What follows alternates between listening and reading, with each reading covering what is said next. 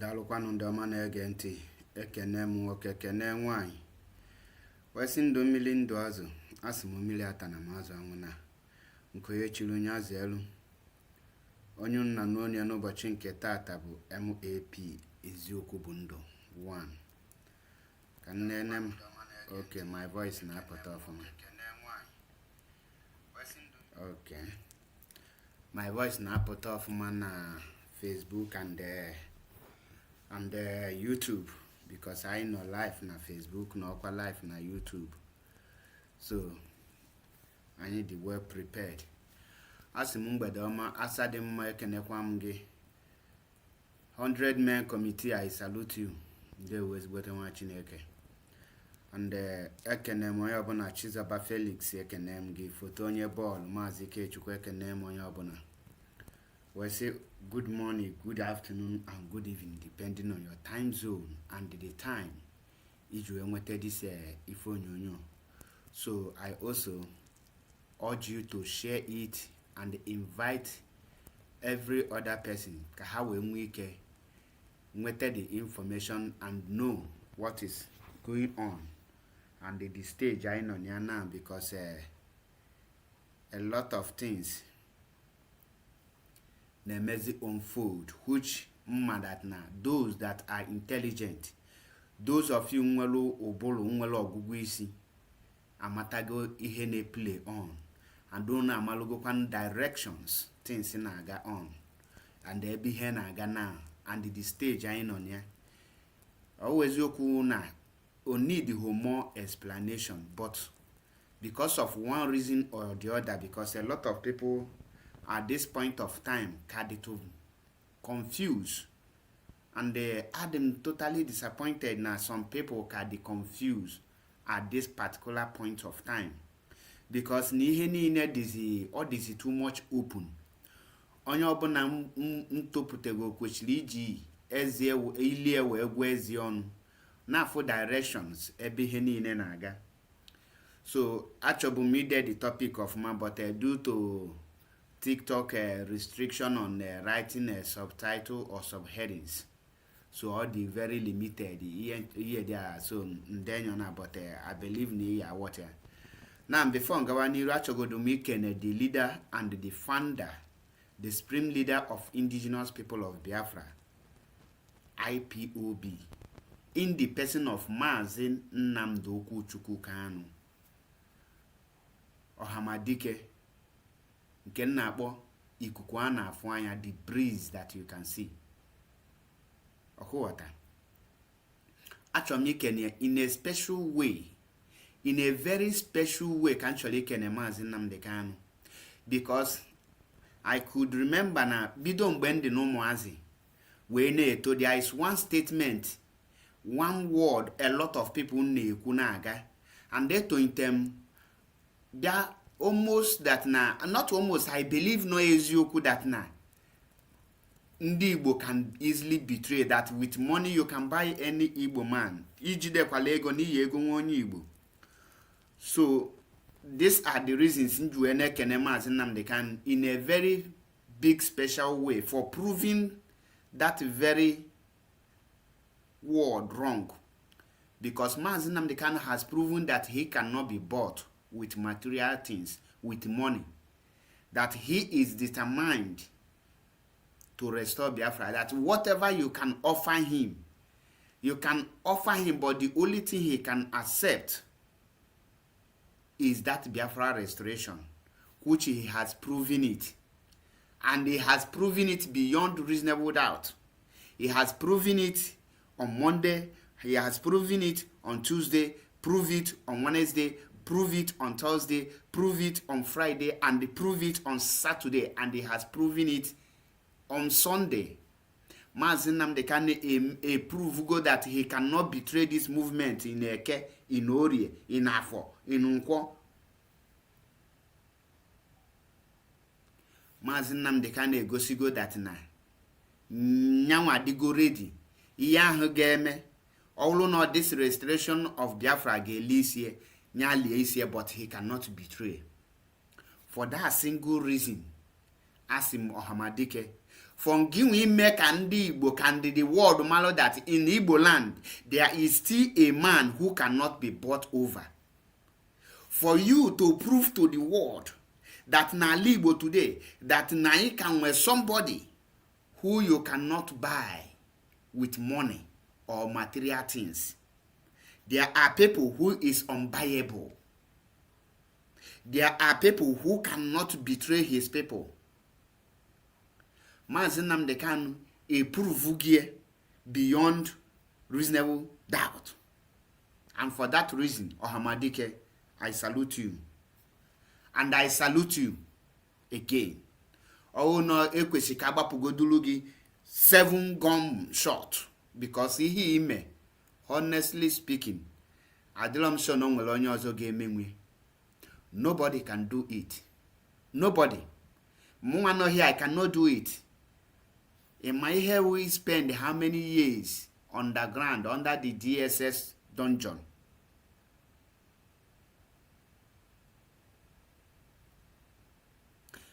Spend the chair that years. Shikwedia transfer to Sokoto prison. Yet, Okakwichili. Now, asim no ga delege mma na Eke Mazi Nnamdi Kanu.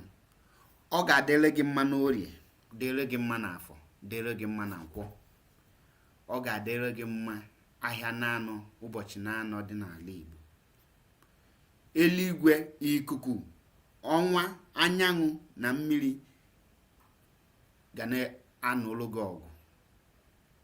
Onye ọbụla nke si na ịma apụta ije a, onye ahụ ga-ewe anazi elu mmiri wee na-asị ka mmụọ ahụ na-edu gị nka aga obi iwee ka kwechiri wee na-azọ nzọ nwere onwe Biafra, na-anụ ọgụ na-anụ olu ndị na-ejiri ogi wee kpọrọ ihe ọgụ, ndị na-akọcha gị na-akwa gị emu, yet ị na-anụrụ ha ọgụ. Wee sị ka mmụọ ahụ na-edu gị nye gị dị spirit, mmụọ wee nye gị obi anụ iwe na-eme ya, mmụọ ahụ ga-eburu gị ụzọ kpelu gị azụ, ọ ga-asụrụ gị ụzọ, and ọ ga-enye gị ahụike, nye gị amamihe ị ga-eji wee jeche wee bata. Wee sị na mmụọ ọbụla nọ n'ala Igbo ga-anụlụ gị ọgụ, mmụọ ọbụla nọ n'ala Biafra ga-anụlụ gị ọgụ, mmụọ ọbụla nọ n'ala Afrịka ga-anụlụ gị ọgụ, mmụọ ọbụla nọ n'ụwa a ga-anụlụ gị ọgụ, maka na imego ihe imirikiti ama aminwu. Igosigo na mmadụ bụ chi onye. Wee sị ka hara wee na-akpa nkata ọjọọ n'isi gị, ma ha dị ofu, ma ha dị ịbụa, ma ha dị ise, ma ha dị iri, ma ha dị na one ọbụla ha dị, wee na-akpa nkata, ala ga-eli isi ha ncha niile. Wee na-asị ka universe mbụ nature gozie onye ọbụla according to obi onye ahụ ji wee na-eso gị bụ Mazi Nnamdi Kanu. Onye ọbụla ji obi ọma na obi ọcha wee na-eso Mazi Nnamdi Kanu, ka ihe ọma na ihe ọcha na ihe agamniru bịala onye ahụ. Nke onye ọbụla jikwa n'obi ọjọọ na-akwa emu, ka ihe ịkwa emu na ihe ọjọọ sote ezinụlọ onye ahụ. Wee sị n'ụbọchị nke taata nke imegolu ka mmụnwa wee malụ na enwere onye Igbo ama agonwu. Wee sị na ị ga-adịrịrị ndụ, o nwere ife ga-eme gị. Ana m ekwubi okwu n'isi gị n'ụbọchị nke taata wee na-asị na ị ga-enweta Biafra anụwa. Afụfụ niile taa ọma abụchanata n'efu. Ị ga-enweta ma lie ulu dị n'ime, and ụmụ ụmụ gị ga-erikwa uru dị n'ime.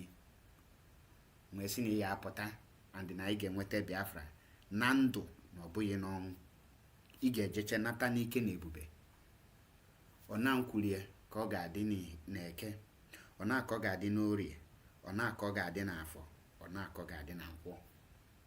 Ise ise ise. Biafrans and lovers of freedom, ndị Igbo geenụ ntị unu n'anya.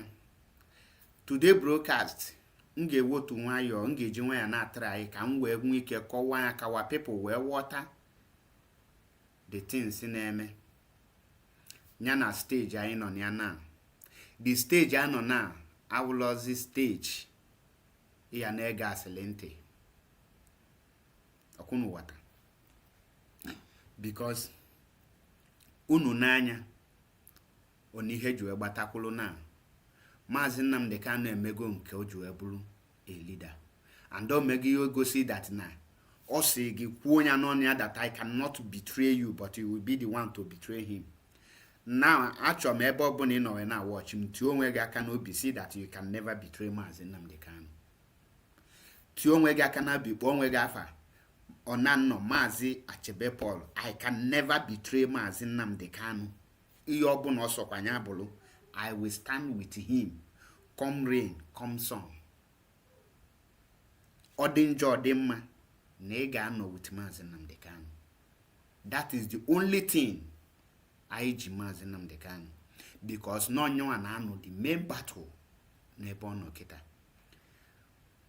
Now for over 2 years now,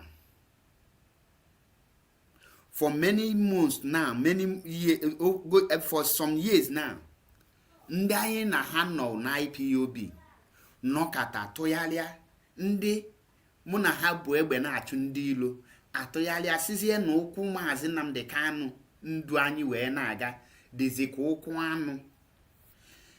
Ana m echeki na-asị ka mmalụ ebe distance, kedu ebe mmiri si wee baa n'ụgbọgụrụ, kedu ebe tins ji wee mebie, ka ezi ka ndị anyị kwesịrị ịdị na-enegela anya, ndị kwesịrị ịdị na-enye anyị the courage ka anyị ghara ịdapụ n'ihe na-eme, ndị kwesịrị ịdị na-aja anyị ike, ndị kwesịrị ịdị na-eme ha pụta ha vibrate ha ruo like a lion, ndị kwesịrị ịdị na-etinye ụjọ na Nigeria gọọmenti na agent na ndị aka ji Biafra, ndị kwesịrị ịdị na-aba mba na-ekwu okwu ka nwoke, ndị kwesịrị ịdị na-eme ife kwesịrị ime, ndị kwesịrị ịdị na-aga ije kwesịrị ịga, ndị kwesịrị ịdị na-ebe ha pụta like this, ha dee memo ebe niile na-esheki. All of a sudden ha nwa atọ ọnụ yarịa bụrụzie ha nwa bụ the main people na-amezi their own leader, their spring leader, somebody that single-handedly appoint you in different offices, in different posts, and give you the duty, give you the assignment. Ibido mewe attack. All of a sudden ikpobi onye oshi. All of a sudden ikpobi ekperima. All of a sudden ikpobi your ex leader, ex radio broadcaster. Yes, and I'm try can malable this thing, sisi. Until this day, Nigeria government n'onwe ha njizi aka ha wee pụta see that na ha nwa na-take appeal against their own judgment ọ bụ ha nwa ji aka ha desi judge na ihe ị ga-pronounce. Ha nwa ji aka ha judge anya see they have sentenced Mazi Nnamdi Kanu to life imprisonment. Nye deche the script, deche everything, wolunye judge shall go and read it, and the judge shamelessly jegwonya sentence Mazi Nnamdi Kanu to death. Then after few months later, the same government apute again, saying that they are taking appeal on their own judgment. Nwanne onwere ife mụta die. Gini ka ọ dị gị ka onyenwa trigger that very appeal Nigeria government death, seeking for the death penalty for Mazi Nnamdi Kanu. Now, before I ga-abịa into details, ọkwụwa achọm kunu na-ege ntị. Ha jidego Mazi Nnamdi Kanu tụọ anya nga, mana ịtụrụ ya nga ọ stop ho ka ọ yala ime ihe ọ na-eme. Now, ihe ha ji wee bulu ụzọ before he sentence here, ha bugodo ụzọ try ya ka malụ ma ya kaji Mazi Nnamdi Kanu nku ka kajichie enya aka. That is why ka ha frustrate enya, ha frustrate chezie enya, ha wee nwee ike wee sizie ka ọ surrender. That is why ihe ahụ emelu Wazirike mgbe Wazirike nọ na nga ejide all commanders of Wazirike through Anduba kpolu the whole commanders of Wazirike bịa meet Wazirike na prison wee sị ya Wazirike n'anya na-azụ here, ihe a bụ all your men, those men iji wee nwee hope, those men iji wee ka nwee nkasi obi that na onwe ka o si ọgbajuo dọlụ, that na this men will rise and fight for you and continue the fight, making sure that you will not betray this movement. Look at them, I have brought them over, they are by my side. At this point, no ọhụrụ na surrender her, we take care this offer enye gị, na ga-egbu gị, and nothing will happen, which is of the truth, because the men that Ojuwe na Aba have been taken over, they have been bought over. That was the reason what prompted Wazirike to betray. Now, that very strategy was used by Olusegun Obasanjo, because he was the one who arrested Wazirike. And they now freed Wazirike in disguise that non-Ejime Berry alumni. Then Wazirike overnight become a multi-billionaire. Will I blame Wazirike for betraying?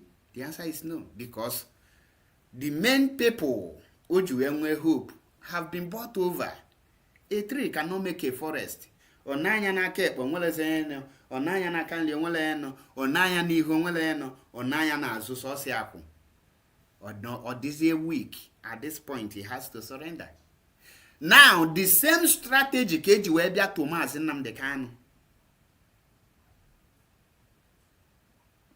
That's the same strategy ka ha ji wee bịa for Mazi Nnamdi Kanu. Now, the moment they kidnap Mazi Nnamdi Kanu from Kenya, were illegally brought him back, gịnị ka ha mee? Ha n'anya na IPOB wee chekie ka the structure mbụ the highest structure Mazi ji aba, Mazi ji eko nji this movement. Ha si okay, DOS. Now, gịnị ka ha mee? Ha gazie into the DOS, go below 102. Then that 102 are corrupt to the rest. Then deceive, then they get deceive.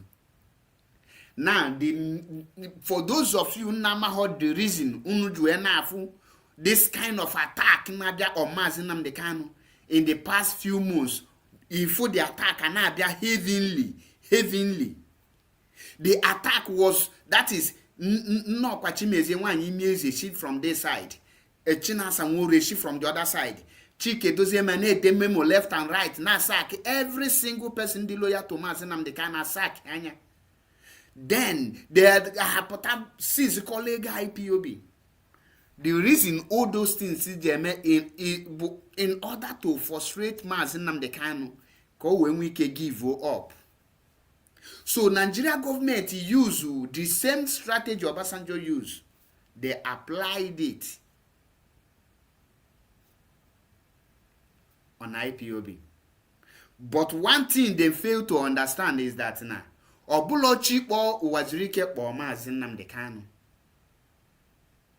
That Mazi Nnamdi Kanu has already structured IPOB that each department that failed, another department will rise up to take over them. In order for your failure to become useless, it will not just be a failure on you, on IPOB, it will just be a failure upon yourself, and you will be the one to lose. So, had destabilized ya, habuzo, strike one media IPOB, jide media, the important personnel are frustrated, budewe hebubo. Before you know it, Ashigin actually go han IPOB. Men that know how to handle questions, men that knows how to do things, it will be han IPOB. All in a bid to frustrate Mazi Nnamdi Kanu for him to surrender and betray his people. Had destroyed the media, the engine media, thinking that Mazi cannot build the media again. But little do they know that the media that stand with Mazi Nnamdi Kanu are volunteers. They are not the one being paid. So, and a volunteer soldier cannot be defeated. So the moment they destroy that very one, the volunteer now regroup themselves on their own because they know their leader. They come back again. Hanachiete again. Now, habiazie to the people in the loyal to Mazi Nnamdi Kanu, chubazie ha chubaha. Now, all these things eneme, the job of Nigeria government. Ihe na-eme bụ anyone or the hacker he destroy go, he aga meet Mazi Nnamdi Kanu say, look at the media IPOB with a lot of media. Look at them. They are now fighting themselves. None of them is talking about you again. Give up. Kishi Solu family gives weekend. Game enjoyment. Buble go naba.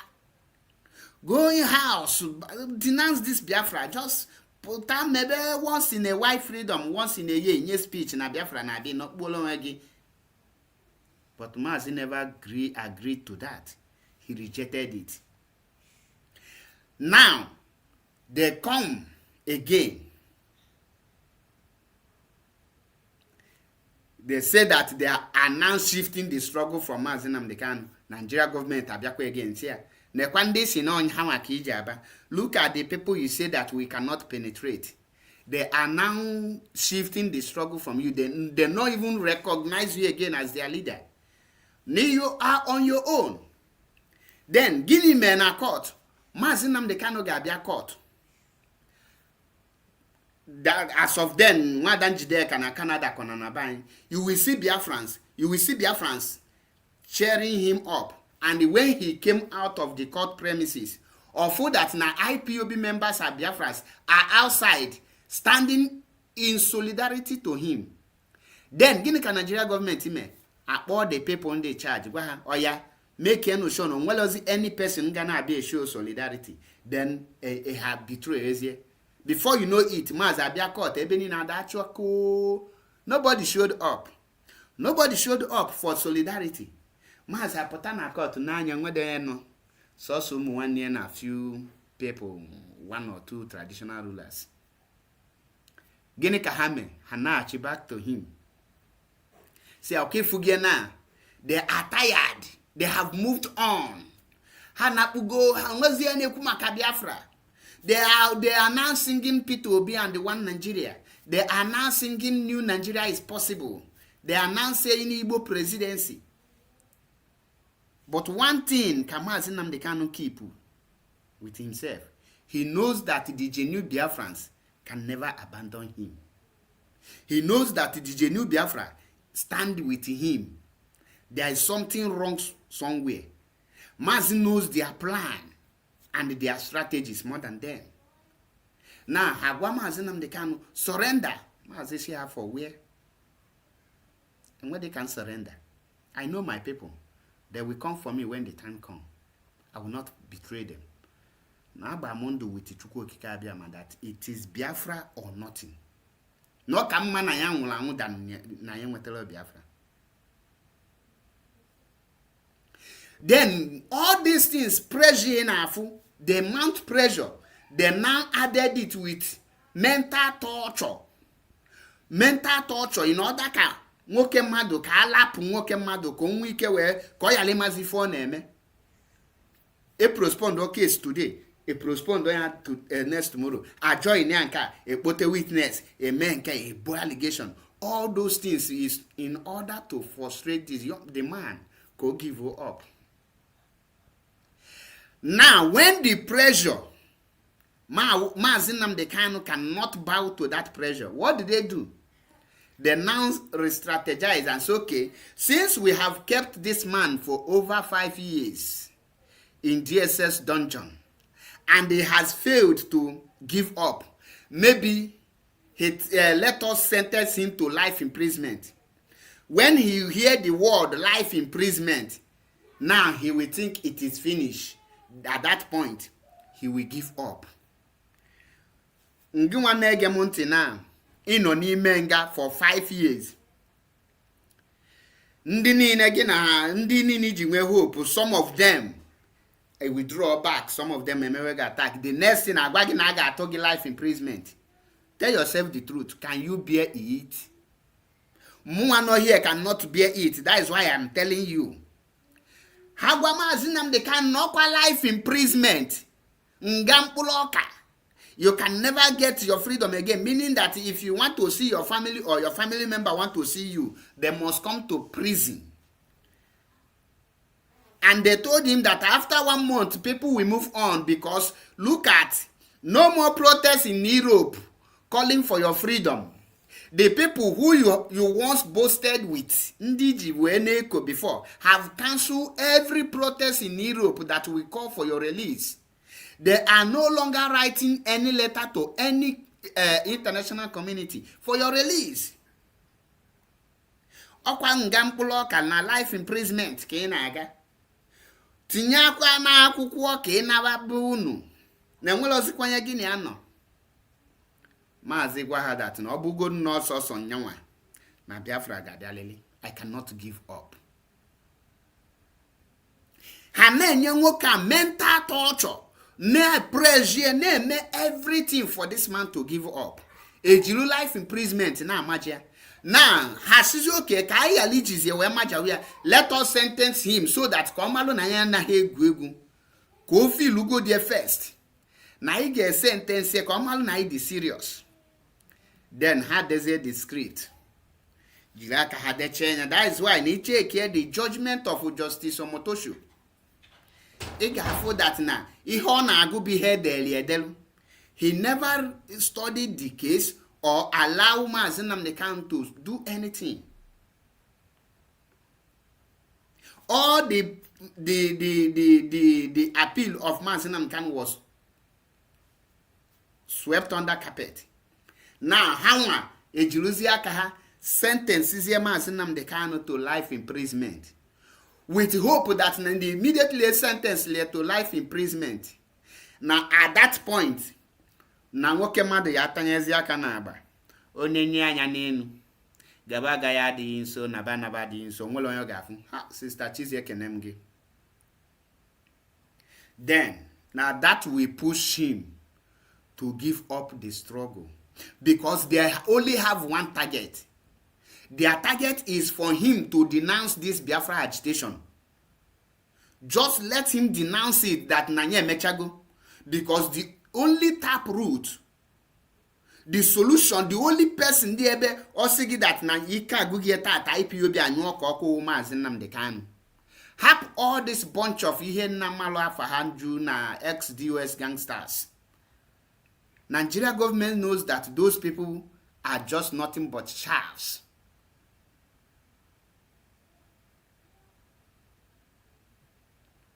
Nigeria government knows. So that is why their target, the person they want to denounce Biafra, is Mazi Nnamdi Kanu. Then every other person got just make a Mazop members. Everybody are not. They succeeded and they jailed him, life imprisonment. Then nwoke mmadụ anọlọzie na Sokoto, ọ dịzie come back as struggle bido, ọ dịzie come back at the main struggle mbido. The pressure no etinyere na Sokoto couldn't stop the Biafra agitation not to move far. Mgbazi corners na the prison of life imprisonment, nwelezia contact to international communities. People will speak where's here for him. Ndi double silent a take where's here. I must give credit to Avid, Rising Sun, ambassadors of that is Rising Sun and Kafa, the other ones I have forgotten them.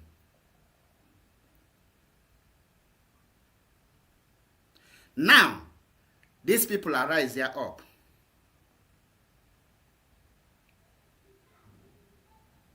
Yes, Avid. That is the ambassadors of with ambassadors. Thank you. Now these people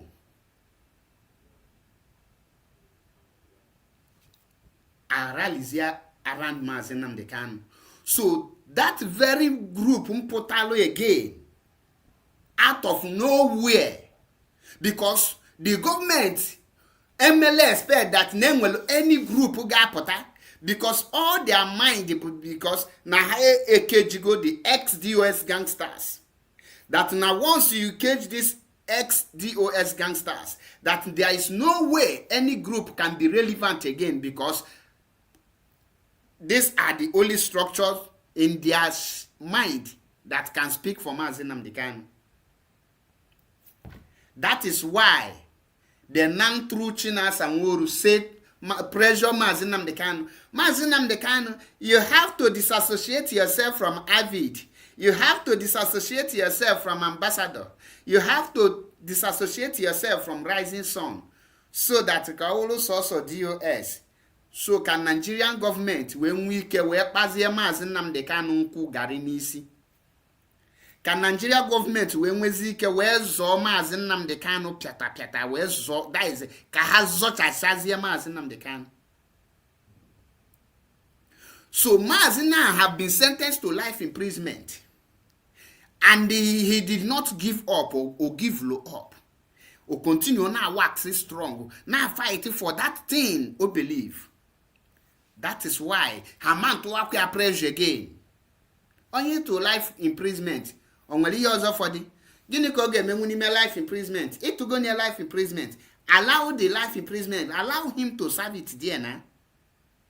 Now, half go that na life imprisonment couldn't make Mazi Nnamdi Kanu to surrender or give up. ha wetali amnesty si ya oya kịta tụgo gị life imprisonment anyị ga-enye gị amnesty ka ịwụrụ ihe dị a asị onye oshi consign ị na-enye ya amnesty na. So their mind na bụ na onye atụ life imprisonment na inyezie ya amnesty osin atọl since ihe dị ọbụ na manọrọkwa ndị amnesty ọkwa mma atọkwa n'ime nga ngwa ka nnala amnesty. But guess what? Mazi Nnamdi Kanu rejected the amnesty. Si ha mba, allow me to be in prison. Ọkụ na atụgo m nga ka anyị nọlụ na dị ka m nọlụ die. Now ha nọ na frustrate Mazi Nnamdi Kanu na pressure. All of a sudden Mazi Nnamdi Kanu voice sala ọkụ na the whole internet. The things Mazi Nnamdi Kanu kwuru na ọ ga-eme ebidozi ime. The people mkpọsi Mazi Nnamdi Kanu asị ebidozie tender wa apology. Mebezie video si Mazi forgive us.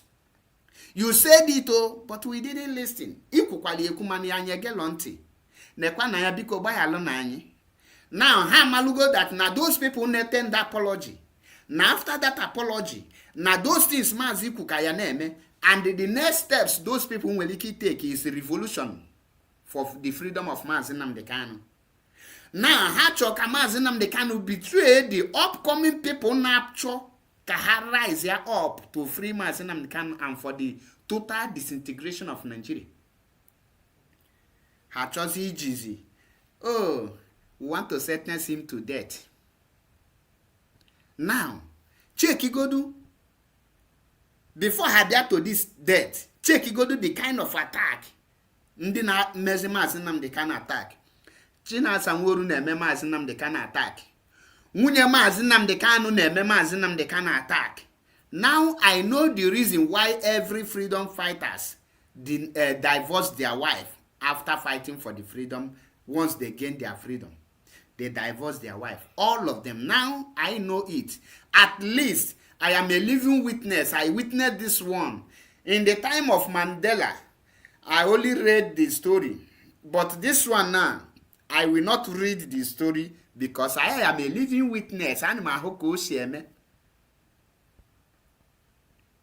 the 30th May, enenwe Biafran Holy Day. You know na UK, your husband is the citizen of that UK. It's a good opportunity for you to have your 30th May protest in the land where you are. Imapu, ibiawa Italy. Onye ka ịchọ na-abịa Italy, ịnọ na restaurant na-eme aka ka ijiji. Ewu. Na-eme aka na ka ijiji. Instead of taking the protest to the House of Lords. Ibiawa Italy. Onye ka ịchọ na-abịa Italy? Is HOD in Italy? Is DHOD in Italy? Who is in Italy? Nyabukwa niye na-eche because this idiot, this dwarf, this man nọ in Italy here. Ọkwa nwoke amụ ezu ike. Amụ enwere ọkwa bandịrị. Jukwa Nelly ofe egbu. Jukwa Nelly ofe egbu. Ọkwa anaka Nelly ofe egbu fegide ife na ya na ife na ya fepụta n'iru akwụkwọ. Jukwa Nelly ofe egbu.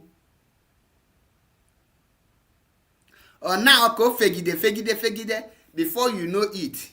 Ife niile fejuzie n'ime akwụkwọ. Mgbe aza anya abịazie ya naanị. Ọ nakpuo. The dwarf nọ n'Italy eji ha anya afụ nwunye mmadụ. Jukwa many of women coordinators who resign in IPOB Italy here. Gịnị ka ọsụrụ ya? Somebody nwere ike threaten nwoke ibia maka nwunye mmadụ. Ka ị na-efe abịa. Ịbịa ịkwawala anyị. Mazi like this, DIS like this. Onye ka iwu na IPOB ọ na-anọ kịta nchọ mbata na IPOB ọ bụrụ ngị nwa ka m ga-ege ntị. Who are you? Onye ka iwu mma dị gege ntị na freedom fighting movement. I only have respect as nwunye onye ndu wife. Onweghị ihe ọzọ, enwere ihe njikọkpọrọ.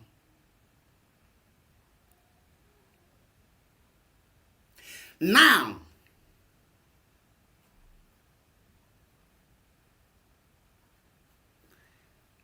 You are eating and dining with the people. You now attract your husband. Now call everything about your husband. Then the same people Mazi kwesịrị iji wee na-eko ha nwa n'onwe ha na-ata Mazi Nnamdi Kanu. Now to Nigeria government, their mind now, for those of you na panicky, oh Nigeria government, they are now going to appeal to see Mazi Nnamdi Kanu sentenced to death. My brother can go in Kebeziokwu. I got that and I was not moved an inch. Ema the reason Mazi Nnamdi Kanu akaligo mbaji ana-arụ n'ọkụ. Mazi Nnamdi Kanu abụrụ mbaji ana-arụ ọkaligi ihe ana-arụ n'ọkụ. Then no born Nigeria government were to sentence Mazi Nnamdi Kanu to death. Ihe niile ahụ ka wee maja Mazi Nnamdi Kanu, ka wee maja onye ọbụla, ka wee maja ndị Igbo ndị amụ mmiri, ụmụ nwoke amụ mmiri nọ n'ala Igbo.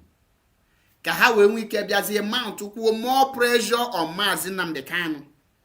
Ka agwa Mazi Nnamdi Kanu, oh, anyị achọrọkwa n'iluzu gị, ebe ọ bụ na ọ dịgolo na ịma na after God na gọọmenti bikonu kama agwa anyị ga-agbanarị ngwa ka ibubili ọdụdụ biko ngwanụ tinyela ofe aka n'akwọ na enu Sunday Igbo o tinyere aka n'akwọ kito na-ekpuzi okpu APC ọ na-agaghalịzinu ọ na-ebi ụwa ka o si deli ya mma ngwa n'ezie n'ụwa zuru ike ọkụ ifu ka o si agaghalị na enwere ya na-adisturb ya ngwa n'ezie n'asarị tukụbọ ịma na onwere ndị gbu mmadụ ka asarị ya na ndị Niger militant mana ezie na asarị today ọkụ ifu na onye a na-ebuzi ebubo agụ wee na-akpaghalị n'ezie n'Utompolo ọkwenyere ya na enyekwuli ya pipeline guard ọ na-agaghị pipeline n'ime ọhịa ndị Niger Delta ngwa n'ezie ndị ọzọ niile na bikoziana ọkụ ịma na ngịnwa bụ ofu anya ndị Igbo ji afụ ụzọ ngịnwa ka anyị kasị aba ngwa bịa anyị ga-enye gị pipeline ka ị bịa chebe ọha ji egbe ma chebe ihe ala pipeline enwekwa nke dị n'Enugu anyị ga-esekiọlụ gị this contract ka ikpolu ESN ka ịwana n'ime ọhịa ka ị bịa chewe enye na ọ kakwanụ mma kama ị ga-aṅụkwanụ n'aka ndị anụ a ịmakwana ihe ọ ga-akọ ọsọ anyị biko zikwanụ ngwa biko surrender anụ dịsi Biafra na ọkụ ifuru ya don't worry anyị ga-esekio ka Peter Obi bụrụ president akọgide ka ndị abụla ọnụ kọcha ha malụ ma ha ya amantụ pressure on Mazi Nnamdi Kanu ka o wee surrender.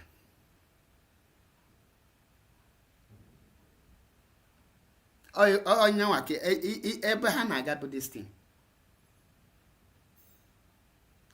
Now after ka ndị nke na-play their own bịazie hụrụ all the puppies of Chike Doziewu and the Chiasha Nwankita ime ya ha ya agwa gị.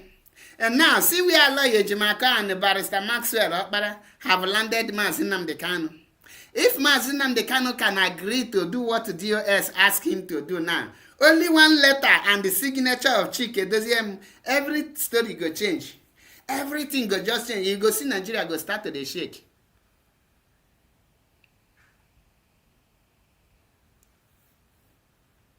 You go see Nigeria can they shake. Because this is the only structure. The only people that have the power and the what it take to bring Mazi Nnamdi Kanu out there is the ex-gangsters of DOS.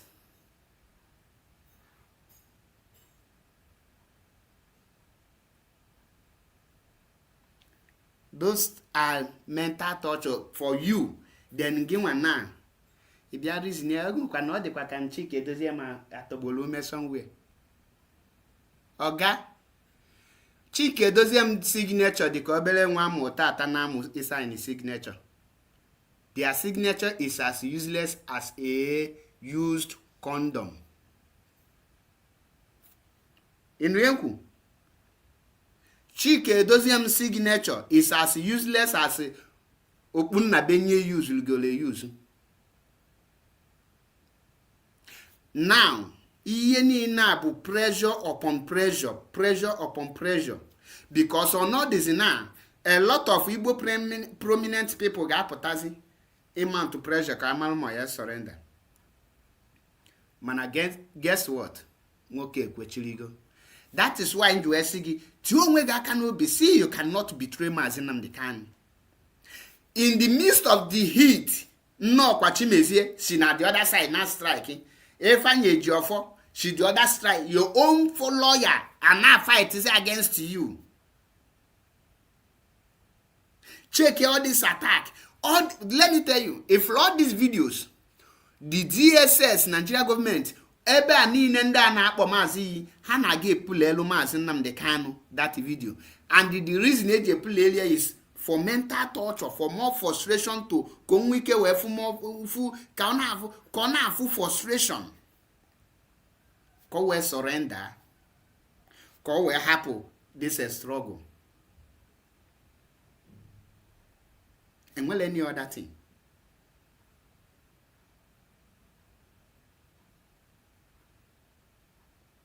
Mana Mazi Nnamdi Kanu wee ju because of na Mazi Nnamdi Kanu all the pressures niile abịago oju kwechilu no Biafra or Biafra or Biafra, go to hell with every other offer. I don't need it. Now habiazie na the last push, which is death. O wee du unu ka Mazi Nnamdi Kanu ka ị ga-eji ọnwụ wee na-eyi egwu. Do Mazi Nnamdi Kanu look like somebody ị ga-eji death wee na-threaten? Enwere ị ga-eji wee na-threaten ya na ọ na-ege gị ntị. Ị na-threaten ya na with ọnwụ. Ọ gwa gị, we are already dead. We are already dead. Now ngwa ka ngwazi unu ndị Igbo, most especially if you are a Biafran and you are loyal to Mazi Nnamdi Kanu, you are genuine towards Biafra's struggle. You only have one job now. You only have one thing to do. Ofife ki ige mekita. This is the time every genuine person need to rally around Mazi Nnamdi Kanu. What did I say? This is the time every genuine person need to rally around Mazi Nnamdi Kanu. And obulu nema ni no any country ebe na eme meeting, obulu na those people na eme meeting there and no under the command of Mazi Nnamdi Kanu has show the concern for Mazi Nnamdi Kanu. My brother, you have every power to shut them down. Yesterday, my unit agam there make sure that na how much is the hall ebe no na eme meeting we meeting. I send them out. It's also more meeting there yesterday. Yes. Ọwụrụ na keko da zuo nwoke nya bịa ka ọ malụ na nwoke na ibiera bụ n'okwu ọnụ. I send them out. You cannot be against Mazi Nnamdi Kanu. Ịnọlụ na hall with the date ewepụta for Mazi Nnamdi Kanu and IPOB na-eme meeting shimni na support SDOS gangsters. They not born you well. I send them out. Only me meeting there. Then next month again, only me will still do meeting there again. Let them go and find whatever they want. Ebobun ha like ha no no ha meeting. It's none of my business. Enough is enough.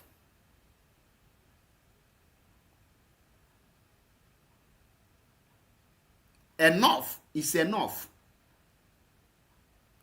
So Biafrans and lovers of freedom, the only way I get you a fight this battle now, go away ye fable, everyone rallying around Mazi Nnamdi Kanu. I ga buzu kwaja daily Mazi Nnamdi Kanu, ka ibanye Mazi Nnamdi Kanu mbologo. Then ka hanwa for that na ejilo death sentence a year anyegu. You cannot intimidate us with death sentence. We have crossed the Rubicon. Let me tell you, freedom fighting ablo just biagba monthly dues in our go holy Nnamdi Kanu is another savior you go house. It's beyond that. At this point, you need to be mentally tough, physically tough, spiritually tough, and wise, smart. And this is time for us to take IPOB back and position IPOB more because they strong or not before. I believe they go Mazi Oli, then Ogbaju it for your loyalty, it for your discipline, it for your oath, it for being a mbono with you. You struggle to touch him. You struggle to hold his clothes. You push him to where he is today. Now that you push him there, what is your job? Ologi be making sure that now the failure amable from you. Do your part. Mazi Nnamdi Kanu have proven himself that he cannot betray me and you. He have kept his word. My words are my bond. My words are my bond. Mazi Nnamdi Kanu have proven that in Okuyanyabu power. Na Ngiwana just not because of Kachike doesn't yali de memo with Afagi, but each way na poku. Pay attention. The reason now each way against Mazi Nnamdi Kanu, but because you are afraid na Chike doesn't get the memo with Afagi, you have been suspended indefinitely or you have been expelled. Because of that, you rise against your leader.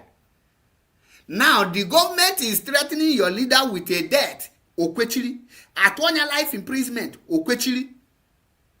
Mani, again kiti kege bede. Kiji betray. Isim nebulo mo ka mummiri.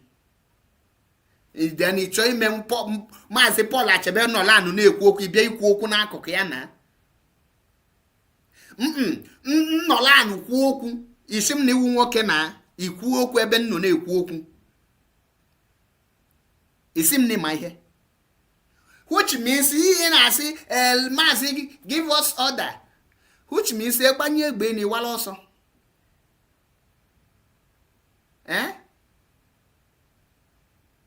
Ọrụ ụmụ nwoke ibe gị bụ egbe n'olu n'ime ọhịa. Iche na ha nọ n'ime ọhịa na-eri shawama.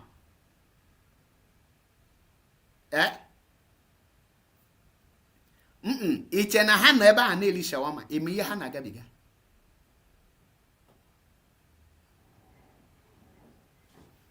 Mazi Nnamdi Kanu approve go onwe. Nigeria government now with this their hanwa ibiasi now. They take easy appeal against their own court, against their own judgment. Ogoshi that Mazi have already damaged them. Now, after death sentence, only yours higher gafo. Iya kaide goshin na keta ni ya inozibu na last battle. Last battle. Mazi Nnamdi Kanu understand the game. In one of Mazi Nnamdi Kanu broadcasts, or say that Nobu no Juku and Biafrans weku more little patient. Weku lebele ndidi pushuku na hake mwete that Biafra, which is true. Or edigi call such a man ke ga pota today. Iche niga just he will only ye we threaten here. Ibu gonu nye or give you up. Mba. Ibu nye or give you up. Mba. Nye na nna ko ni lo fun bosh. Or give you up. In Napoli at the kingship o kwesiri no na ochezie tata na eri na alacha pium. In Napoli anya. Nwoke madu bo oria. Oli ime ahụ nọlọ die. Mana o kwechiri. Nge nwa kịta ino Europe o inolokwa Nigeria ka o bịa na-ekwu. The why you are afraid, why you are a coward because now one idiot somewhere get that fagi. Ka fagi ya leba n'iru akwụkwọ. That is why you become a sabo. That is why you are attacking Mazi Nnamdi Kanu. That is why you get mepe ọnụ wa. Mazi Nnamdi Kanu ekperima.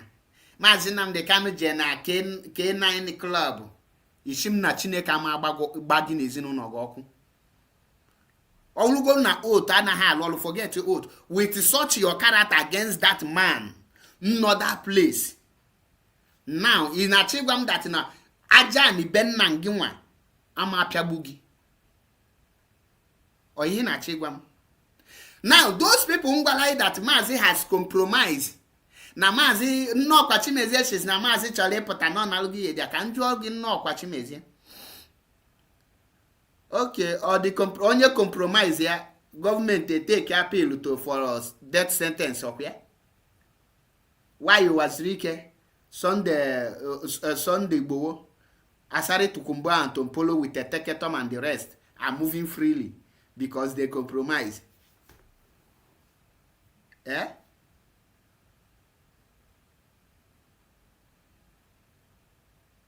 Bo. So Biafrans and lovers of freedom can go again. The no-born Nigeria government were to sentence Mazi Nnamdi Kanu, not to talk of to death, not to talk of executing it. Iyahubu a strategy. How Mukwaliki got to the extent of Eshigi one cut of appeal Ashigi we now sentenced Mazi Nnamdi Kanu to death. All those things they would do it. All those things Okumaja. All na court of appeal meche then a threat in Ukwagawa Supreme Court. Then agazie dia na bia okwima no last court kin na once we fail on a Supreme Court oga before then men amount to see who if we face not underground. A malo that if fight for a nation obulo fight for me alomonna again, you can win jury before with the freedom. And when I am fighting for the freedom of his people, who material complete. And well, man, the only thing equally me as a man, equally me as a freedom fighter, make sure that you stand with your leader. Come rain, comes on. Or the more danger, equal with your leader. Equal your leader, in a when your leader Januku. In make you quickly. When last he make in or struggle like this, he made one thing for the freedom of our people and for Mazi Nnamdi Kanu. Kebi standing now, where is your stand in the presence of where the enemy is threatening your leader with a death sentence? Where are those who told you that they are the only one that has power to do this? Now, can you believe now the ex-gangsters now have any power to do anything? You go do her. So are they now waiting for Mazi to die for them to prove that after the Mazi have died, they will come prove to themselves we could have saved him? That will be the most foolish thing any person can do. Now, most of them are rejoicing.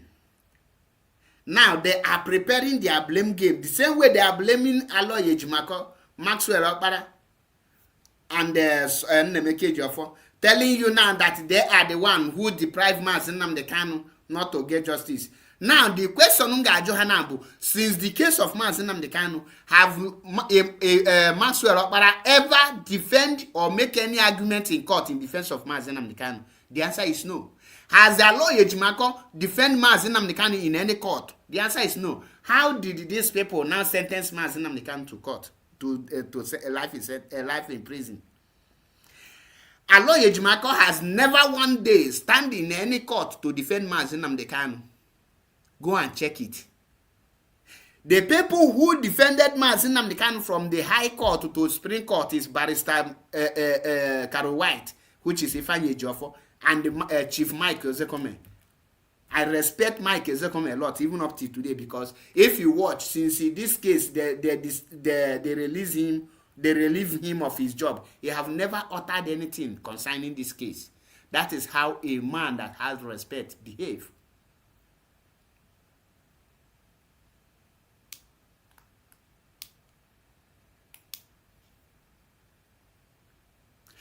Mike Ezekome and Carol White kpegide ikpe ruo na Supreme Court ka nna chiete na high court again. Kanu Agabi and Onyinyechi Ikpeazu now took over. So Aloy Ejimakor have never defended Mazi Nnamdi Kanu in any court, apart from when he go to Abia court and he got victory there. So ask these people, where and how did Aloy Ejimakor sentence Onyendu? Now the most shameful part of it is Nwunye Onyendu. Somebody that is say Mazi Nnamdi Kanu is your husband, you don't know if they get your husband discharged or acquit. Now Nwunye Onyendu je post to the Sun newspaper ebe they discharged and acquitted. Me naked the thing and I cry for the woman. Emmanuel when ndị na-ekwu okwu na-asị na nwaanyị ọbụla mma anaghị enwe uche and ndị abalị uche anaghị enwe uche. To be honest, nwaanyị prove gị onye ọbụla dị ọcha mma ọ dị enwe uche and onye ọbụla abalị uche ọ naghị enwe uche. So mbịa chete na afịa bụ uche. Why are you doing uche? Go and check it. Not me talking. Any person they give that name Uche don't have sense.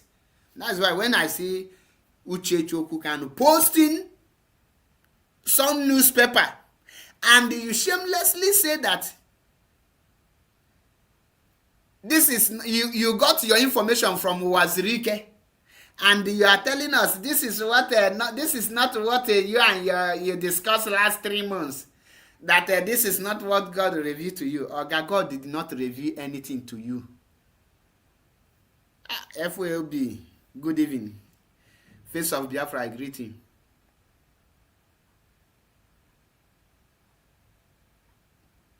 To join the movement is not hard. If you are in Biafra land, there is no need of looking for where to join. But if you are in diaspora, to join is not hard. You just tell me the country where you are, give you contact. But if na Duru you define, if you define document, my brother, we know they find people when they find document. Because once you get your document, you work.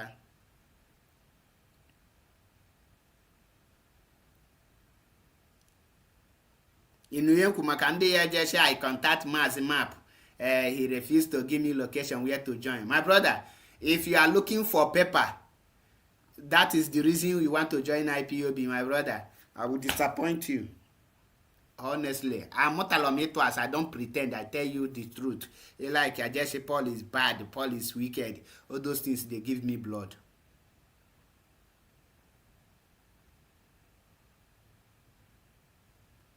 So if you want to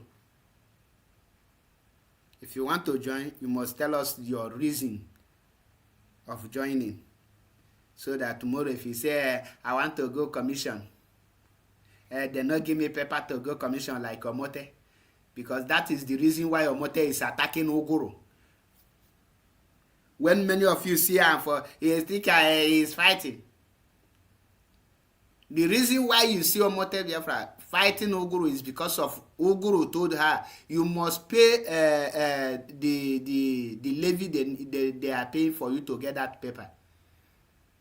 Before Owoli Ikelu Ikechukwu Durukwe with Keko and the rest of them. Emiti Agbayimu Agbayimu na ụmụnwaanyị unu siri ike. Yeah, Gadune, all the very powerful. Only Dinangada, near the letter. Apoama Zuguli. What a pity.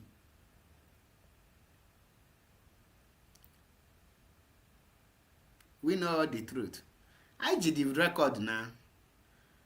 Nkobana nkumbo sobuna mazi pota. Nkobana nkumbo logi the record. And I have the first allegation. I hate it.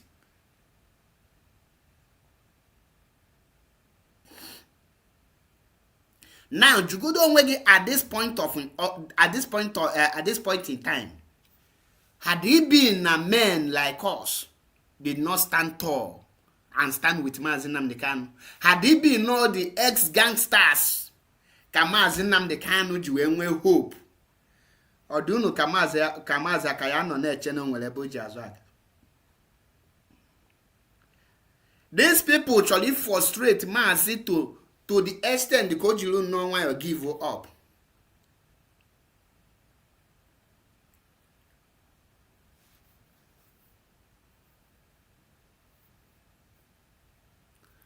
Don't hurry, that is yaku, that is na obulo ye check ebe megidere shift onye akpa nwa ya na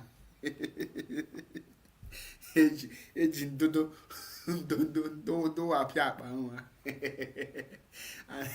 All this Arab people na anaghị ebu ugwu.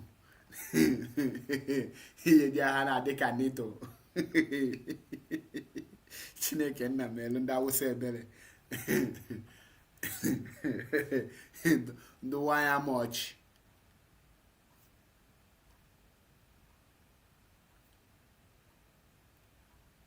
Ọkụghọta. Now, Mazi Nnamdi Kanu, gịnị ka ị chọrọ from him on a proof beho not the genuine?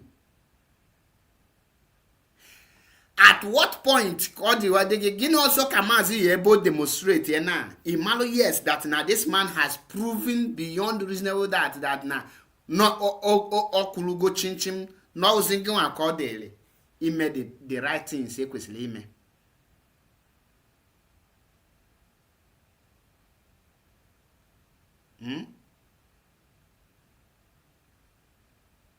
Check, you go do the kind of amount of pressure Nabia left, front and back, every corner.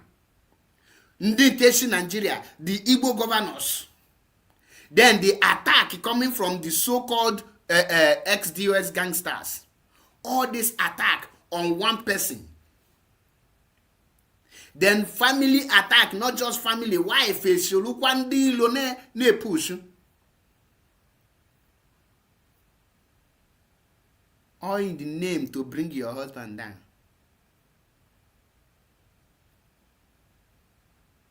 Then where jogging? What will you benefit today? Ne know that Nebu Mazi Nnamdi Kanu, why you are still clapping following ex-DOS gangsters? How will you now tell people that you abandon your leader because you are afraid that Chicken Edozie will write your name on a paper? Because you are afraid that Chicken Edozie will write your name and say that you have been expelled from IPOB. That is because of that, you now abandon your leader and they start attacking your leader and they clap and follow sheepishly like a cow. And you follow them. And your leader now. Then when the thing will come up for your eye, when they will now go silent and they will bury themselves on underground that they have been, how will you be? What will you tell your children? Can you now, in one sentence, define the type of coward you are? Can you tell me the level of your nzuzu? Please, can you tell me the level of your nzuzu? Because at that point, you are no longer a coward. Enwegi ya adịrị ya n'enu. Amapụgo gị one paint of brain n'ishi. Ịkpọrọ onwe gị a freedom fighter. Ejide your leader. Now, some of you say, enwe nke na ya ala a na-akpọ osino MC C2. Onye nke a ihe dị a. If you go this thing remote na-eme manufacturing like this, ikunye battery like this, the TV, the remote, a blue that arrow now until you will put the battery before kosi or na konye kasha nche menke. Ask him, Mazi Nnamdi Kanu need to answer questions, answer for himself. This allegation, Mazi Nnamdi Kanu need to clear himself. Now, that Mazi Nnamdi Kanu ye clear himself, ke ebe ọ nọ. okay, on Sokoto prison. Okay, she Sokoto prison. Okay, DSS got happy. Go. The ex-gangsters with some bingos are accusing you that you squander IPOB money. Oh yeah, now go and clear yourself. If you clear yourself, finish, you come back and come back to prison. Oh yeah, go. Common sense is not common. A fool, an idiot.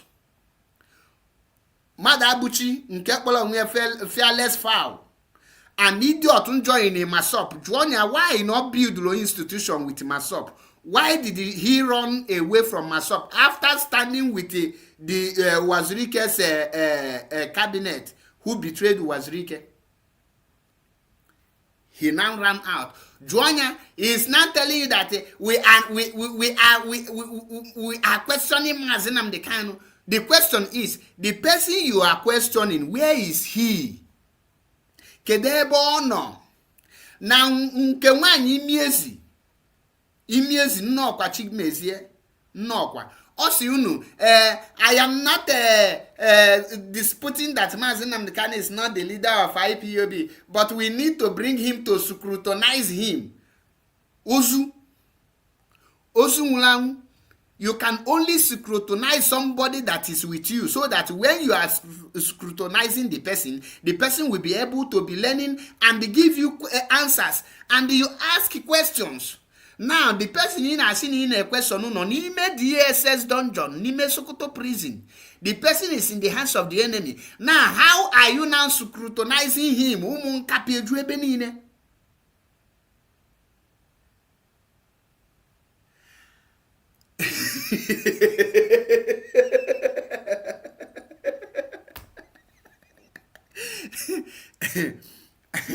Asadimma biko gbuolu m sister Chizzy fine gbuo ya anyị na ezigbote pounds na nkaraka ogodu 200 pounds na ya akwa ya oh yeah the woman who na she not scrutinize. It's not a laughing matter. Now I ask them, this person that you are scrutinizing, this person that you people, you want the person to answer all this your question, where is the person? Kedebe the person or no? Where is the person? Have you people writing to Nigerian DSS or Nigerian government? Please, this is our leader. We want to scrutinize him. We want to question him. Please bring him to us. Let him come and answer these questions. After he answer it and we query him, we investigate him, and if we find him not guilty, we bring him to you. Or if we find him guilty, we will still bring him to you. Have you people done that? Nwa bin goshi no on IPOB. When a question no yen on a prison, cause I question. You now have you questioned Mazi Nnamdi Kanu? So you believe that Mazi Nnamdi Kanu send a threat to you through somebody, but you never believe that he send you a message for you to unite IPOB. Eh? Do you know that many of you are worse than Nigeria government? Agwamo izu nke no South Africa that now a time will come, age that these people are so nunani. They will be buried alive. Again, Hanando.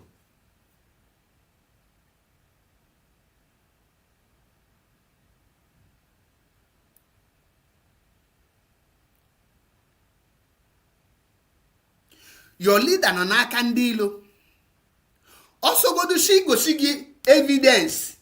CC video of normally hahu. You have to wait. Oje chepota. You go share this video. Share one na organi. Or your leader, our able leader, because can you explain this thing to us? Because can you now tell us how far our money, how do you spend it? Can you give us details? Because you might see him relaxing in one big hotel. Imam Muhammad may invite na that hotel. Where you go? On there. Maybe the person who could go before you went there. Then he tells you, the details of how the money was spent. Mana, because no mmiri atabelo n'ụbụrụ gị, because you are iwu ezigbote imbe ị na-akpụkwu akpụkwu. That is why iji wee na-agba question to somebody nọ n'aka ndị ilo. Ichefuo na ndị Igbo na-atụ inu si gị nge zọpụtagodo ọkụkọ ndụ, chụpụtagodo agwọ nkwọ na-ebu ọkụkọ bifo ijuba ọkụkọ ihe ọ chọga n'ime ọhịa. Some of you, most of them, when their foolishness like this, only over floating. Many of you are na nzuzu na atu kai. When their foolishness is overflowing, the question Hanaju, he had intelligent. At this point, it just here, if one who cook a bread milima, then uche na ya just put a heavy question now. They may yoga jiggy. What did the Mazi Nnamdi Kanu go to Kenya to do?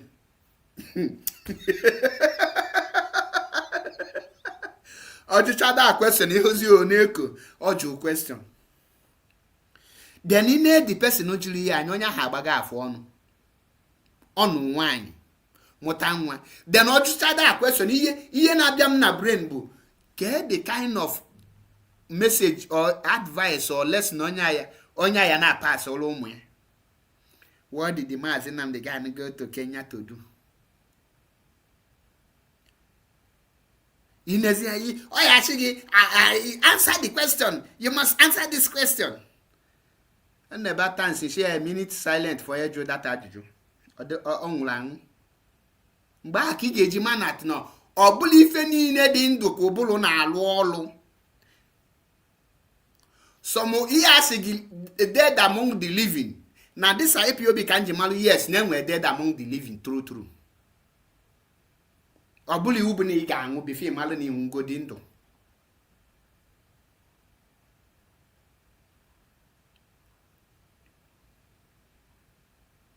Ineketonya yi John Wegese. Ke kanda ja motomu. Gini kamu hane imbiachete oh good. Foolishness they give birth to foolishness. That is why you a lot of idiots now constitute nuisance keta. All ne brain no matter. Some people know that this movement especially that is a castrate he especially motomu in order not to spread this kind of mental illness to in Nayana motomu. Especially momu. How question that foolishness at all with them. Once on alu 18 and afu no nya digo no ngolo brain, he cannot think beyond his shadow. Benya ye jamu or just Bolosian no oblun work upon your missus. Oblun one upon your mister.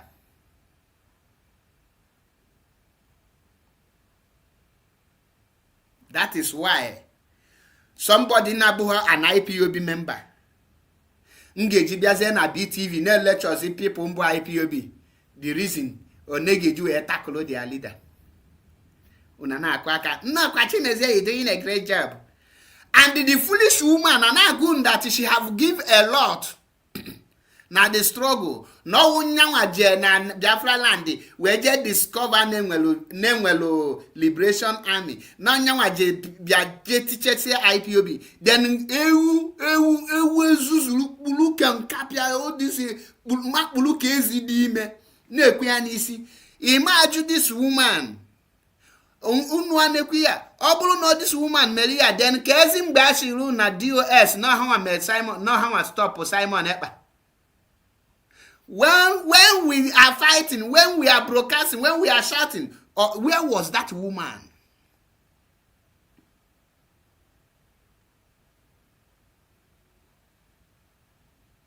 All of a sudden, the woman Abiana Asunu no nya teacher IPOB. Somebody important at 2024. Teacher IPOB. Then if the ex-US gangster made the interview. O makpulu ka ezidi ime nolu die ka agwo nolu nno mgbada na ekwenishi inekete anya odoge ana onya just nothing but all ye da ashigi no murutu mpafu Malam the meaning of that Oyibo. Oyibo, my father had Asumba. Brutum Paf.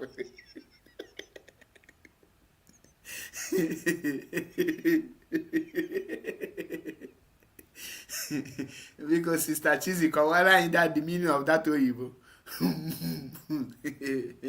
La.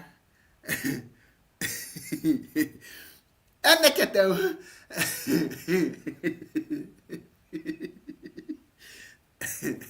Hey, one to.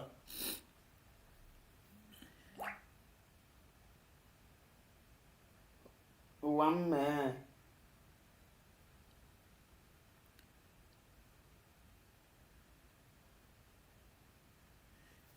You will see them.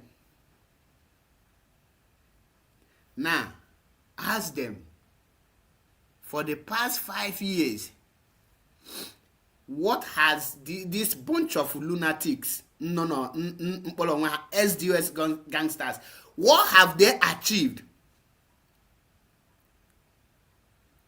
They will be looking at you like moron.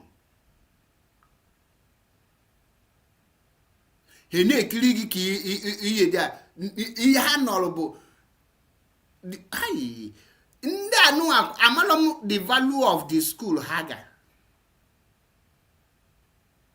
Ha enwelo home training nke eji ha ji enwe akụlụ. None of them nwere akọ na uche. Because it's not compulsory that you must go school before you have common sense. Before you can reason like a human being. At least when somebody is telling you something, you will be able to ask questions. You will be able to reason that thing. Think it. Chegode echiche. That is why agunu na dibia na agba alo ga afa ijiri ukwu uche gị na agba.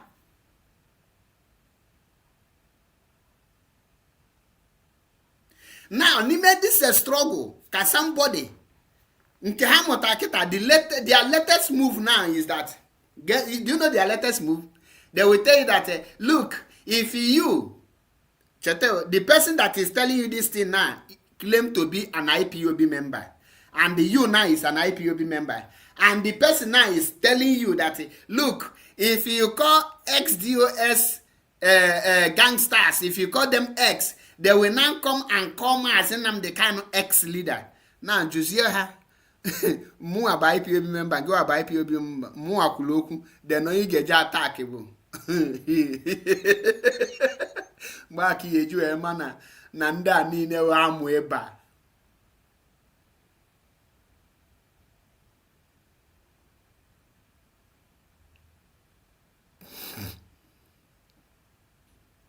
Peter Amadi, okay. Give akọwazi ọchị na oye don article. Ready to be thrown away to the bin. Okay now. Now, these people will now be telling you that no, na your father na nna ha moto ụmụ ịtọ. Then ofu wee kpọọ diọkpala iyi. Na kama nyanwa na mbụ osote diọkpala, m ga-akpọkwalụ that last born mkpọọ diọkpala iyi. Na ihe nya ga-eme bụ ịkpọwa nna ha iyi. Then he will just start abusing his father. This is the kind of mentality. Uzundo mentality ha nwezi.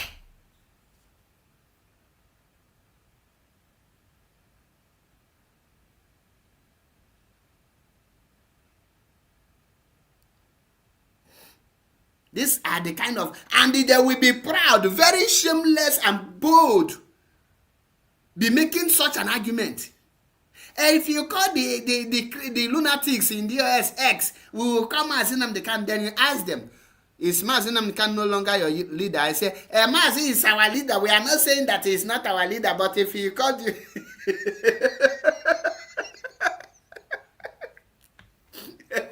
Inasi onye anyị ji o brain na kiji across main road. Or this brain kiji agafe ụzọ. How do you people manage to even cope with this kind of mentality?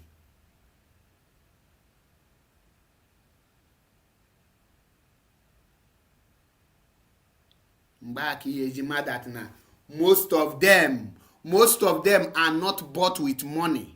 most of them are just foolish and they were deceived. Because if somebody cannot reason and they ask, who is Mazi Nnamdi Kanu to me?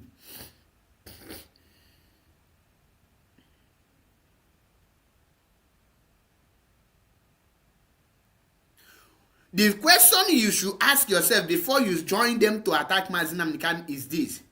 Listen, ngiwana ukwa ka na agwa now. You that is pokuela poku, that is clapping for the ex-DOS gangster, I am referring this word to you. If you want to regain your brain, if you want to your brain to open a little, ask yourself, who is Mazi Nnamdi Kanu to me? If you can ask yourself this question and find an answer, who is Mazi to you? If you can be able to know who Mazi Nnamdi Kanu is to you, you will start recovering back from the brain damage these people have caused you. Because they have damaged your brain. They have damaged your sense of reasoning. Your brain was intact. Inwere ife a na-akpọ ịnọzi under mental torture. You are now mentally in a mental slave.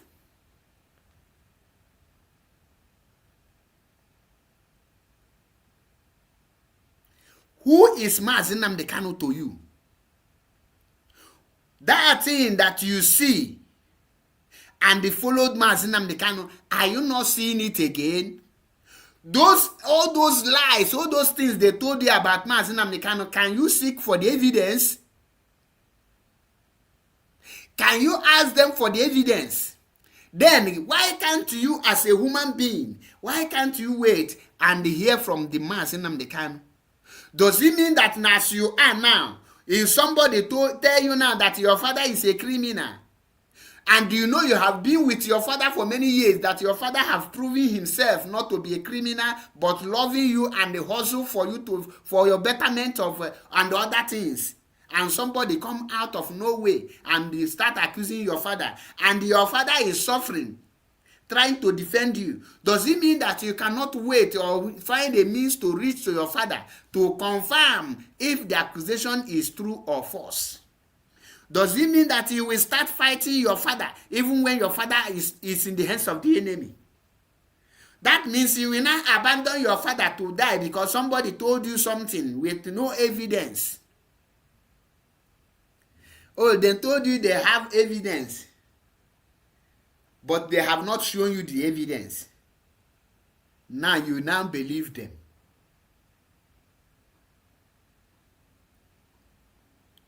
Then tell me, do you have sense?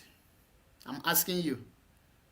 You that is now behaving that way, do you have sense at all? Inwere akolo, inwere uche.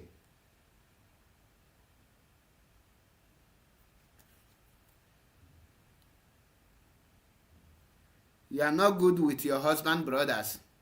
You are not good with your husband lawyers. You are not communicating with your husband. Then where do you get your information about the well-being of your husband?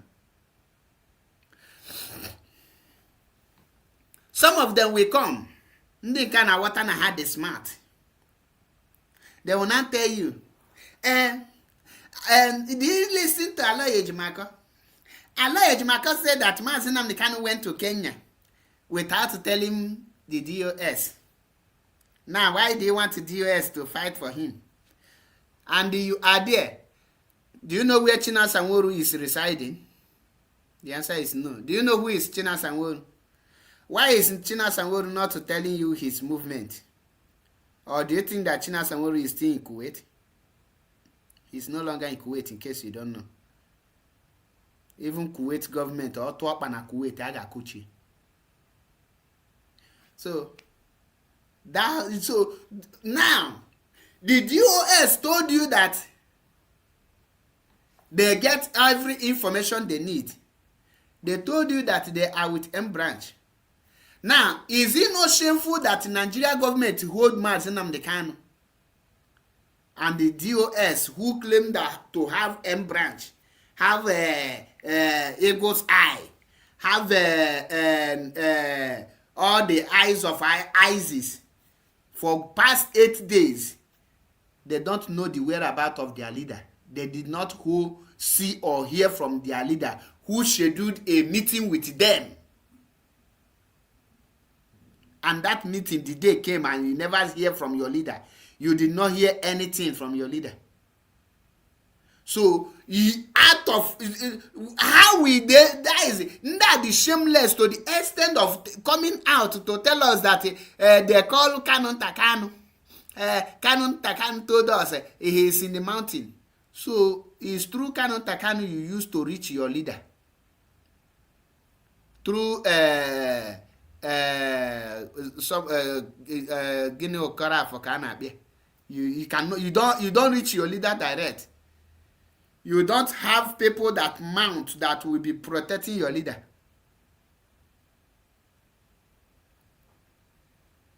Eight days. The enemy is the one telling us that they have captured our leader. And when we consult you, call the people to confirm it, he say it's a lie. Onyendo cannot be captured like that. End of the day, it becomes true. Then the only thing he will come and tell us is Kanu Takanu, is this, is this.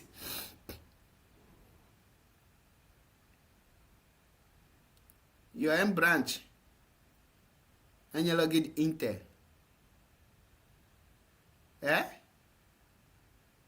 You do a sharp. Then can cause on here. The one that is shameless. Apotashi, over 1 year, I don't know where my husband is. I'll be over 3 years. I want to be there now.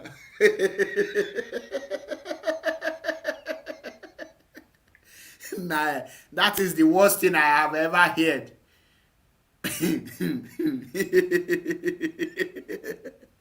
Makachi, you need to know with this ex-DOS gangsters how they can map her brain. One painter of brain. One painter. One painter.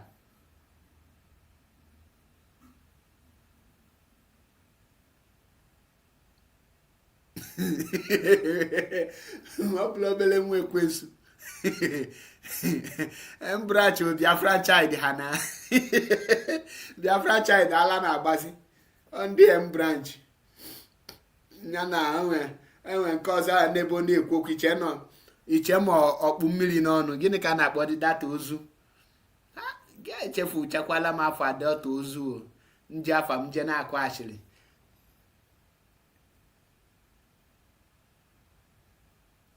Indicate a lot of things in the back here, that now. These people know a question. This Biafra, for now, say for body freedom, kai question didn't question go do kai go do or sanitize the brain of our people. Makano bulu nda na hano lelele. Dia ubulu hana ACC. Only do simple question. Ozacha question ibewa akwa alele. Ejuwa chigi. Why do you make this kind of person come across me? Why?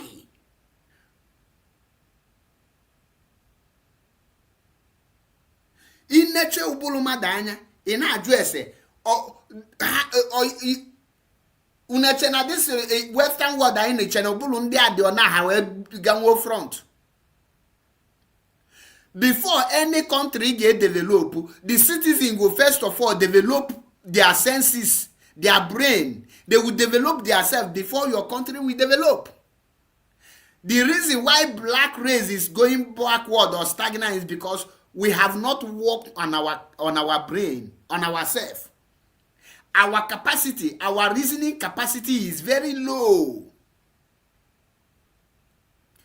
Or the very low. And we don't have a long-term plan. And a long-term structure.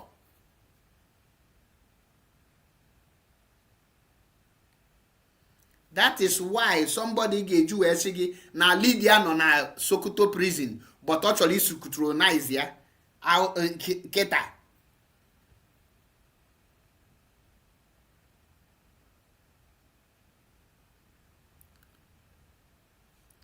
ha chọrọ ikpogbu ya n'obe ha chọrọ ka ọ nọrọ na prison wee bịa na-enye ha details.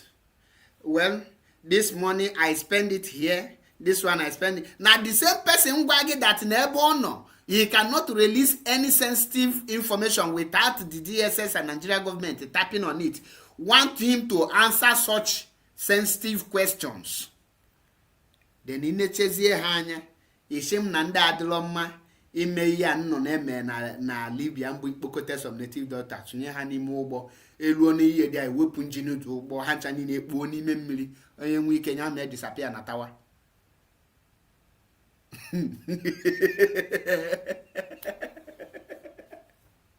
Ndị akweshi agada aha like this, elodo ha na trailer no etinye ihe isi na ezigbote ocean kalaka, make sure na including the driver ya so na ndị ga-egbu na obodo ihe dị a tinye da moto, make sure na n'elu dị m o jikwala break moto felu break ọkpọna na that place.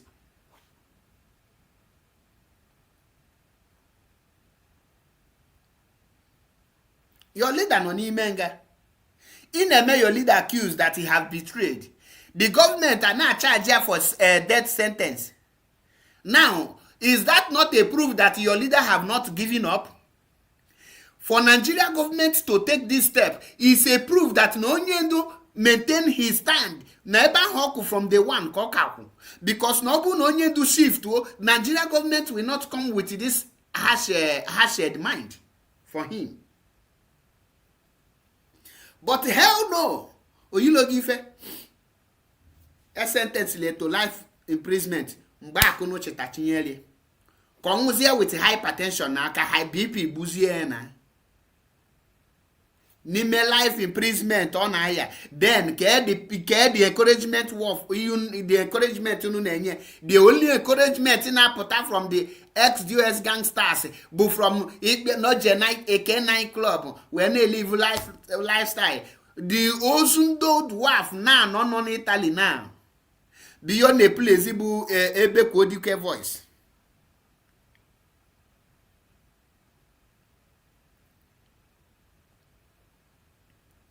Your leader na no nime ngana fight life imprisonment. Ngi one outside the word of encouragement bi ikpe onye oshi. Ikpe ekperima. Ikpe ex leader. Esim na ọ ga-adịrị gị mma.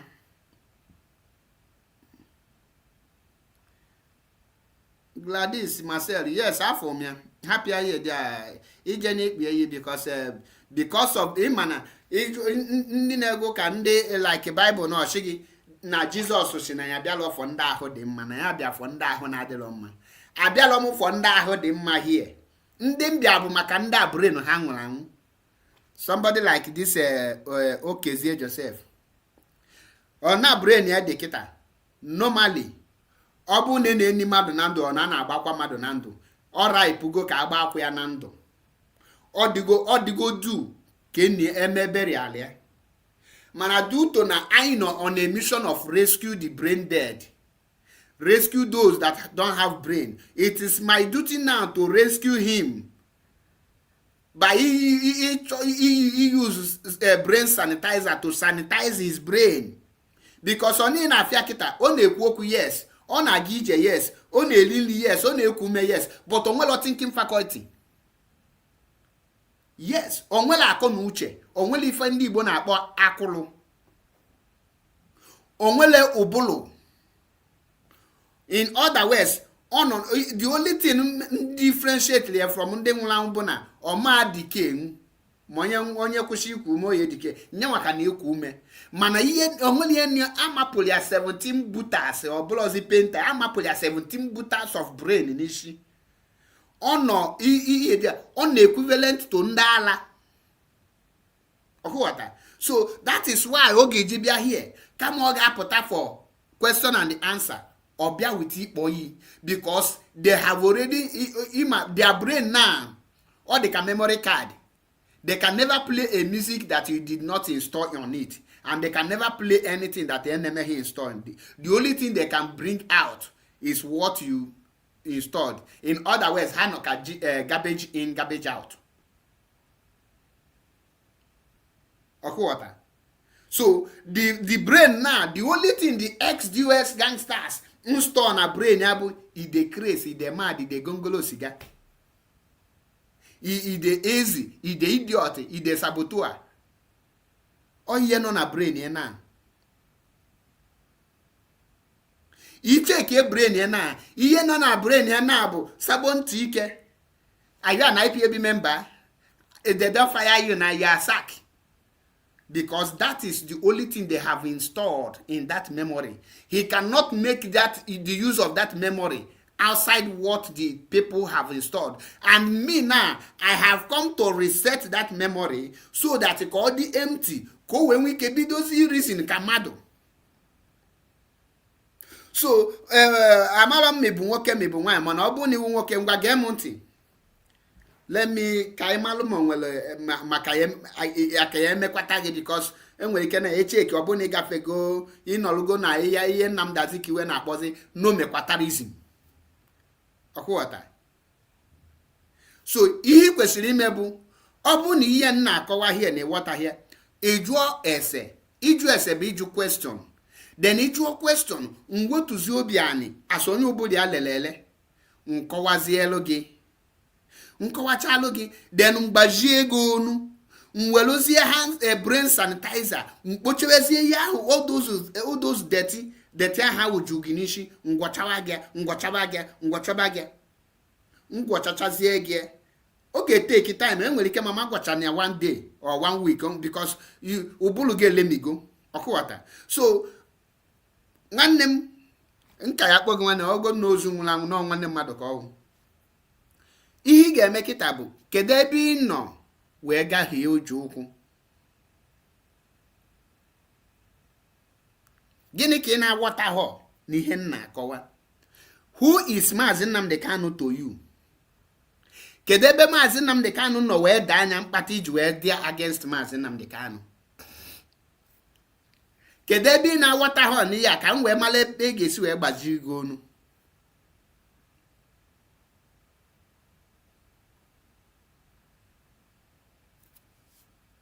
Akwụghọta. Jugodu question.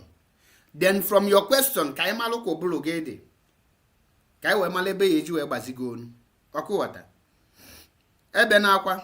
Ịchọgodo ibe akwa be responsible. Cry a responsible cry. And if your tears want to flow, biko iya cry us a river. Bucket nọ na that comment section. Cry responsible.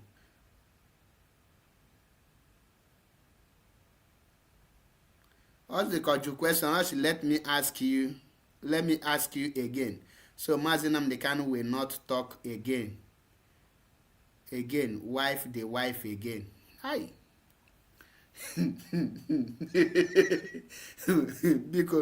because I'm na Magalo school. Go again. Let me ask you again. So Mazi Nnamdi Kanu will not talk again. Wife the wife again. Sister Chizzy, because we need your help. Sister Chizzy, come asade mabiano bia kwalo num na ode kama shim. Nah, honestly speaking, you take 17 interpreter and we call we there here. Can we better kunu yali chena kunu fia na stream kunu yali chena muwa na nna to asi. Or delete again. Because y'all no maka go this thing no. On na screen na ndi no na here there. Also let me ask you again. So Mazi Nnamdi Kanu will not talk again wife the wife again.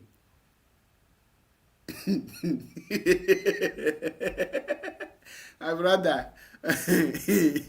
Nah.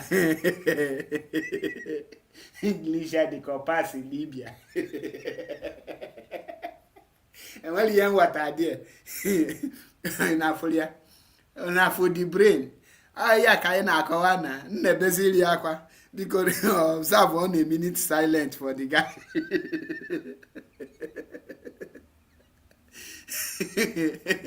will not talk with his wife. Here for Kande.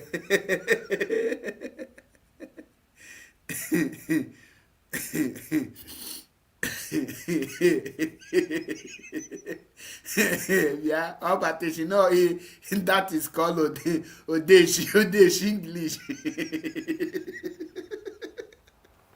Okay, no, na comment section now for me. She had your question. The only question actually will be here. He go defend. He go explain tire. Observe all the minutes silent.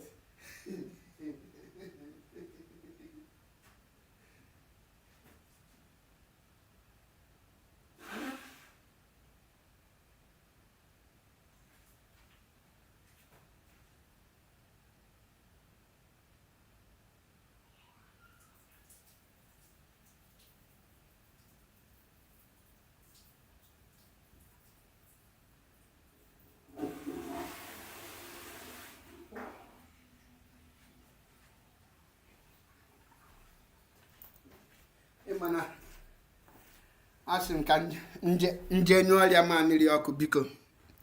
That English English ọ ka na-alụ m afọ. The English na-alụ m afọ. Agwa m unu enwere na-defend this SDOS gangsters bụlụ ya dị okay. You cannot defend them without sounding stupid. You cannot defend Chike Doziem Chinasa Nworu without sounding stupid. Clear example here. So, okay, Zia Joseph. Amam ni mebego no nwe gi na okwefu na anya biago gi obi ejugo go oyi. Ahada go gi ju na. Itebogo no nwe gi na ama. O mbo gi nge change afa na Facebook.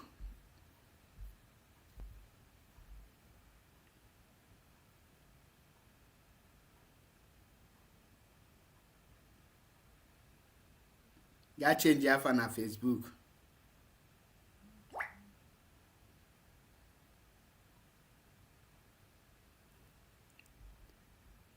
He make you edit. Thank you for him edit. Next time more keje dey here.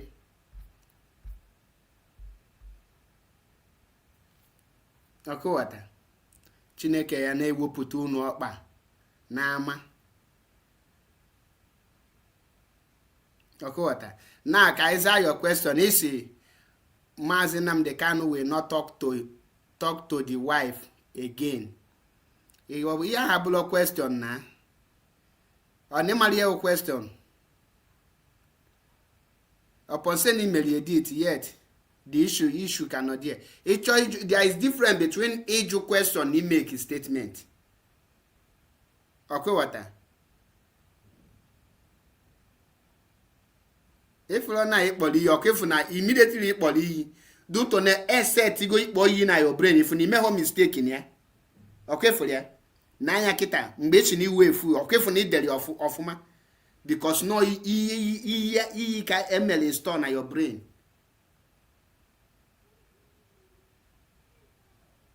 If you are not actually we na make any mistake because no here none na your memory or it be the crazy, the mad, the food, the sabo, the intake. You cannot make mistake. Mana kapo outside the house store there now. Draw question, kaizagi question. English, committee whose side? No, below suicide, no, or committee whose side? Okay for you. From that thing now, not deny your brain. You can never make any mistake on it. It's nasi or ya born another iki if you can make mistake. Born another iki if you make mistake. You waking on this platform now, or you 10 times you make mistake. Man, you draw one reasonable question. Errors to get junior. Even yourself, English teacher, I had confused. That is honest truth. Can na gwagi. Na gwagi eziokwu. Because iye no na your brain bu so sikpo yi. So sikpo yi onwere yi ozo. Esi na ka drop link ka igbagote enu for a debate. Draw your question. Where Mazi Nnamdi cannot talk to his wife again. And where yeah,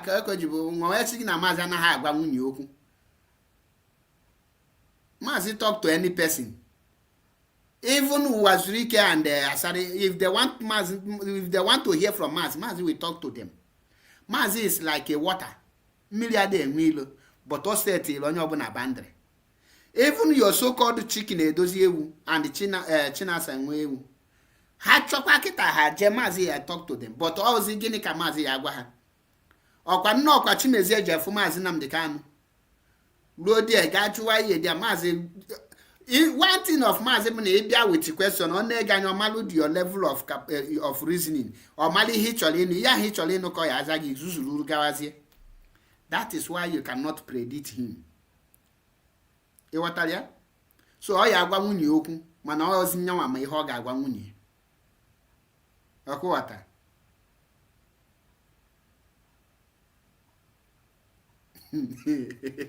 Yes, Nigeria. Emma, ịnọlụkwala with Mazi Nnamdi Kanu na iwulusabu according to the eyes of lunatics and Jew here.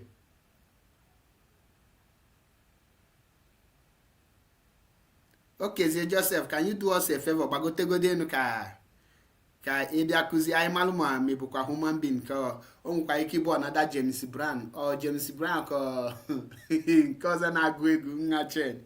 So Biafrans, anyị ga-pause ya here. Onye nwe contribution ka anyị kpọbata people for contribution. Send there your request ka anyị ma ọ bụ na ị nwere something to say ị chọrọ ihe there. Mostly only nọ na TikTok.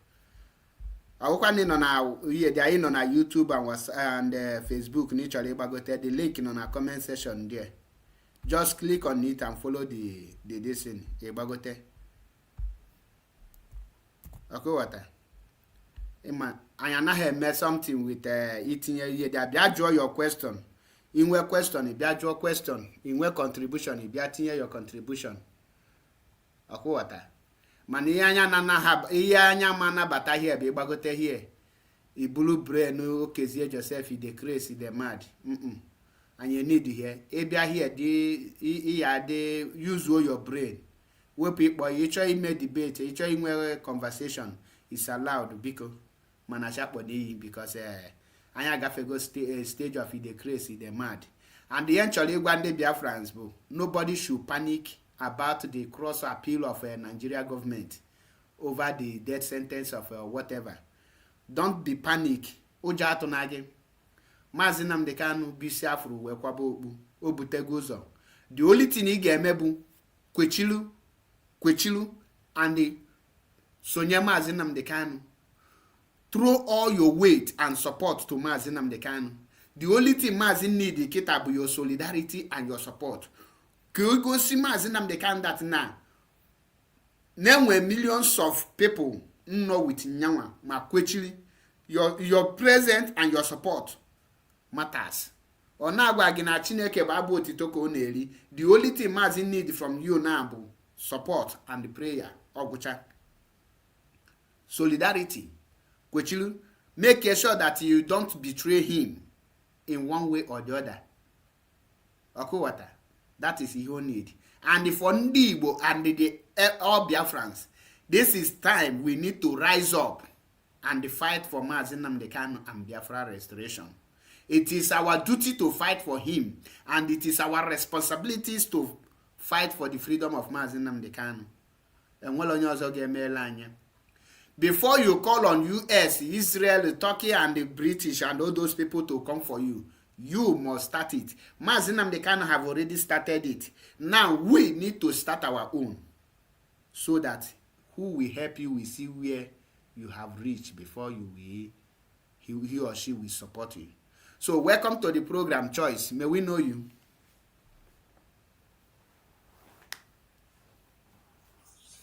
Good evening, my brother. I'm watching it. Ndewo. I want more to equal what to say. I'm on the side of Mazi. I want more on a name for name. Before you need a big call, Marco Comas, or Macon, Bruno Binamil about an already. So before mara ife na-ebu abịa ebe nọ. So question ọzọ m chọrọ ịjụ that na na the SDOS nwa ọrụ ọzọ ha na-arụ for 7 months for how many years eji Mazi katakere ife ọnwa ha na-arụ anyị underground. Every day jụrụ ha that time I said they are working underground. Please, can they show us one thing how many achieve since eji this man? Apart from this propaganda na Fokata. Because that is what makes them, because without them not showing anybody how many achieve for this years age this man. Only one na ege hand to game man on ya no where I don't know one fibo. I don't know na obore ya zuru. Because be done somewhere. My funny female before me support so go ahead, carry on. You're doing well. So question on Jorejo how will be cool. Can you follow me and achieve since age this man?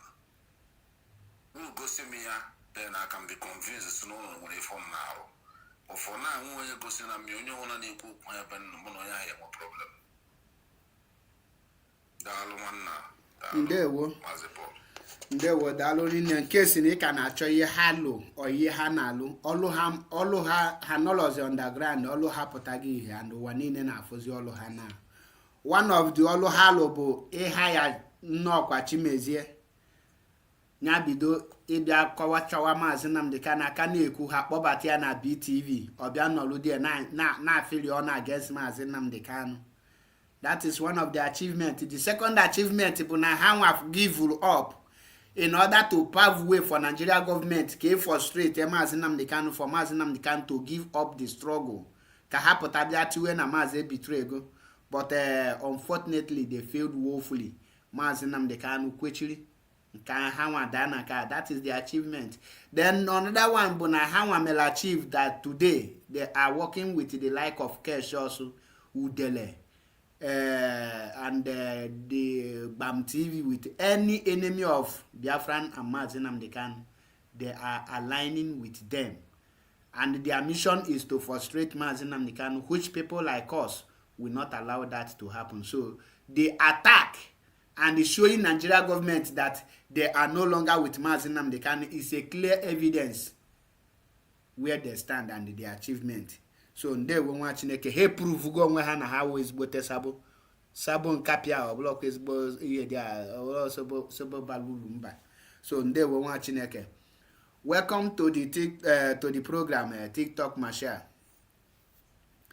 Okezie Joseph, if for link there, you nwere ike pick it follow the link in our WhatsApp number. WhatsApp ahụ gbuo gị there. Click your link and follow it and join ka ifo onye na-ekwu. Ndewo TikTok Marshal gaa n'iru ewe n'iwe.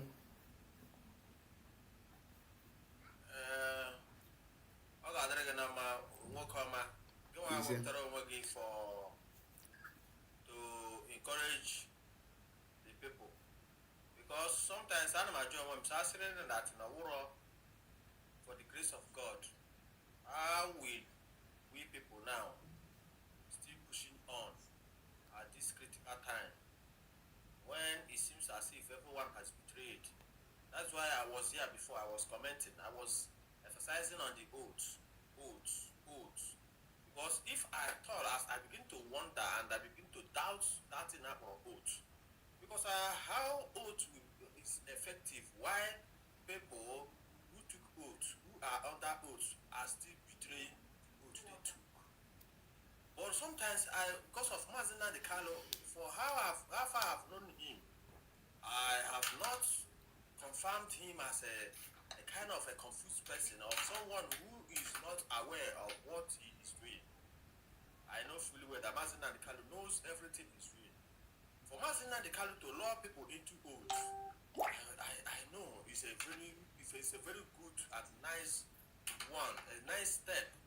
Because if not for the sake of this oath, I don't even think that Mazi Nnamdi Kanu would have trusted some people he put his trust on. Sometimes when I went to some platform, they will ask me, am I an IPOB member? If I said yes, they say, am I a registered and oath member? I said, I am an IPOB by birth. As long as I am an Igbo person, as long as I'm from the old religion, I am a Biafra. But sometimes some people felt as if maybe being a Biafra is all about you write your name in the book, or you take a useless oath. Because I call it useless because I don't think that if that oath is effective, people will still be alive today to molest and to criticize and to betray Mazi Nnamdi Kanu. But what I know is this: we, the genuine lovers of freedom, lovers of Mazi Nnamdi Kanu, we are coming from different perspectives.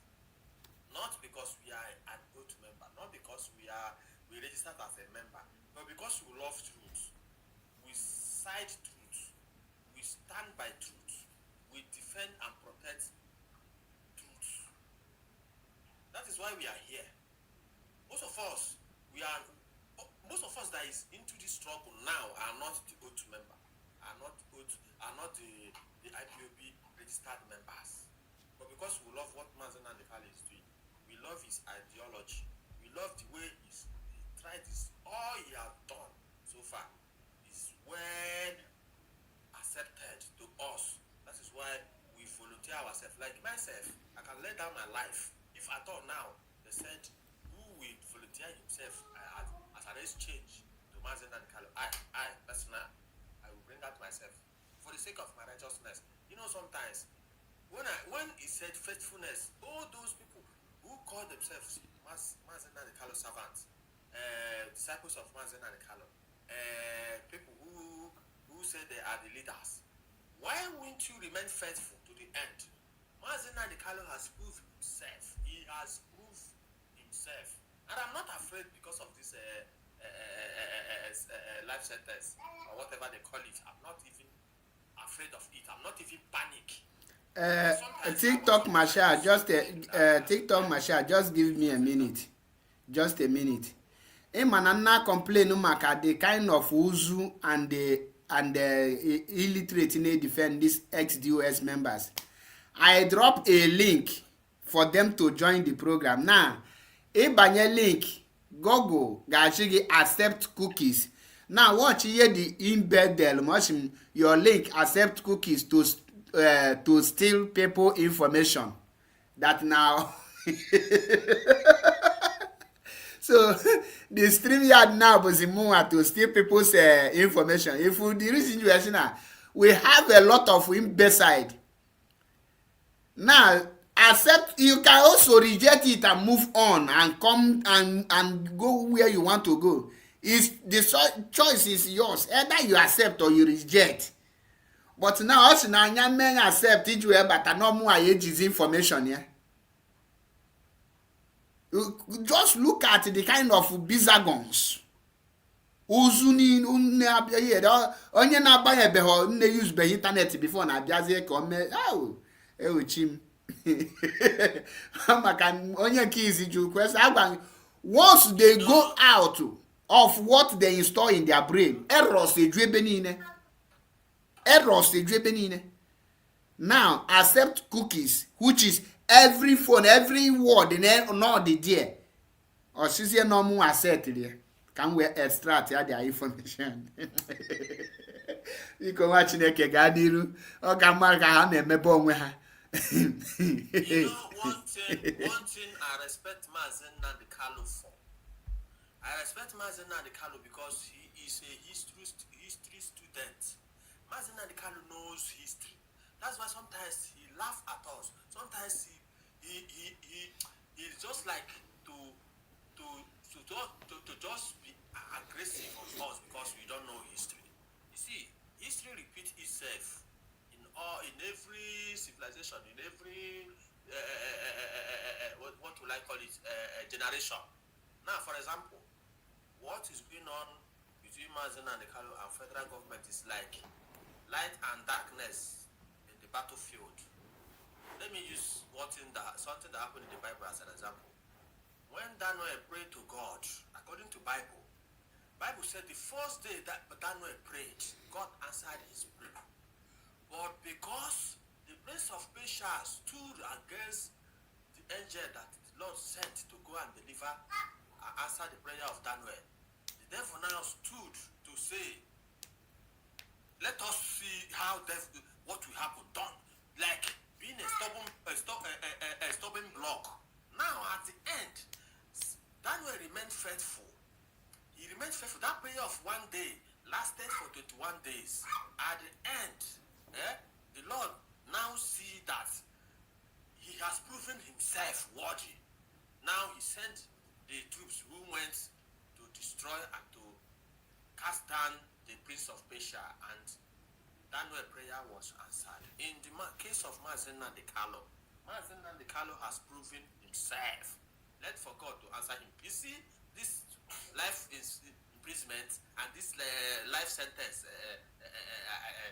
which one the federal government said they want to unalive him. Death sentence. About it. I believe. Death sentence, I believe. All those things is a kind of threatening to see if this man will succumb. But he has proven himself.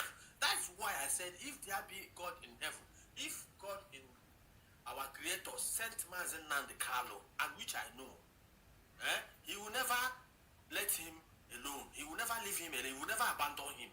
So for all who has existed themselves against him, sorry is your name, because you have done the worst thing of your life, the worst thing you can do in your life. Mazi Nnamdi Kanu has proved himself. We are waiting for the final day. See, I'm not afraid.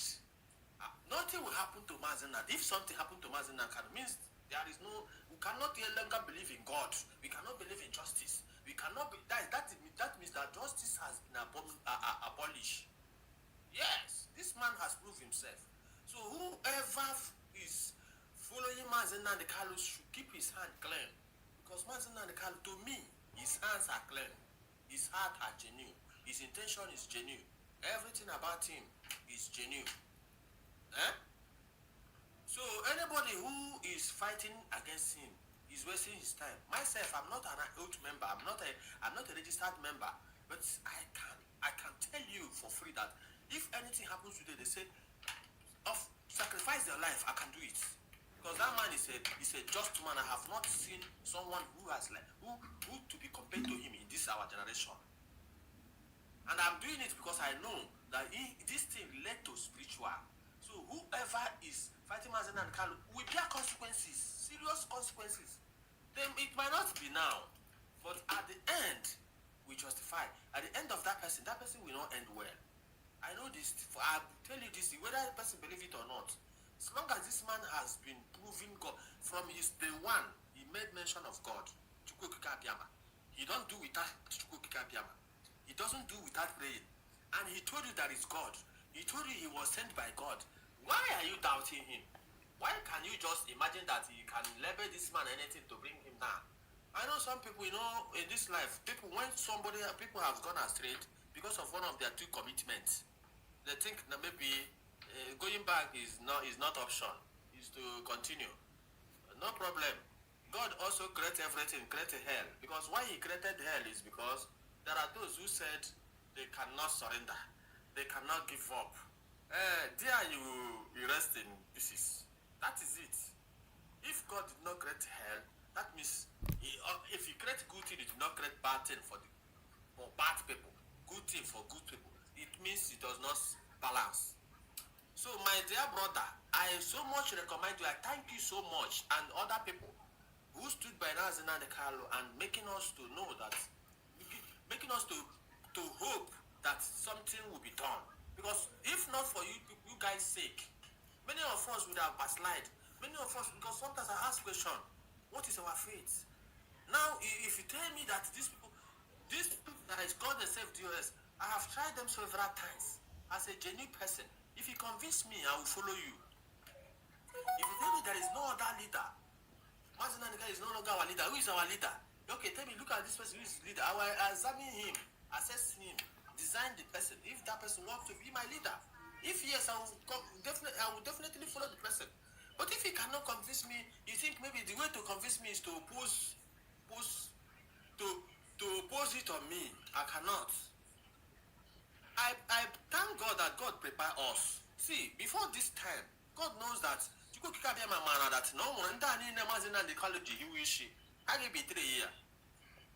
last, most people did not support Mazi Nnamdi Kanu are not the members of IPOB. the so-called members. They are not them. Genuinely, I involved myself into this because I have listened to this man. I have found out that God sent him, and he is our savior. The only man that can restore Biafra. If he said he don't want to work with him again, he don't believe in him again, then leave IPOB. For those who believe in Mazi Nnamdi Kanu, I cannot say you're an IPOB member and you're against Mazi Nnamdi Kanu, who was the founder of the IPOB. If you say go and form something else or go another. If Biafra is for everybody, yes, Biafra is for everybody. Anybody can come out now and say they are Biafra. If Ogoni man can come out, Rivers man can come out now and say he's a Biafra. Is it true? A Delta State person can come and say I'm a Biafra. Is it true? But if you talk of IPOB, it's not for everybody. If you say you are an IPOB, you're supposed to stand firm on that Mazi Nnamdi Kanu, because Mazi Nnamdi Kanu founded IPOB. That is the truth. So it cannot be in the same IPOB and raising accusing finger on your leader, on someone who founded it when you were sleeping. I heard some people say, Mazi Nnamdi Kanu, I followed him. I heard him said he started this journey on the year 1999. 1999, I was like a baby boy then. Oh man, can I tell you, as far as 1999, this man has answer his call. You go on to help. God has a turn against him. That is what prophecy of the Psalm says. Those who call themselves my brother, eat with me, drink with me, has turned against me. There is also curse upon those people. Anybody who is fighting against the man, we should pity them, because it's not when who may be Joshi Kona Bow. Him injury, so we Mazi Nnamdi Kanu, because always a genuine person. He's a man sent by God, and I have seen so many things. I have seen truth. I have confided in him. Nobody can gaslight Mazi Nnamdi Kanu in my presence as long as I'm alive. That is why on this social media, some people have known me, because if you say I'm an arrogant person, fine and good. Mazi Nnamdi Kanu, they call him an arrogant person. They said he doesn't respect anybody. Yes, we can't respect people. Respect is earned by the content of your intellect and your knowledge. We get respect. You gain respect. You know that you just feel maybe you are ahead. You are heading one group in this movement. That is why you want respect. Give us something that we see, that will entice us, that will earn respect from us. As long as I am like this, the only people I'm focusing on now, anybody who is with Mazi Nnamdi Kanu is my brother. But as long as in any way or the other, you speak against him, you speak against IPOB, you speak against Biafra struggle, you are my worst enemy. And only what I pray, let me know you, let us identify these people, so that in time to come, there will not be bad eggs in our means. Because if we struggle this thing now, because I know, watch for example, somebody who say you are fighting for Mazi Nnamdi Kanu, I ask you, what do you have to say about the declaration of Sokoto Declaration, which another person who is not from Biafra land, is not a Nigerian person, but he took it upon himself to support Mazi Nnamdi Kanu, and he called it that day Sokoto Declaration. I ask you, you cost me, you don't even want to answer me, you cost me, you label me, you yab me. Now I ask you again, what do you have to say pertaining what the sitting of the House of Rep, US House of Rep, sitting, have a resolution sitting for Mazi Nnamdi Kanu court case? He said you are against it. Why? How can I now? What else are you trying to tell me? You are against everything concerning Mazi Nnamdi Kanu. You are against his progress. You are against everybody who stands for him. You are against the struggle. You want us to do what? You want us to follow you. This is why I hate DOS, and I have decided in myself that anywhere, any platform I find myself, you are not speaking on the favor of Mazi Nnamdi Kanu, I'll withdraw myself from there. I can't give engagement anymore. As long as this struggle is concerned, I am involved. So I thank you so much for bringing this your platform, using this your platform to educate us, to call us together.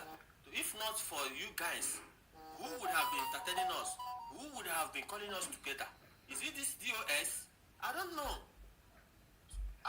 You see, I know so many people here. Also with this Methuselah, I don't know him, but some people come to my DM. Somebody that knows me very well from is a autopilot member.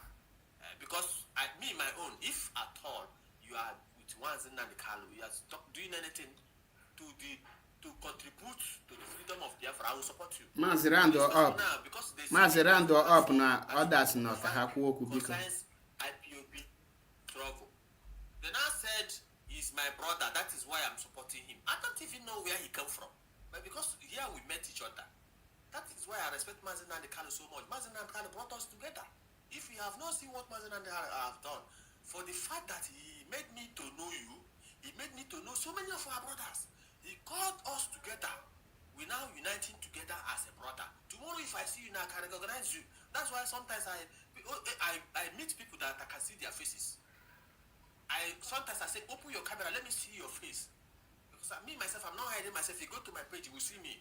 Illegal constant fears no accusation. But if you look at these people who is fighting against this IPOB, Mazi Nnamdi Kanu, go and check them. Go and check their profile. Go and check their page. You will not see their face. It's only few of them. So why then, how can I identify you?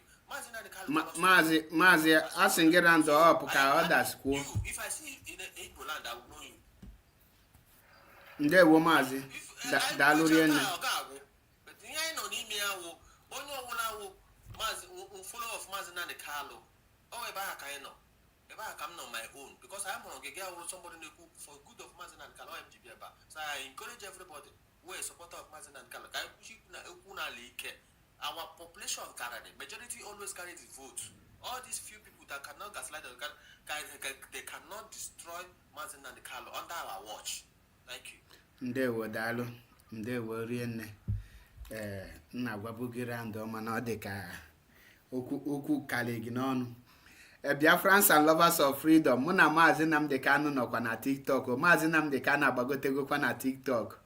Maka na ndị ex-DOS gangsters no Ikenna David n'onye wa bụ Mazi Nnamdi Kanu. Biko no ha Ọhamadike nọ na my platform. Mazi Nnamdi Kanu ọ nọ na my platform. Ikenna David ndewo nwa Chineke. Biko address us.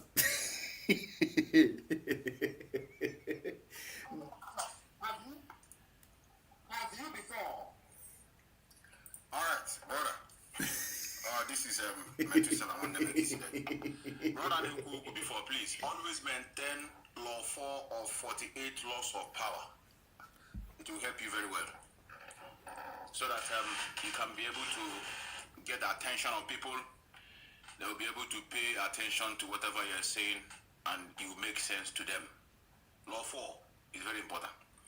Having said that, I thank you, the host. I see our brother TikTok Marshall, that our brother Collins, and those who are also watching. I think diligent. I have never seen you. I think this is my first time, unless this is a new account. I'm here just to encourage you, Paul, and to also pass a very important message that is coming on 12th of this month. We are going to unite with our brothers. There are 4 groups. We want to know what is going on. We want to know who is Mazi Nnamdi Kanu to you. We have a lot of people on social media here who have been battling, who have making our work so easy for us. We don't want to leave them behind. Maybe this is the time Chukwuke want to assemble them. Those who are fighting fearlessly, those who used to regard as those listening from their bedroom under their wife wrapper, they now become useful to us. Those ones they're listening to while hiding on their wife wrapper under the bed, if you call them today, they will tell you what Mazi have said. Even those that are listening to you who claim to be their members don't know anything of what their leader have said. That's why they can easily tell the world that he has compromised. The person that is compromised is also facing death penalty. I don't know how to explain it. We have a bunch of public officials who has nothing to offer. We have been loyal to them because of a slogan, whatever DOS says goes. It takes a courageous person to free himself from those chains of bondage. And it happened because they refused to obey the man that gave them that law. That is why people like us begin to wake up. And it takes also an extraordinary being to return back and begin to fight for what we have seen. That's why I applaud Paul Achebe. Paul Achebe left a group called Autopilot. He didn't run inside. And so, people are going to mock at me. He started speaking. And today, those groups he entered are the ones we are even looking upon to defend our leader. No more the place where we were, just like me, that I've been carrying the jingle of the OS in my head. And today I discovered that it's a very wrong path that I've taken. Not just only discovering by someone telling me, I experienced it, it happened to me. It came to my doorstep, I saw him. And today I begin to revolt because of injustice meted against my comrades. One of them is FOB. As a lady, she have cried left and right, nobody to answer her. She came to me, I said, unfortunately I'm not a leader, but I understand what you are passing through. But I want to use myself an experiment. Let me do things that others are doing and they are going scot-free. And I tried my own, and they came to me as a warning. And I said, I'm not going to listen to you. I continue to do it. Until they wrote what they call suspension. Until date, they were telling me behavior will bring you back. I continue and increase volume. So in order to not overflow issues, brother, we are going to convene on 12th of this month, where we begin to look each other eyes and to ask us what we have done, and at the same time to know that we have a bigger platform in the past. But because of unforeseen contingencies, because of some of the things that happen, many people left and find their way, which I encourage them. I applaud them. I think they made a very good decision. Them themselves left, but we want to see the end of it until we are being practically convinced. And we didn't wake up at the late hour because we have been singing the same jingle today, believing that our leader have compromised. But we know that he have never compromised. He's a very fearless man. Some of you, if you have an opportunity to go closer to those that can be able to go there and come back, you see that the man is even running inside the prison as if he's the owner of that place. And the water will be watching as he shout. Because he has a pathological hatred over Nigeria. Somebody that buried the mother and father at the same time, just like our brother said. He didn't compromise at the death of a mother, which is the very most painful death on earth, to lose a mother. And not just only that, he was not there to bury her.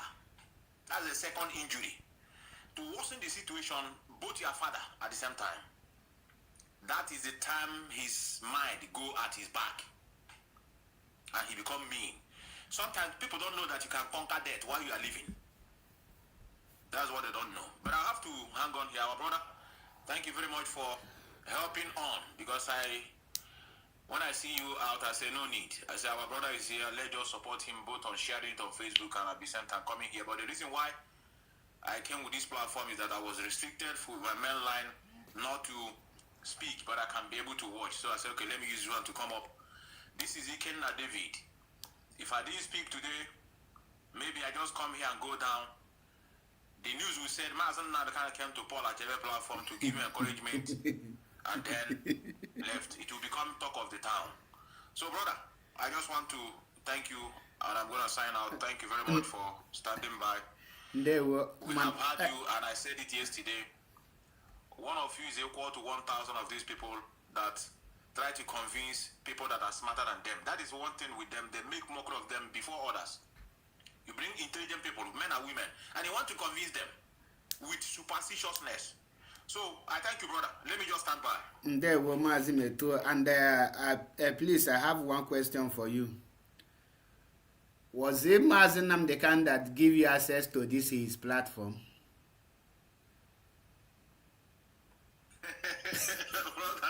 brother, and they have accused me before. There's one guy they call X3. This is me. So, these people don't know what they're doing. I don't know how stupid somebody can be. Let them go and watch. Brother, it is complicated. Is Mazi Nnamdi Kanu working with Nigerian government? I want to know. The one that want to sentence him to death. To allow him to be making use of gadgets inside the prison. To communicate to his people. maybe to last time. It's okay, brother. And It's there, okay. It's okay. It's very sad. Dalorian, Yes. like I say to our people, no need to panic. The cross appeal, God bless you, Betusela, my brother. God bless you. the cross appeal, they You have are given coming. me wonderful information. There, move to go down make my brother.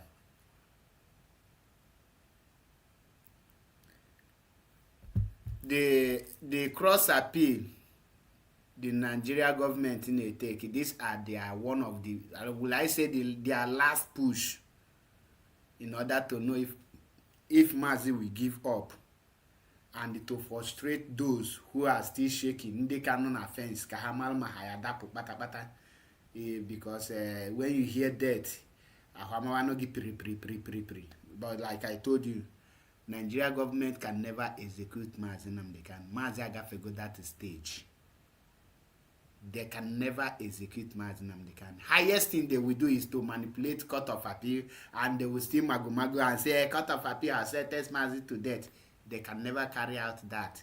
Then they go to Supreme Court, they will still revise it. End of the day, Biafra will come and Mazi will be freed. The only thing, it will take time. It might not be now, but it will come to pass. So we have to rally around our leader and stand as a pillar for him. Okay? So let us go to Diligent. Good evening, brothers. There we Ezigbo aha m bụ Chibike. Gani. I'm from Burkina Faso. Okay. Ana m ekele everybody n'ebe a na onye ọbụla onye Igbo si kwechiri na yes na believe na Nnamdi Kanu. And ihe m chọrọ ikwu bụ na onye ọbụla anybody o si na ya believe na Nnamdi Kanu na Nnamdi Kanu na akọjọ Nnamdi Kanu, the person, it means na from the first time onye ahụ bido so ewe Nnamdi Kanu or bido believe in Biafra, it means na onwe ihe ọzọ ya ugwu n'obi, because onweghị any proof go beyond every reasonable doubt now Biafra ga-achọ. So both from his podcast and all his life, he laid it for Biafra. So anybody against him, it means the person has something else in mind for the first time supporting him. He has said everything. The only thing that he said that we have not seen, that has not come to pass, yes, is Biafra. So everything, every other thing he said, and at this particular point in time, we, the hardcore believers, we know that this is the last, the dying minute, which he said, he made clear that many people will be bought over, will be bought out. So those who is saying that he has compromised with Nigeria government, I used to ask them, if he has compromised with the Nigerian government, what is he? Why is he still serving his life imprisonment? Why is he not free yet? So anybody telling us that Mazi Nnamdi Kanu has compromised with Nigerian government, it means that person initially don't believe in Biafra. He thought maybe it's business. So my advice to anybody is, whatever anybody is doing, we should keep on with it. It's the last day that we justify. Anybody that is saying Biafra will come, Biafra will not come, Mazi Nnamdi Kanu is fake, Mazi Nnamdi Kanu did this, did that, the person has every right to make his decision or her decision or follow his or her own way.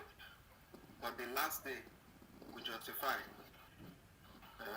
So anybody that still believe, even from what is happening, from the way we see Nnamdi Kanu today, we see that yes, if by the time we get Biafra, it will be a different government from what we have been seeing. It will be a total different government from what we have been seeing, because there will be no room for illiterates to even contest for leadership in Biafra, or those who don't have how can I put it? Those who don't have a plan for the future generation, for future in Biafra, they cannot even come out any position or any.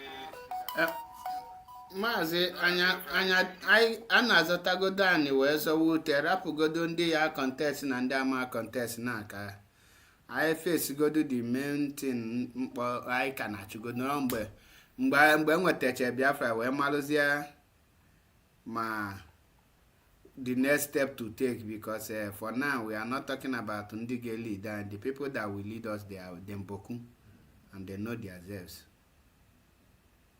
Ndewo my brother. No, the leadership in the sense of ka mmadụ si eme get determined or ebe onye ahụ ya anọ mgbe echi.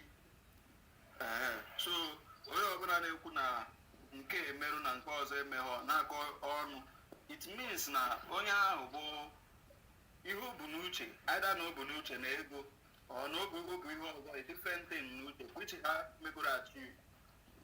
According to them, they might have achieved what they want.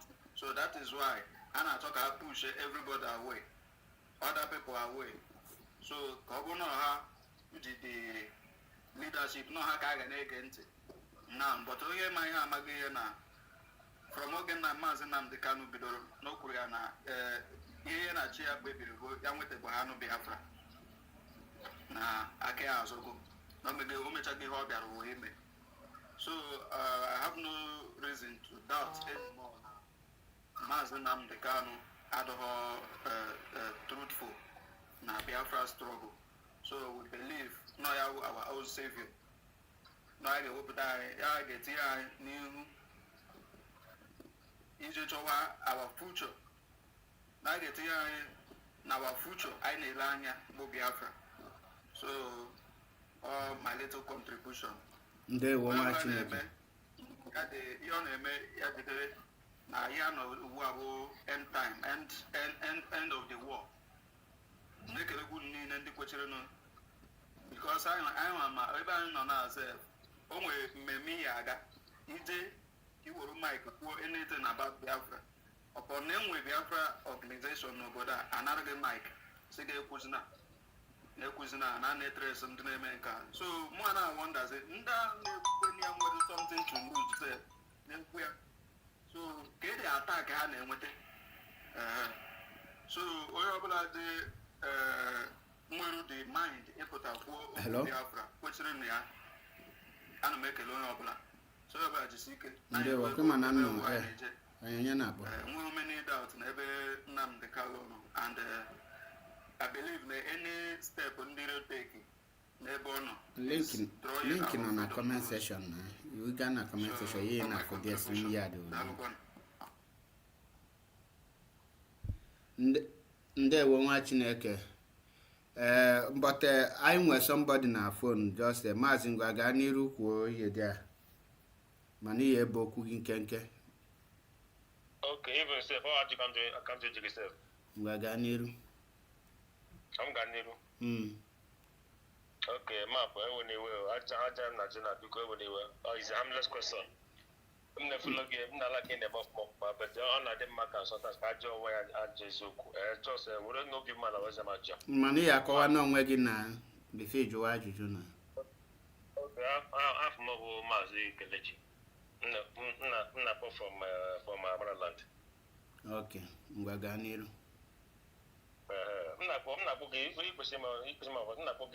Almost sometimes na your hair.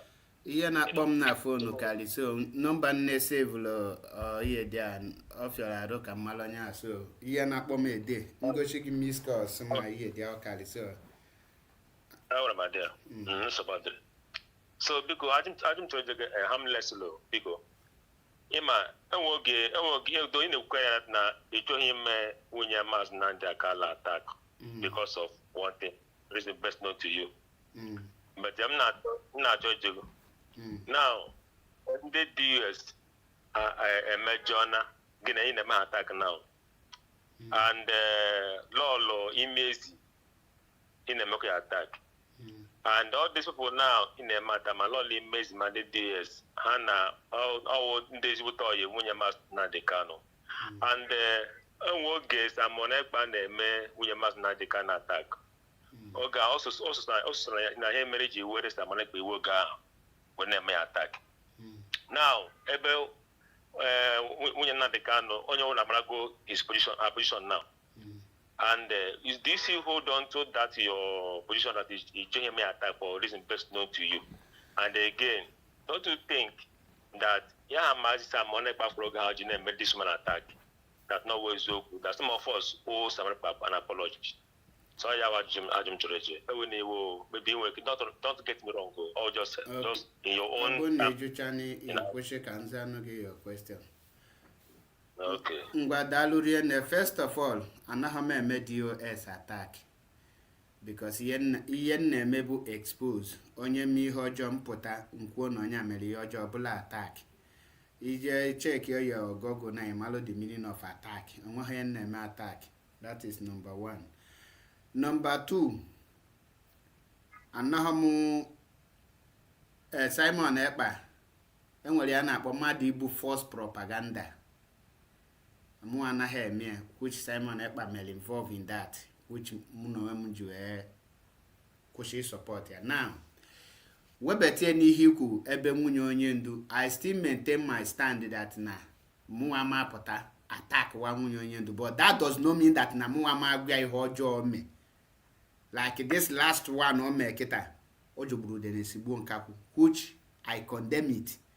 And gbajikwe nyonu. Always you continue name without it take correction, then I withdraw my support and love from her. That is number 1. Now, Okemulang Ejilo Simon Ekpa any apology, not to talk of human being. The only person unji Biafran's apology was Simon Ekpa. And the Bobu no jeche pota. Oge tender unreserved apology to Biafrans for you deceive go to Biafra. Number 1. Then or repent here. Ewe malu maya baya there. Ni home.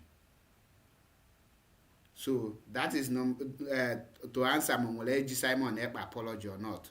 Now nwunye Mazi Nnamdi Kanu na Arofiozuku or no sozi ndị ilo Mazi Nnamdi Kanu we na-eli na does not make Simon Ekpa to be correct before, because at that point malomo na-eme that thing ma obidolie mgba or kita ka obidolie.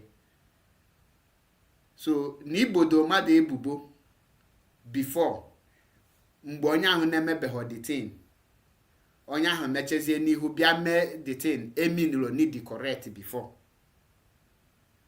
It remains false allegation. Akwata.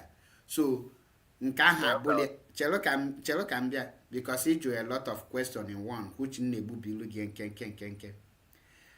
Now, ọ bụ na eju mụ ma nwunye Mazi Nnamdi Kanu na-erikọ with ndị enemi Mazi Nnamdi Kanu o ihe ziri ezi ka ihe jogburu onwe. M ga-agwa gị na nwunye nke mụnwa take the step a nwunye Mazi Nnamdi Kanu na-eteki, mụnwa ya ebupụtara ya akpịa ilo. Or nwunye my brother take that step. M ga-eso na m ga-achụ ya, m ga-make sure na ọ na-be nne, because that step jogburu de sigbuo nkakwu. But ọbụla mụnwa ka ọ dịrị atakụrụ nwunye mmadụ, my leader for that matter. All dear ka ọ dịrị ibu ụzọ condemn ya, then mụnwa kpọgbuzie ya n'obe. Ndewo. Thank you. Your answer is very, very harmless and correct. And I think it's cool. I keep your audition for you. And I'm Sabadri, my brother. Sabadri. Out of Muguru. Dalo, can I continue? Ndewo. Onwere ihe ọzọ ị nwere ikwu? Mba, my brother, okay, Ngwa na ngwa ka emesịa na. Alright, dalo. Daalụ gị, nya malụ gị mma.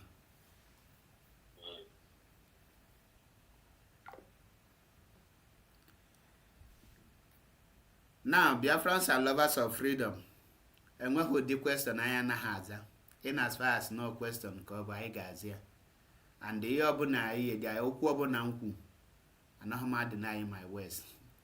Nwunye Mazi Nnamdi Kanu karate ya na nke ikpeazụ a o jogburu Denis gbuo nkakwu.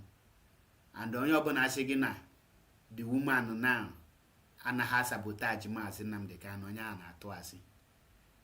Enye m example here. On the 30th May, in UK, ebe House of Lord, no, ebe ogagi bu the citizen self, ebe ogagi bi. On the 30th May, you run leave protest, ikwesịrị ịga there, gbalụbịawa Italy. In Italy, emegini. HOD, the head of the gangster, anọla Italy. The Tony one bottle. Anọghị Italy. Enwere any reasonable person nọ Italy ị ga-asị m nọ maka this person ka iji wee na-abịa. Then you bịa Italy bịa mewe aka ka ihe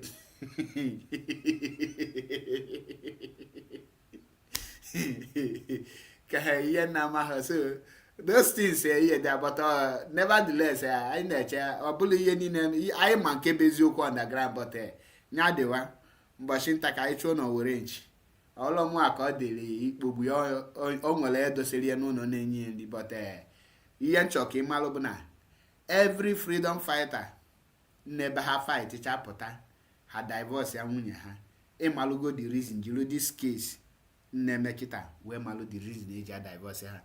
Edu nwa Chineke, let's know you nwa Chineke, gaa n'iru. Okay, my brother Paul. Ndewo. Good to hear from you. This is my first time coming to your platform. Ndewo. I don't know the language you're going to speak. Are you going to speak English, Igbo, or Italo? Yeah, I know. Io sono italiano. Io ho abitato in Italia 12 anni. Ma adesso io start Unity. Anyway, that's by the way, my brother. Chineke ịkajigo anụ ya bụ Italy ka ebe na-asụ broken English. Mana gaa n'iru.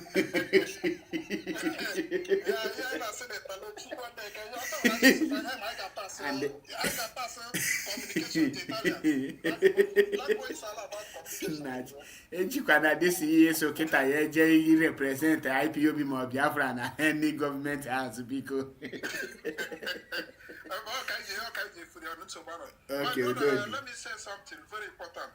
For those of you jubilating about the cross appeal of Nigerian government, there was never a time Nigerian government wished Nnamdi Kanu well. That have been their wish all the time. But their wish, the cross appeal is dead on arrival. If you go to Barrister Lawyer Jimako's page this morning, you will find out that according to him, if P2B will tell you to go and verify. So I have read from Barrister Lawyer Jimako, if you doubt him, you can go and verify on your own. For the fact, Mazi Nnamdi Kanu is a British citizen, and Nigeria and Britain have diplomatic relations. So none of their citizens will face capital punishment of death penalty. Is dead on arrival. It's practically impossible. For the fact, Mazi Nnamdi Kanu is a British citizen, and the death penalty is not in their constitution. So that one is ruled out. Those of you jubilating, it's quite impossible. Even if at all Mazi Nnamdi Kanu is not a British citizen, there is no how you can sentence a freedom fighter that he can give him death penalty, because he made the intention known to the people. He came out purely for self-determination. Even if at all, on the process of self-determination, he commits crime, he's not a terrorist. Everybody knows that. The real people that terrorize rising Nigerian has been, many of them has been arrested, are reintegrated to Nigerian military. None of them have been given death penalty. Even somebody who somebody who bought this Fulani terrorist in his farm, that person was somebody who acted on self-defense, was given a death penalty while the Fulani are moving around. So Nigeria is a messed up country. So the people jubilating against Nnamdi Kanu. You are jubilating over Nnamdi Kanu's case. You are doing yourself, because very soon it will come to you. So let us face the reality and support Mazi Nnamdi Kanu, whichever one, every way you can support him. Those who decided to go against him, that's their business. Anybody going against Nnamdi Kanu, you are going against yourself too. Because Nnamdi Kanu is the face of Igbo people. Whatever if they can humiliate or subjugate Nnamdi Kanu to this level, how about you?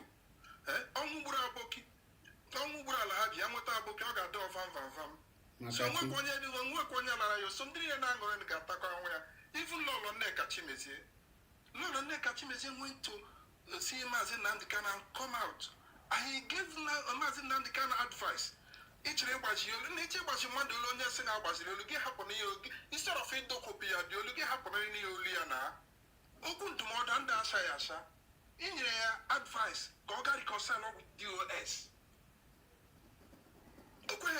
Their advice. Then give, because they may attack. You even threatening him that he gash back to DOS. You do a lot of things. And he may tell you he can't work about a shangele, he could go and get more. Now, Udo, Udo from the beginning. Had it been that a lot of Nekachimeze came out genuinely for peace, this thing she's saying now what she could have said that time.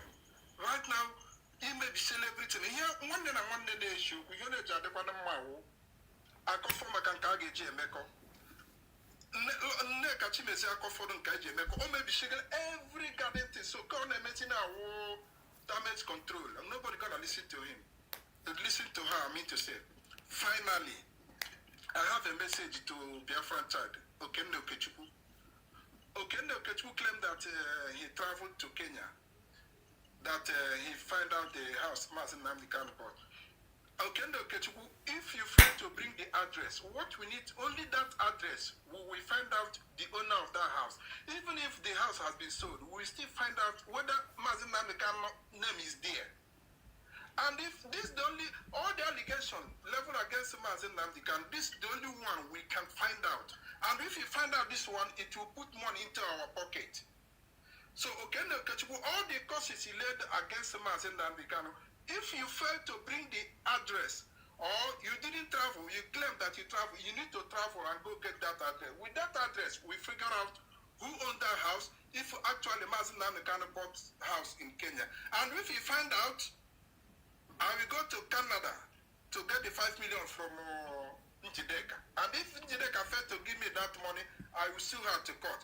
And if Okende Okechukwu failed to bring this address, all the causes he laid against Nnamdi Kanu, those causes will revise back to him. This is my message to him.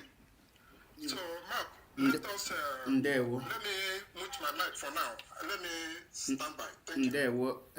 Before I got to Tigana, order from COAS, Emana, Alma for your comment, and you have been against Mazi Nnamdi Kanu. Because actually, Jugodugu is who is the current leader of IPOB?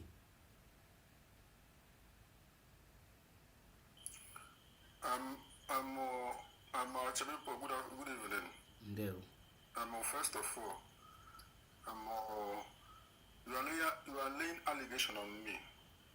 Why will you say that I am against Mazi Nnamdi Kanu? In what aspect? In all ramifications. In the platform, like one. Okay, one in a platform commander. Soluna Biai, no betrayal, no way, baby. Commander, or against Mazi Nnamdi Kanu, no member of IPOB. And most of you people they are against Mazi Nnamdi Kanu, including the commander himself. If you say commander against Mazi Nnamdi Kanu, yes. IPOB. I'm borrowing his voice. You have one about it. Get in there. Yes, I'm a hold on. I'm a panic. Get I'm a panic. I got it. I'm born the voice.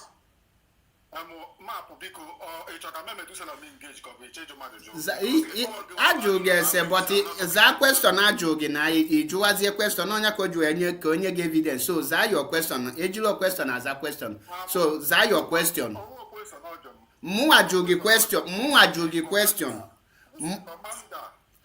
rapụ you listen don't answer question with question ka emezie nyo na answer your question don't ask question ejilo question aza question. My brother, if you want to talk about commander, then Metu will play you the video. But if you can answer your question, why are you people not answering question? That your question, Unjogi.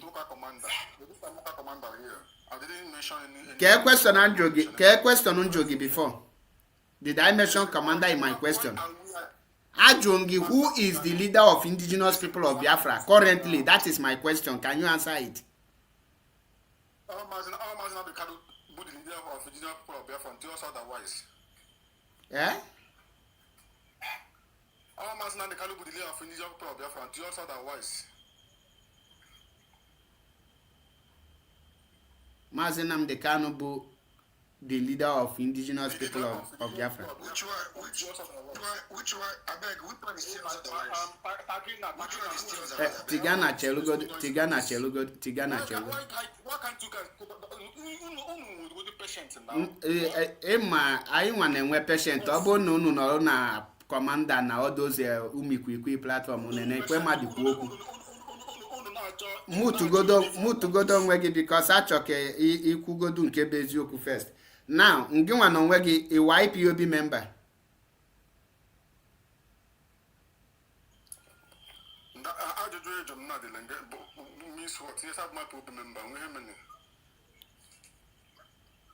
Kedu ebe IPOB press secretary? Currently. Ịgba n'ọsọ. Zaa your question. One after that. You guys are going to yes, new IPOB member. Why are you afraid to answer your question? I'm not afraid of anything. Okay, I'm coming. First of all, Mazi Nnamdi Kanu, the leader of indigenous people of Biafra, but the way things are going, I cannot vouch for him for anything. Okay. And secondly, why did I say so? Because since the day, if you check I don't get that question. So Azania, Obulongo, I don't get the question. Is that one of my platform? Zago do my question now. I'm coming. Who is the leader of indigenous people of Obuli Yenjogi. Zago nka hanye mechigo that chapter. My brother, Ian Jogi currently listing. Mutu go don wegi first. Mutu onwegi. Ian Jogi who is the current IPOB press secretary and the media publicity secretary. Ian Jogi currently. Oh, that office has been abolished. That office has been abolished. IPOB needed their press release through the DOS. So all the whole member of the DOS needed the press release together. Has been abolished. So IPOB as a movement now. My TikTok masha biko mutu onwegi.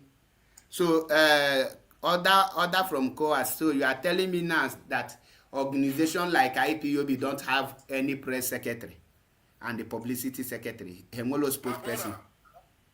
I'm saying that office anyway abolished for now. Now, from you now, you are confirming it to me now that the organization like IPOB, Hemolo publicity secretary. By who? It has been abolished. By who? By all through the office of the DOS. Okay. Understand? Okay. For that, Who created that structure? Which structure? That media and publicity secretary email abolished. Who created it? Okay. I don't know.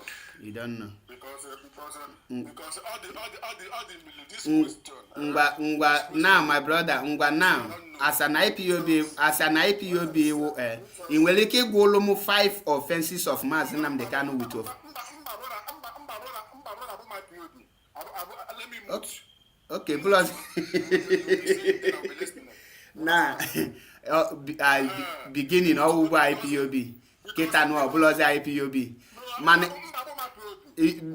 now be speaking because each human you want to hear something from my mouth and if I begin to say things, all go myself get this speed get put on here. More able to say anything. Can I say something, please? Choice, Chelo. In this platform, I de mature. I had look at Yanahemi, you as a commander platform and all those who mujiji platform, a bapota. Madam, I get chance to walk here. They are now moved to give. I draw question a mood to give. I get time, equal a mood to give a mega mood. In Walega, what is I yeah, another league, kind on ya. So that is why you are a member of IPOB and you confirm to me that no Mazi Nnamdi Kanu is your leader, but you cannot vote for him. Now, where do you get question? In Weliki Golom 5 offense of Mazi Nnamdi Kanu with evidence. Oh, wow. That is my question. Of course. Okay, the offense of Mazi Nnamdi Kanu. With the evidence. First of all, See where power. You understand? First of all, for him, he may go to travel to African country without the knowledge of IPOB and leadership itself, my brother. That is offense because our people have been unalive to that very mistake. Secondly, Ikuchi IPOB finance. That one alone, my brother, that one alone can kill an organization. In working your evidence of Kukita, because each of them my question. Kedebo on your because Chelo one after the other and Kobin equal. Keko you Kuchi IPOB finance. Okay. All today, can on social media. The days you all say that Mazi Nnamdi Kanu will be authorized. Before you know it, ego now pull from IPOB and they trace some money. You're some private individuals. Understand? Even in Germany, my brother IPOB is connected. IPOB is connected. Even in Germany, and they give full details of what I'm saying. So Ian again take it okay. Wamukoji Kuchie ego Eljo Kuchie ego IPOB.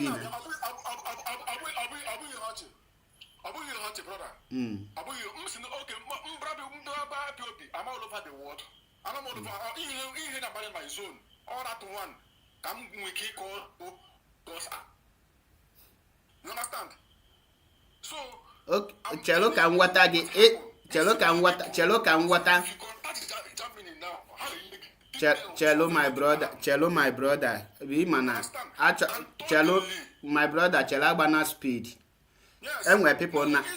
Chelo can water something. I sing Chelo na.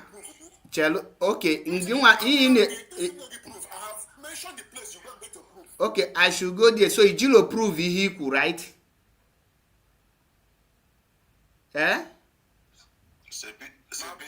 Ijilo prove vehicle. Chelo a second jogi. Chelo obuli yen jogi be asking nege monti. Yen jogi bu order from Coas. Iji prove vehicle now kon iji here the only problem I have with you guys. You guys, something. But anytime Madam me born me counter that thing no kuru, una na prove. Okay. I believe in a cock I know. I choke I went to go to TikTok machine move to go down with the first. Somebody go before. Who do that person with the proof? I have never seen it before. My brother, negenti mpụta chelo up emenye ka ọ bụrụ noise na ihe njụ gị na ihe akịta ikwu order from COWAS ga-emu ntị chelo yes ihe ikiti ikwu simple question ka m chọrọ ịjụ gị isi chelo na ọ ịpụta ajụọ gị question ịkọlụzia ka uche dị gị mma mba nke ọ bụ na ikwu my question bụ can you mention any 5 offense of Mazi Nnamdi Kanu with proof? That is my question. Underline it. Now chelo ka ị bịa na chelo na ihe na-eme kịta ọkwa ịma na platform unu nwere ga-eme and if na anaghị eme utu gị nwere na-eme utu gị ihe da so ka anyị na-akpa nkata ebe anụ anyị na-adị machok because ọ bụla ụmụ onwe ndị na-awọchi ihe nchọ ka ha mụta something ọkwụghọta. Now ka njụgharịa gị again order from COWAS ihe akịta ikwu iji the proof ka ọ na-ejihie. My brother, asịlọ gị kọnta asị gị nwa iji the proof ka ọ na-ejihie.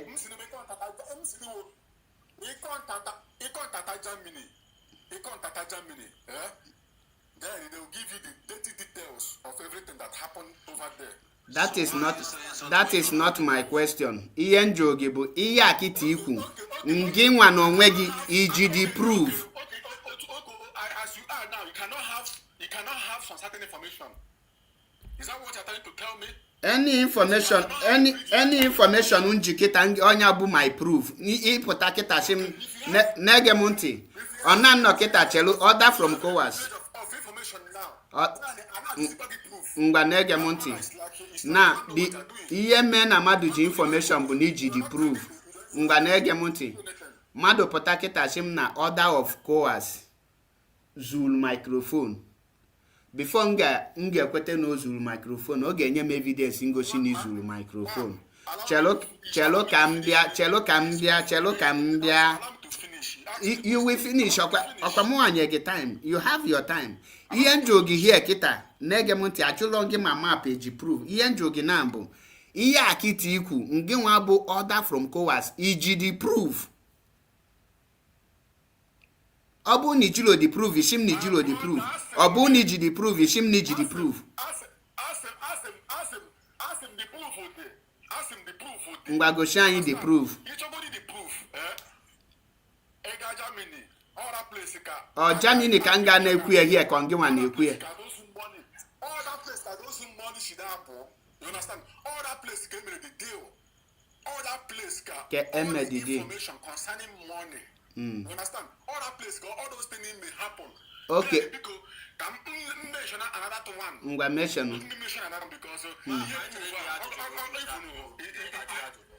mention another one. Ngwa na-akọ na anyị na-ege ntị. Can I go ahead? Go ahead, anyị na-ege ntị. Thank you very much. Then the third one. He authorized his siblings because I told him they got into some dating. I will just mention shallow things. He may authorize his siblings. He may put another radio. You understand? Which is they call it Biafra radio because his siblings verbally that Mazi Nnamdi Kanu authorized them to mention that to open that radio. You understand? So radio Biafra not there. Then what is the purpose of opening another radio again? To do what? To do what, my brother? So in a check all this thing, something is not right. Something is not right. Then number 5 now. Number 4 kika now. Number 4. After with the discharge and acquitted. After with the discharge and acquitted. Then how did they went back to court when IPOB said that let us stand on this decision acquitted, but they refused. And today, look at the result. And through all this thing that is happening, our people has been the one paying the ultimate price. There are some IPOB members that have been missing, and today they're nowhere to be found. Some people dead. You understand? These are some mistakes that if and they miss this kind of thing, our people are not dying. This one is another thing. But daily, any mistake made by a leader, it costs our people's life. Okay. Order of course. Okay, for kin mention I now can you balize any mention because I believe need to go old enough. It boy him and your yeah. Now in weliki kowalum. Go ahead and speak. Okay. In weki kowalum the lawyer wanted the discharge and acquitted and the Ebano wanted that the discharge and acquitted. Oh, you Mike is you understand? Then Mike is this thing, the document which Alo Jimako presented the other day, because that thing Joibu a form of debate. You understand? Because Ozangini the make of for once come on a certain day, you all say that it is only discharge, that acquittal is not there. Then the man come up and present a piece of documents proving that even the court of Nigeria directed Nigerian court not to try Mazi Nnamdi Kanu in any court again in Nigeria after they got that discharge. Even that statement alone is above acquittal. You understand? So if they mention discharge and acquittal, it's not a mistake for somebody to say it's discharge and acquitted. So if you want to, after that judgment is being made, if you want to put it as a form of discharge and acquittal, it's still making sense. So that is how they got it, and to the extent, my brother. It was all over the news. My brother. Now, since Geoffrey, because he mentioned Bejiako, I'm not slip of tongue. Yeah, I'm gonna get it. Now, after Barrister Fanny Geoffrey. Gemunti nyaka ngwa amam no ihe chọrọ ikwu mana ime mistake so nyawa ka nje shege ka no slip of tongue ndị no here even ị ga na my Facebook na ha ya na-agwa gị no eji ofo na ọ bụghị eji maka so ọ bụla sọ mụnwa nụrụ ya so amam no slip of tongue anya na ha tụkwasa madasị here na essentially ịjụ gị na mbụ ka enweta that discharge and acquitted according to gị nwa kedu lawyer take that case back to court?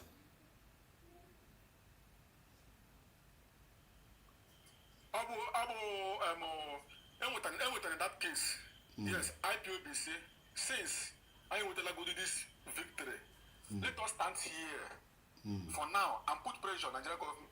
Then, only taking that case back to court, all Nigerian government, they went an appeal. You understand? They went an appeal in the Supreme Court. So, all places, give IPOBC, the mind about the appeal, at least. Let us stand here. Before you know it, Jimako and the siblings of Mazi Nnamdi Kanu, Hansen and Hachi go back to court. That is everything started. Okay, Nigeria government take the case back to court or to Supreme Court. Yes, they went Good. to appeal. Yes. Okay. Kedu court nke ebe fanye Geoffrey no take affidavit where nọlụ wee gwa George that na Ezeko mekpọrọ ya wee gwe Federal High Court. Kedu court ebe Ifeanyi Ejiofor nọ wee gwa George that na Ezeko mekpọrọ ya wee sị that na his client enyege go ahead ka ya bịa represent this case which the judge nke n'ikpe see that na ya ma grant ya that very thing on a request where grant is ya stay of execution. to Nigeria government. I got the question. This question is now. Honestly speaking, I got them. Asking gị kedu kọtụ nke and kedu kọtụ ebe barista Ifeanyi Ejiofor nnọ wee gwa chief judge that na barista Ezokome kpọrọ ya na phone wee sị ya na ya afụgo na ya confirm go. Federal High Court. Okay, ọ na Federal High Court ka nọ enweta discharge and acquitted. On the Federal High Court now. Ka nọ enweta discharge and acquitted. Yes, how does it go appeal? So gịnị ka ha nwetazi na appeal? Nkam kwe no ya. Ọ bụ that time ka IPOBC na agagazikwa again before you know it Ejimako bata. Okay, chelo ịma address anaghị efu ụzọ ọkụghọta na address nna ajụ ka m mụta from you. Na ka m bịakwa again. After ka Ifeanyi Ejiofor nweta discharge and acquitted na High Court. Chelo my brother na na-eso okwu ọnụ gị na. This question I don't now. What is all this question all about? Achọghị m What is all this because question the direction. the direction ọ na-aga bụ achọ mụnwa n'onwe m na according to mụnwa na achọ m yes. At the end of the day, I don't even understand the direction of the question. Na-ege ntị my brother. Go to the direction of the The direct ka m gwazie gị the direction of the question. Okay, ngwa ka m kọwalụ gị the direction of the question. The direction of the question a bụ na m chọrọ ịma Onaloye Ejimako njuwe take the case back to court and ya na ọnụmụ nwanne onye ndu njuwe force the case back to court because Aloye Ejimako take a case to court. Ifeanyi Ejiofor ma I'll defend the case Aloye Ejimako take to court. Onye ga defend ebe Aloye Ejimako. So mụ achọrọ ịma how Aloye and at what point ka Aloye Ejimako njuwe take over the case from you as onye m agbagolu nke bụ eziokwu. So according to you now, is gwam here no Federal High Court nyelunu discharge and acquitted, and to you is njogi keduzi ndị take the case back to court. It seem no federal government take it from that High Court to Supreme Court. Ọkwa n'ọnụ gị ka o shipụta na ọbụla n'ọnụ m. So my brother, essentially jogi na bụ ka federal government njuwe take a case from High Court direct to Supreme Court without court of appeal.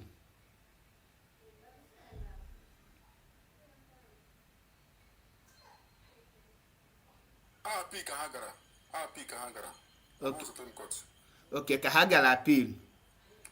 Kedu ndị defend Mazi Nnamdi Kanu there? Yes. Ka lawyer si defend Mazi Nnamdi Kanu there?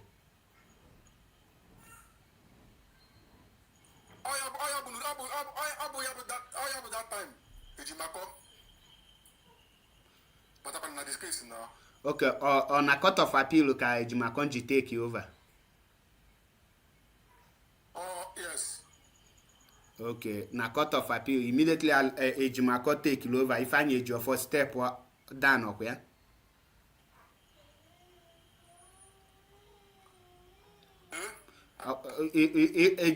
Ejimako ko take over. Okay, Ifeanyi Ejiofor na Ezokome step down ọkwa ya. I'm coming. Hagara, let me appeal. Understand? Then Hagar there.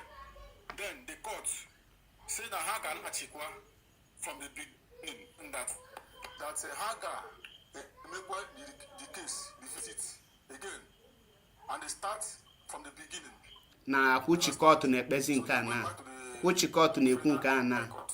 Which court kpere ikpe ikwu kịta?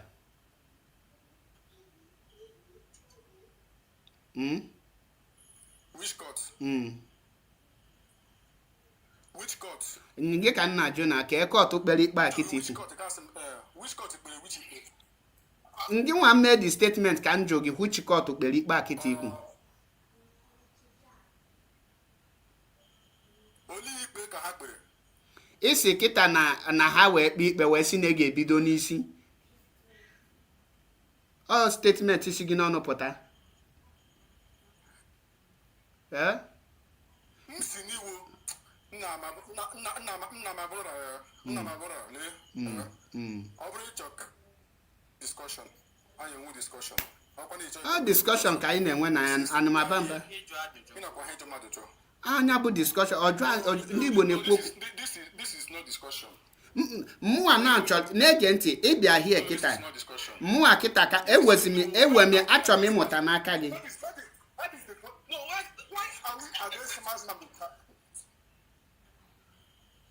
Why are we against Mazi Nnamdi Kanu? You understand? Ị chọrọ ịjụ onwe gị ajụjụ zabịa These people are commenting nonsense na rapụnụ ndị kọmentị ọkwa mụ na gị na-akpa nkata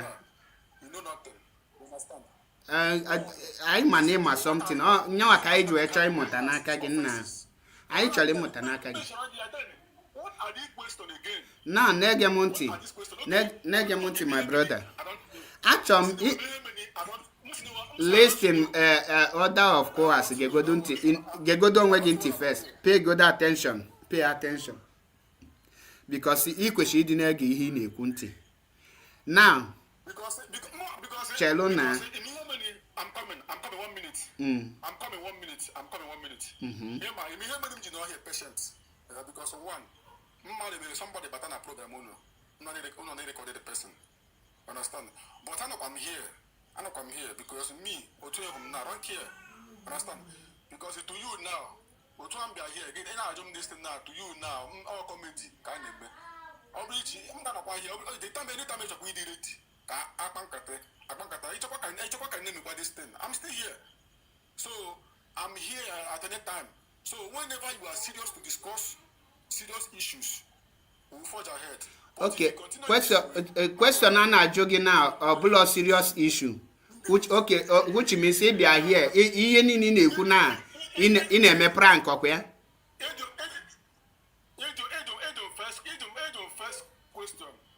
First question the offenses of Mazi Nnamdi Kanu na nga na-ege ntị ị na-agụpụta something my brother I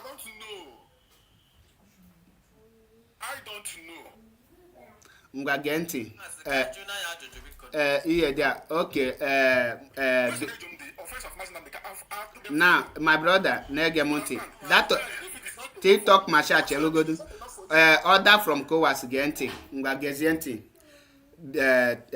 before TikTok masha ga-ajụ gị ajụ ka m correct gị na one thing because one enwelo mgbe siblings of Nnamdi Kanu and their lawyer Ejimako mkpọ Mazi Nnamdi Kanu na-achị back to court na mgbe eji court of na high court ihe strike there bụ only 8 charge out of 16 charge of 48 then eluo na court of appeal ihe barrister Mike Ozekomi and Ejiofo nweta there bụ only discharge enwetela acquitted and icheke barrister Chief Mike Ozekomi nwebele ebe okwu katara okwu shigi na ya nwetara acquitted the only word shigi na discharge is equivalent to acquitted but it's not ọbụla onye nwa ka ọ dịrị ha na-ababụla ofu ihe now that is the same court ahụ immediately ekpechara ikpe a Ifeanyi Ejiofor kwesịrị ije nnata akwụkwọ to fill and file for the court to follow that order the DSS to release Mazi Nnamdi Kanu which na ha nwa fail ime after 48 hours which prompted Nigeria government to go and obtain order of execution order of stay which Ejiofor and Mike Ezekweme bụ ha nwa je represent there and ha nwa lose the case based on Ejiofor's affidavit on hearsay in Egemonti. Now the same Mike Ezekweme and Ejiofor take kwa the case to Supreme Court ewekpe dị ikpe alọ Ejimako abịalon chelo yes the proof the proof beji ofo no onwe chelu mutu godo onwe gị first mutu godo onwe gị first mutu ono onwe gị na mutu onwe gị na ibi ye nwete discharge and acquitted na Sun newspaper and the Sun my brother, that means you are not even following. Go and go through that. Mutu godo onwe gị mgbe m kwuche because ajụ ga-ese akịta mutu onwe gị first brother mgbe m kwuche ịpụta now all these things in na-afụ here bụ ihe shi from court now at no point ka lawyer Ejimakor or ụmụ nwanne Mazi Nnamdi Kanu force that case na nke ahụ their part. The last question chọrọ ịjụ before TikTok ajụọ question bụ ọ bụrụ na Mazi Nnamdi Kanu na IPOB follow or na follow the DOS na no discharged and acquitted ka I stand and na ya ma jezi court ebe Nigeria kpọpụgo the case na court, what will happen next? My brother, it will be better than life sentences. You understand? In well, maka eji proscribe IPOB as a terrorist. Ka mutu onwe m. TikTok Marshal, because your question again. You cannot defend US without sounding stupid. No, how come you see the way you get evidence of this thing you just said? At the end of the day, you didn't bring anything. At the end of the day, another thing, how come that Ejimakor in his appeal, Okuru, that he take in his own writing, what's in that? That court have discharged and acquitted Mazi Nnamdi Kanu of all my brother 1 minute because all that thing, you see that acquit down. This is what that say. For the fact nature, he engage with opposition. He question, I'm going to listen. This boy here, this boy the kunga na so ye. Make this for. He had the boy the kunga na so ye. Emma. This place have your platform. That is the problem. That's why most of us. Okay. Chalono, just everybody should mute.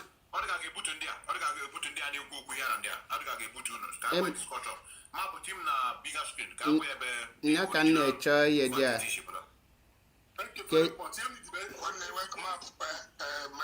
Ka eji create this biggest ihe dị a.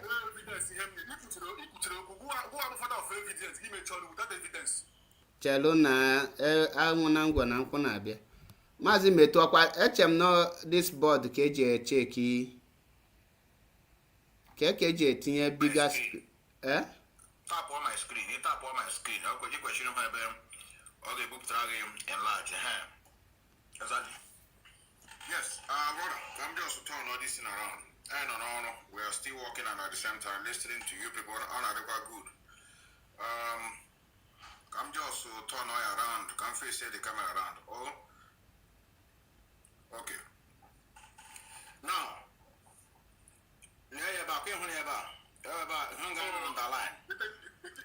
too tiny. I'm not seeing anything. Honestly, Ngwakpulu eyeglass. I'm not seeing anything. Mama go the eyeglass. Go na hu ya. Mwa na hu ya na. M na hu ya ebe de chelu inanya kita na. The only thing I'm here with signature. I have the only thing I'm here. Even if map that Mazi Nnamdi Kanu has proven himself. You get up here. I think I have the original online. Yeah, the original file. Now, just read it out. Read it out. Okay. Let me get zoom with it. Okay. Actually, I want to remove my face. Let me see if I can do this in the other side. Alright, now look at it. It says, let's start from the beginning. Quit this with the jurisdiction of the lower court to try the appellant on the returned count of the amended charges. This appeal succeeds and is allowed. The decision of Nyako J of the Federal High Court Abuja Division, delivered on the 8th day of April 2022, returning count 1, 2, 3, 4, 5 8 and 15 of the amended charges is set aside.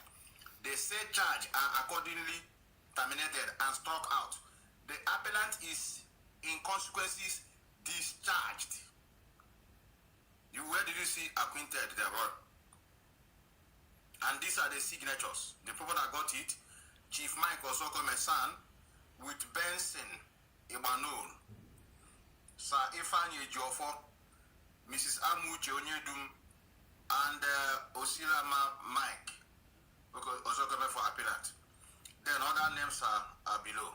This is the original certified copy of what was. So, just like Paul said, if you go for interview in a radio or television station, they ask you, you said, okay, with happiness, all of us, we are happy, provided we just hear discharge. In a normal layman understanding, science will just allow you to go, but in legal terminology, it means different thing. You can be discharged and said, okay, you still have a case, but there's something that's pending for you to go and bring. But if you are discharged and acquitted, it means you have no case at all, you can go your way. So that's what was gotten. That is why anybody among now, the people that are parading this will go and they will bring that Sun newspaper. I think that is a Punch or Sun. Sun newspaper. Is it Sun? Even Onyendu wife shared Sun newspaper as evidence.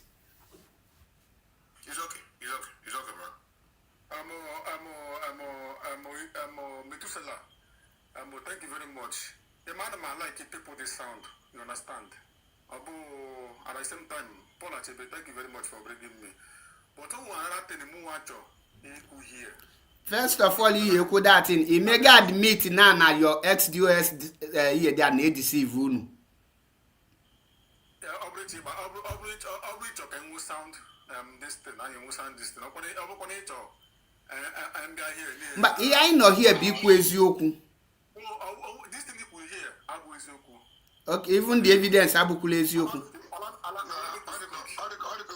Allow me to speak. Here there. Enwe question for you. Mba, ajucha question ikwe because here there question one na nke okwefu kenye ge evidence na ishi no bula eziokwu. Ngwa 1 minute yes and the golongi time. Ya kwuo 1 minute. Then if I go so now, that would take hard copy, the one that is accomplished. Then I'm saying, why is it that Ejimako, Yana Maxwell GT decided that acquitted in that appeal? Because all they did, Nyam the evidence. check that appeal. Go and check that appeal. Nka kite goshi ga ishi gi ga check yo kwa iwete goshi gi. I ga wete no goshi anyi hi na ekwu na. Which means amali mi na akona. No, next time I'm going to prove idea. Okay, next time I treat you. La gathering show. No, this people now. No, ask them. No, before I cannot say what I don't do. It's in the internet. I check Ichidi evidence hi na ekwu na. Ignorance. I'm not ignorance like you. TikTok, already ignorance. I'm not in darkness. The only thing you can say that I should go back. Prove that you're taking ignorance. Okay, I will not prove it.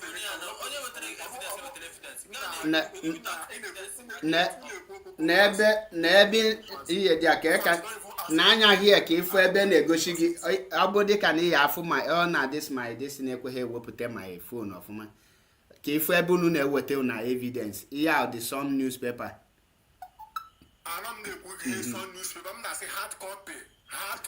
Mokwa hard copy ka agwụlụ gị just now enwere ebe ifula printed there. Iwete n'iwe bịa na now mgbe lu next time na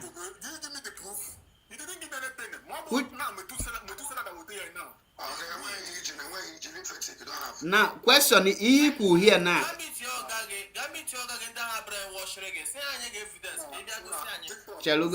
chelugodunu unu calm down. Order from COAS. Order from COAS Genti. Order from COAS Genti. Order from COAS Genti. Ihe niile nkwu here kita eju prove ya metusela okay mutu ono onwe gị na mu amutu gị don't unmute yourself if until ngwa gị unmute ihe dị mu na control achọm ka ebe niile ju oyi na-ege ntị anya nọlọ here ebia boma the any false allegation question ajụghị here na ihe niile ịza ahịa enwedu nke bụ eziokwu ha ncha niile wa asị and the false allegation Igbo Mazi Nnamdi Kanu onwedi nke iji evidence ya. Secondly, the account ị na-ekwu na Mazi sizile ego IPOB Mazi Nnamdi Kanu sizile ego IPOB jụọ Biafran Child or jụọ Chike Edoziem send Abraham or whatever is called ka o jee withdraw ego na account without nne anya's consent olodie bank ajụ wes onye ka ọwụ then or see that na achụgo nne anya no nyanwa bụ the main person ebe abụde ebe the corrupt bank need to notify nne anya because nne anya the sign his signature there. The nne anya has to intervene gwa her that na achụbere onya then the case agazie court ka okwu po na court the court have to freeze that account because case in on a court. So but in no here kita na see that Mazi we na-ebulu ego na-ebupụ na private account na DOS nwelu men everywhere we na afia ichefu na ema nwe access to any person's account unless me ba na the account na Europe abụla ebe onye just ti aka na for that je me account ma da access in akia na public domain with boldness ebe people my here no. That is why nje bag nkịtị ihe niile ko here my brother obule insult chelugodu mgbe round up mutugodo onwe gị first can round up because it can emekwa the same thing again. Ihe niile ku here from A to Z e just na sound nzuzu stupid ogucha because onwele anything ku here nwe meaning from who take court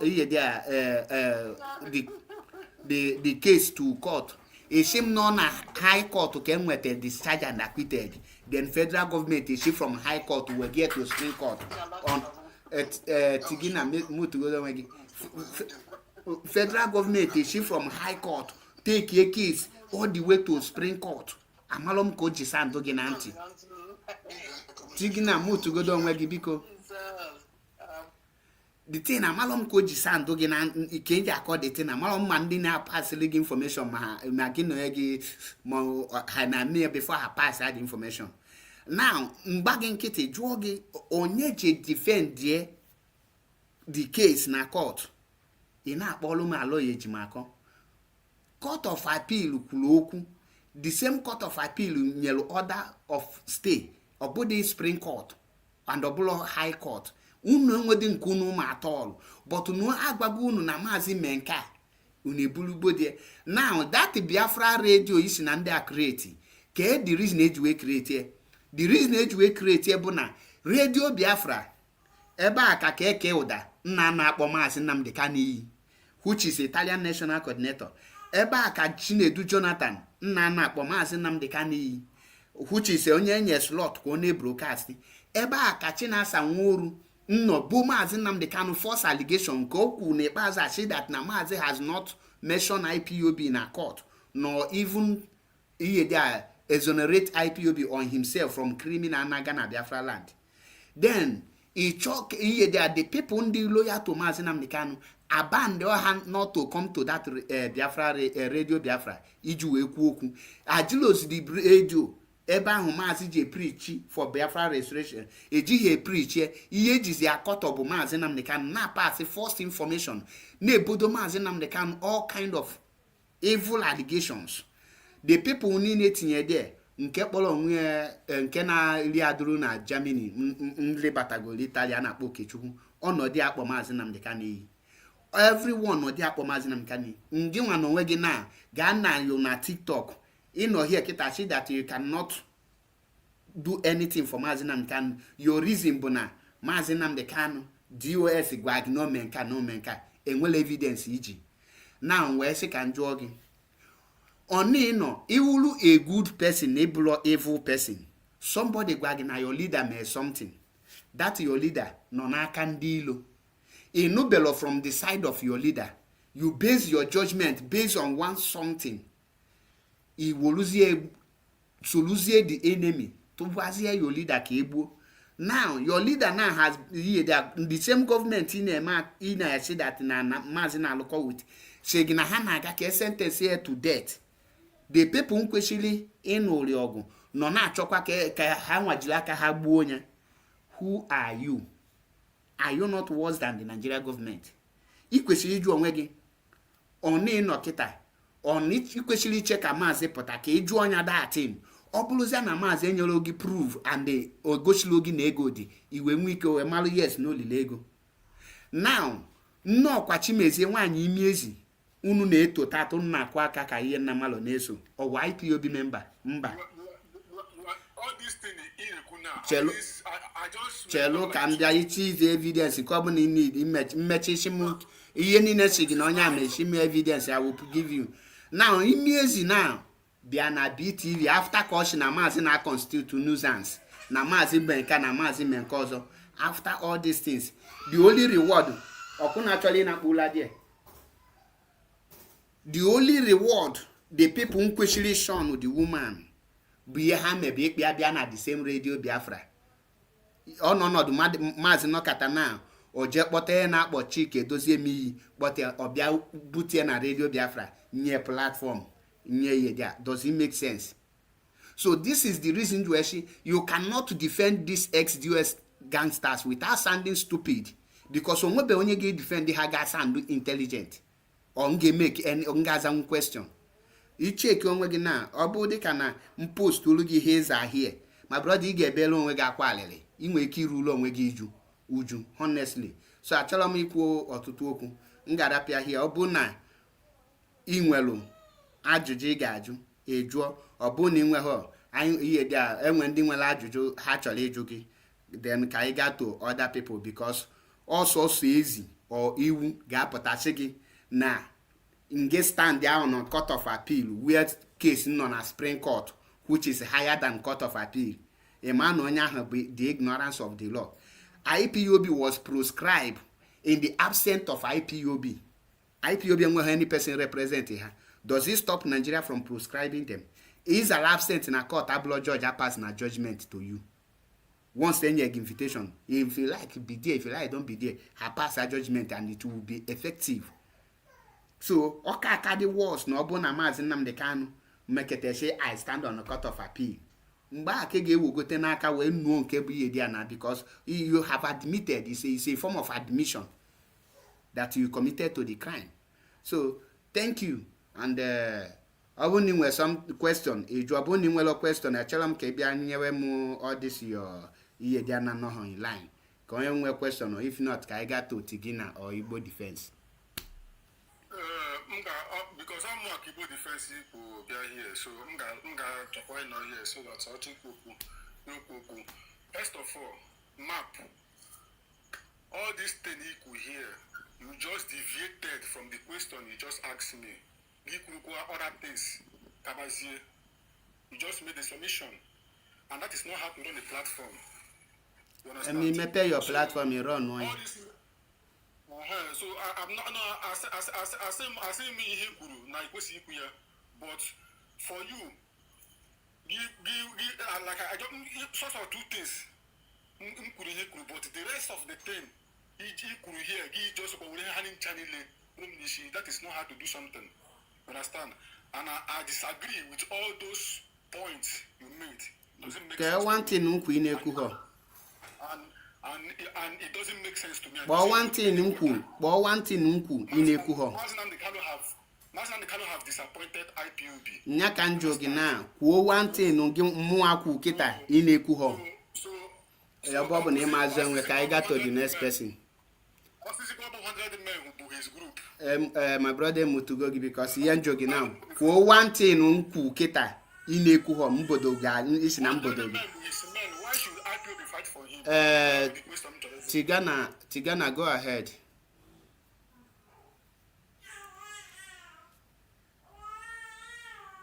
Tigani inokuya? My brother, yeah, I'm here.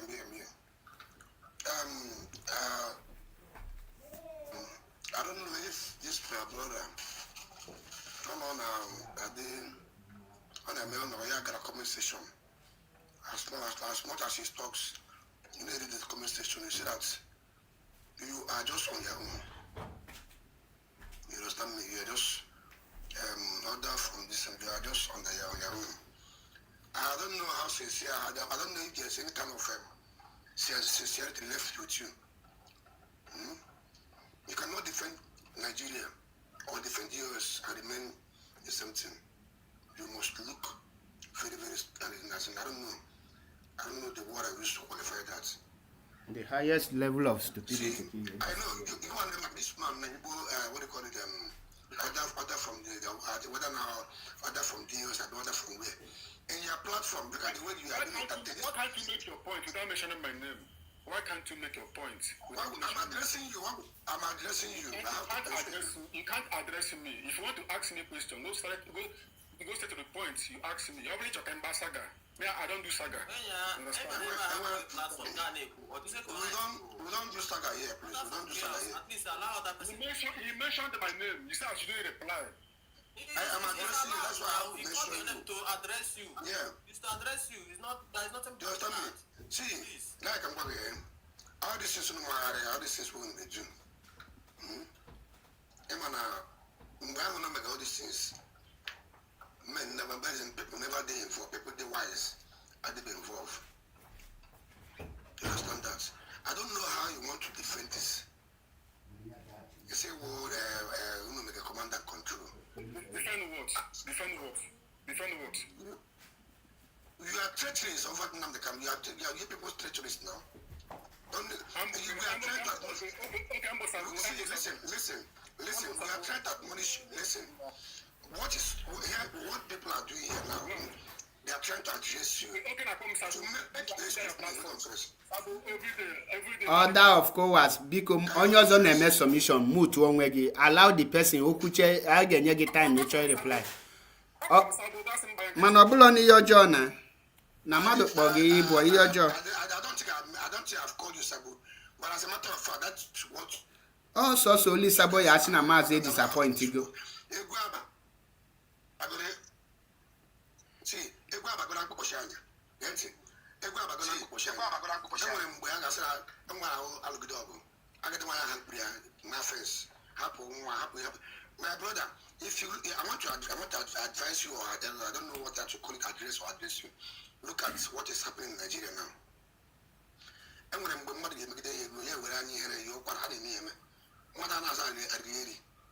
you understand that? If you look very well, and I found out every damn thing people you guys are doing. Okay, now tell me, if you guys are that important, why would Mazi Nnamdi Kanu seeking for 100 men? You just need 100 men, as in 100 by 1,000 men to achieve your. That is why you guys are there. Be on his own and everything that concerns him. Why you guys are there? You guys are there. You know the business they go on his own. Now to container. We know. My brother, move to no way na eba onye obuna na-ekwu okwu. Be mature for once. I'm not the thing I forgo. Be mature for once. See, if there's anything, listen to something. I've been on the ground listening to every discussions and every thing. See, looking here now, Mazi Nnamdi is just being civil. Yeah, man, lose you out as in young Koshi, lose out a little bit for people to to address you. You can't know this place. You cannot be here. You understand that? We are only trying to have let people address me now. Let people address me. You have said it already. You've said it already. Say, well, the only person you entertain his question or talk is Mazi. Tigana, Diko, round up na. You cannot defend SDUS Gangsha without sounding stupid. What is enough for the wise? You understand me? What is enough for the wise? Number one, let me just put it as a kind of advice. If you look very well now, if I was about Tagoka, those days we used to hear it. This is the original thing. That one when it can roll like a supporting film. Now we have problem in Ali. You understand that? You can why a civilized or a mature person who, even when you know all these things, that's why all this all this preamble. We are only discussing and talking like brother. We We can always have one reason to disagree one day. Even tomorrow you can still disagree and agree again. Because my brother, I'm just like trying to, I say, the Bible says that the moment you say, you'll be free. You guys who tune on the guitar now, you guys who our problem in Igbo land, I want you to just, recover yourself. You understand that? Mazi Nnamdi Kanu the guitar now. I don't think I'll go and win now. You can't be there. Let me just put together one-on-one. What is one? What is? One ever said I'm very much afraid of that very location of that prison. I have asked this very question in several platforms I've been. The reason why church, all the whole prisons in Nigeria, prison facilities in Nigeria, yeah, really the heart of Caliphate, Sokoto State. It bothers me too much. My brother, because let's share that one. This is not one for our own betterment. For our own betterment, that's what we're looking for. Tigana Dalurian. Order of course, because Tigana Dalu. Hold on. I don't want to hold on. No, hold on. I don't want to go into details. What I'm contributing now, I'm going to know my widow's might. As I'm advising you now as my brother, which if you have seen everything you guys are going to do. Why is people are involved in this very struggle, this very movement now? Get intelligence.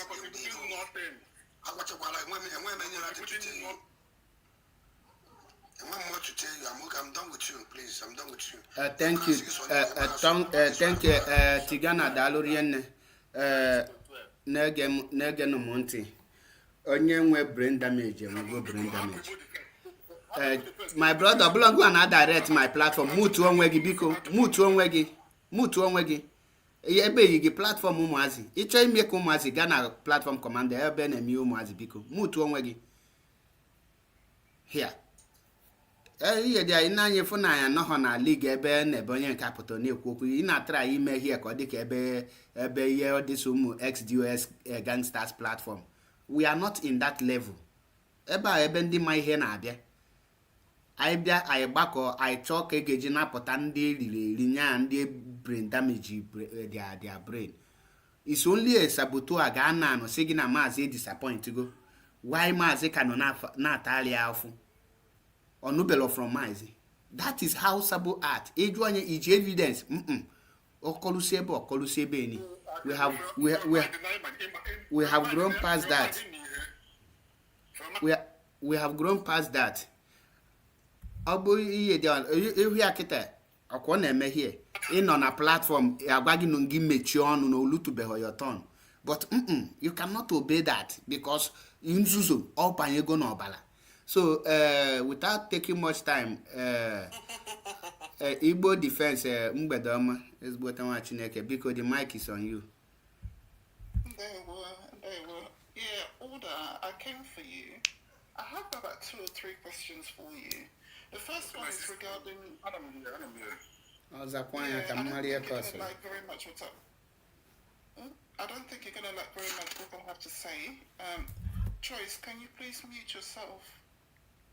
Okay, so my first question is: they showed you an evidence of the actual judgment that says it was discharged.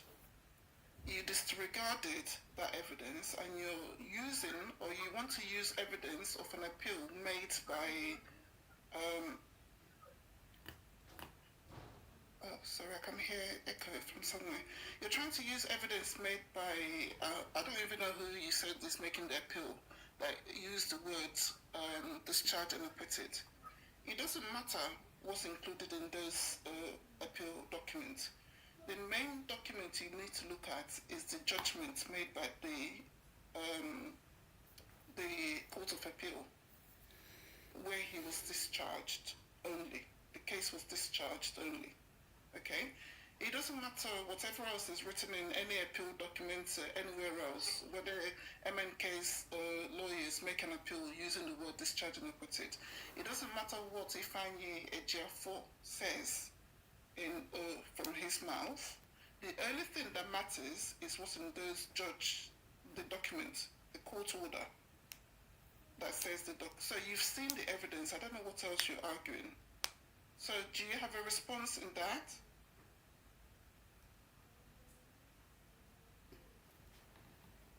Yeah, thank you very much. At least if as I not here before, the way I put it, in terms of coming to that decision and acquittal, you understand?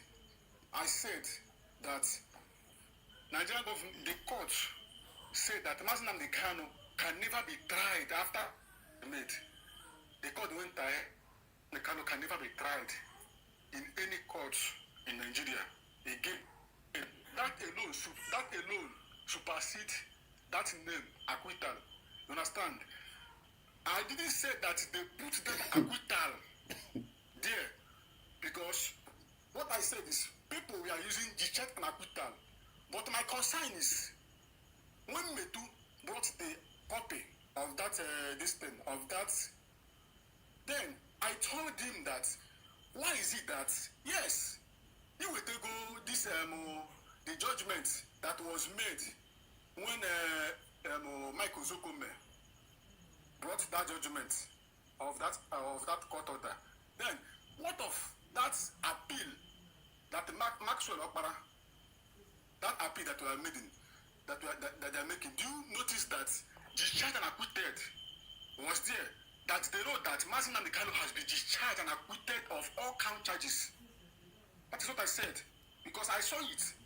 Yeah, but that's what I'm saying. It doesn't matter But what if the barrister it doesn't matter. It doesn't matter because in court, it does because in court you must prove something, right? You must bring a proof.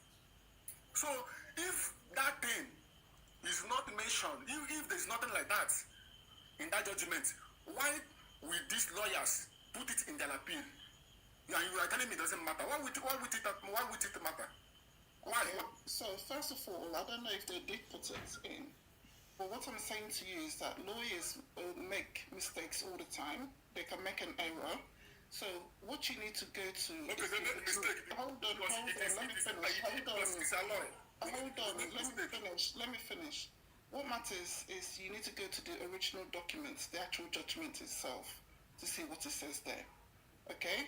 There are all sorts of errors that are made in court documents, believe it or not, and a lot of the time is corrected during the proceedings. Because we're all human, people make mistakes, and I'm not saying that they did, I'm just saying it can happen. So you go to the original judgment, which is what you've been shown. Igbo defense. Let me help you. Know why I leave him to make all these noises for him to learn, because if you correct him in time, he will play along that he knows something. Now, when you check that very appeal by Aloy Ejimako, the judgment they added there was Abia State judgment, which Aloy Ejimako won the case, and the court ordered for Mazi Nnamdi Kanu to be returned to Kenya. That was Abia High Court. My brother, me to go down wegi now. Emezina ka ndagbala ogwu akom. Mutu onwegi biko. Iye there. That was Abia State. Aloy Ejimako got justice for Mazi Nnamdi Kanu in Abia State High Court, which the court ordered that Mazi Nnamdi Kanu cannot be tried in Nigeria, that he should be returned to Kenya. And also Aloy Ejimako got that Mazi Nnamdi Kanu should be paid for a violation of his right. This is what is in that very appeal. So if order of COAS argued it, let him bring the evidence of what he's saying, because the appeal is currently in Aloy Ejimako's wall. Currently, go there and read it. So when you see this, my brother, Mutu ono nwegi na. You haven't seen this. How come that you are saying this thing now? Mutu go don nwegi first. Mutu onwegi mụ na ga nọrọ na the same level. Before nkwu okwu na-adị sure ihe na-ekwu, that is why nkwu onye ga-ebe ya ejefe ya. Ị ka na-aṅụ ala in terms of ihe gbasara IPOB. In fact, ịnwụde ala sef n'ịkago nka sef, ị ka nọ n'afọ. So when you see all these people parading themselves, telling you this, telling you that,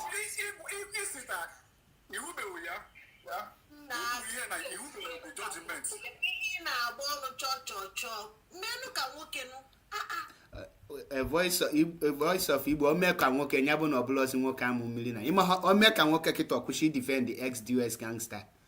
Na maza achebe biko hapụ ụmụ nwaanyị ka ha na-edire to this guy ebe ụmụ nwaanyị adịghị with him small biko enwe emotion chiri chelụnụ enwe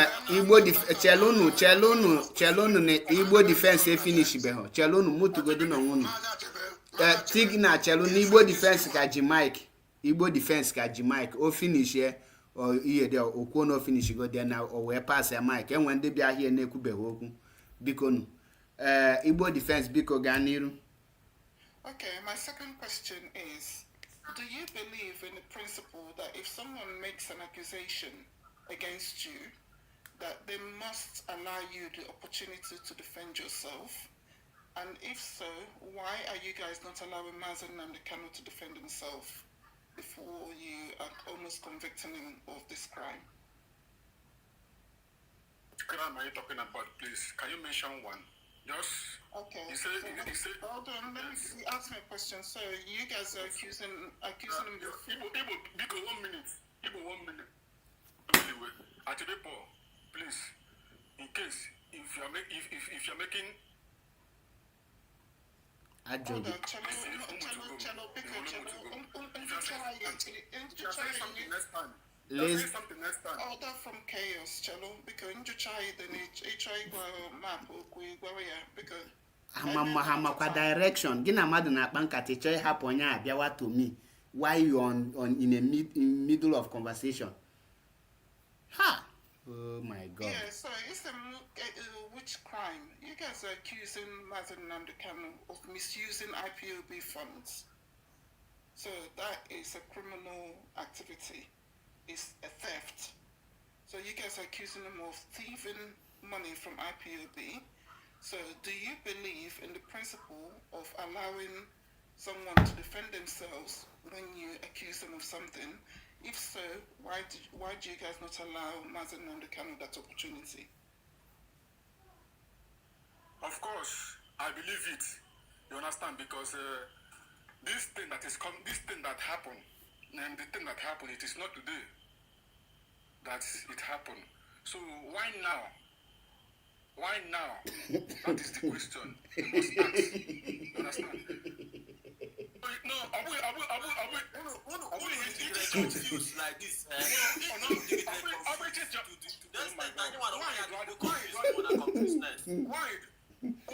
TikTok machine ga-ebutu gị here.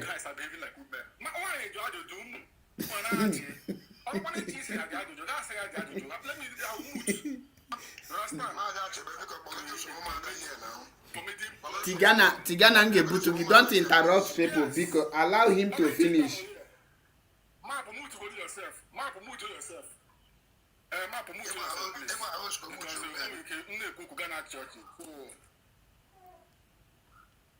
Okay, so hold on. It's a procedural why now? So can joy why now then? But actually is a why now is can joke. Why now? Bo. Who is muting me now? Okay, Mekwa ka m dị ọcha. Which kind of thing be this one? So, But you're why talking, now? you're talking now, go on. Because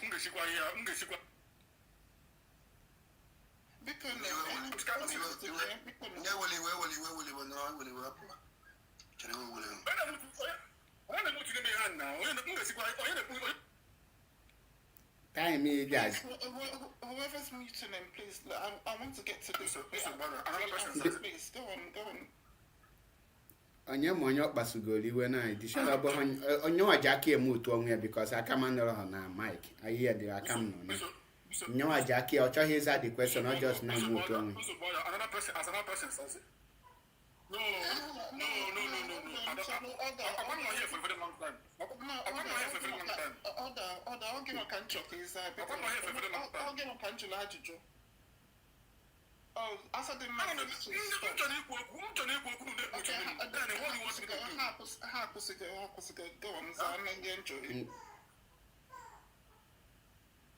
Okay, Unu check on here to comedy panels. No, I don't know about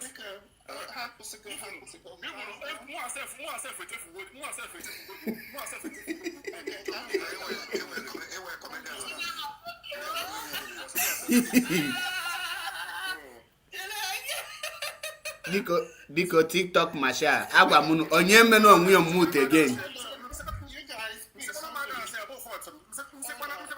Because you guys have done this playing Can't you tell me? Stop interrupting. So I don't have answer. You answer it. I won't answer. Do you believe in the principle of allowing somebody cause the crime earlier? So it's only legal IPOB, Mazi Nnamdi Kanu legal IPOB. Of course, family. I also say family. Family. I say family. His siblings. They eat our money. Okay. Yes. Okay. So don't concentrate on the siblings for now because I don't want to get involved in that. Let's just focus on.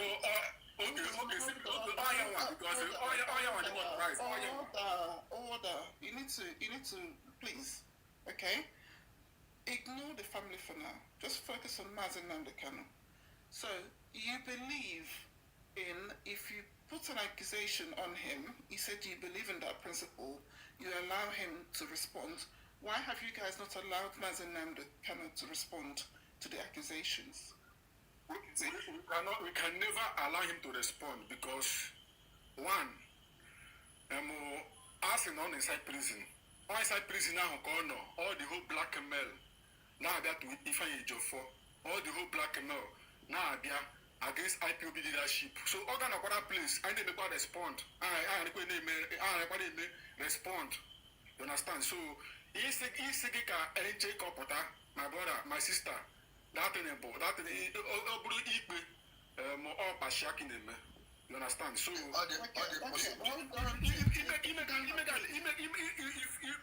you put an allegation, people must respond to that allegation you put. You understand? Okay, but and from investigation will commence. From allegation, investigation will commence, and that is exactly what is happening now. Okay, order. So you guys made an allegation. He came out and made a statement through one of his lawyers. If you need clarification, it's only he what around. They are Sokoto, they are joining, Naga, Zayoga Kawalu, Henin. Can you know the DOS or Kima or your Bonasino only Lego IPOB? Asraka Haji Sokoto, see Nanya Jonia, can you know Lego IPOB? Can you Mazai here? Because I want to Cherokee Chalo. I want to Cherokee Chalo. I think we can just look at the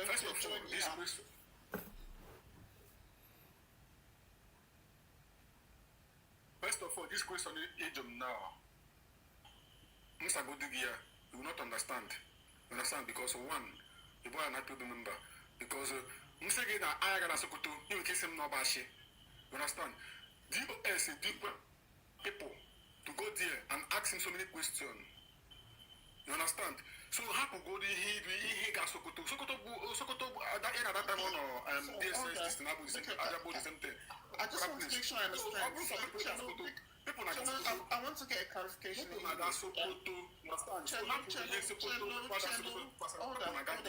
Order, Cello, because so isn't DOS went to Sokoto and asked Mazi Nnamdi Kanu Makegoli or Nazarun or Inakwani.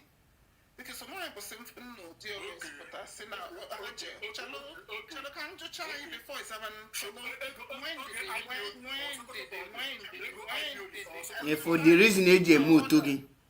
No make a battery carry motor na manufacturing. So each I come along because someone was saying oh my god. I'm going to because DOS potassium Haji Sokoto Joe Mazi Nnamdi Kanu maka the money and Ozaraha. Because I na kawala yemen because can water. Okay, it's a yemen I put on social media about who here. Huh?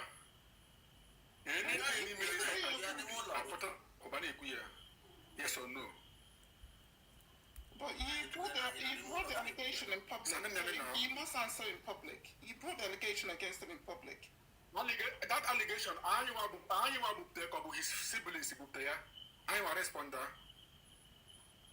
It's like you don't even know what is happening. Okay, my sister, for this you don't know what is you don't know what transpired. So if you don't know what transpired, know how to answer. If you don't know what happened, ask question. If you don't know what happened, ask question. In a column that near Potasina Mazi Nnamdi Kanu Lego IPOB. Is this a here in a column?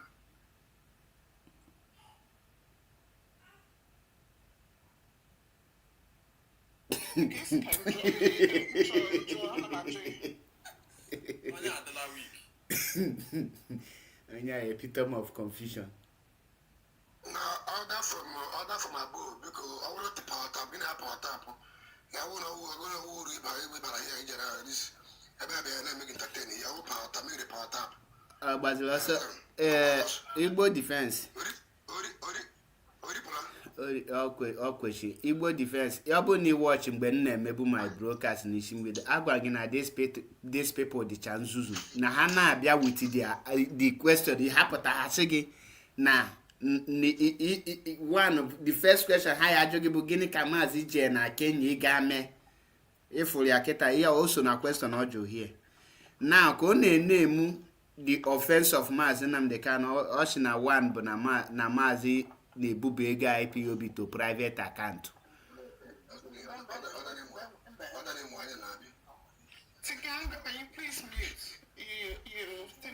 So if for these people, their brain at times they na-ata akwa already.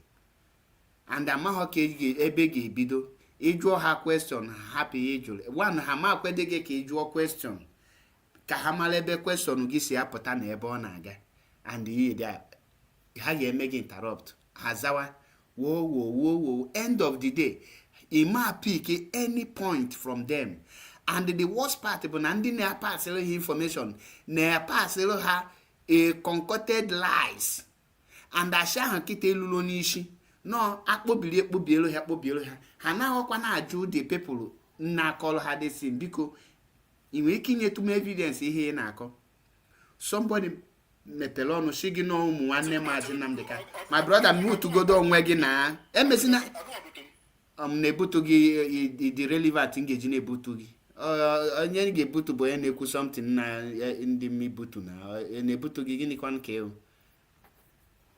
lekwekwa ụdị esi ị na-ajụ please zanụ the ajụjụ ị na-akọwalụ m na ụmụnne Maazị Nnamdi Kanu bịa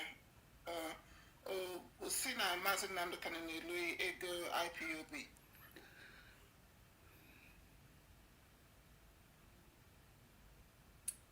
He doesn't know when he said it. Mutu ọnụ unu biko na ọbụla unu aka ajụrụ ese hapụ na ihe dị a in fact any of you mmelu onwe unu mutu mbutu ogodo onye first order of problems are your question biko.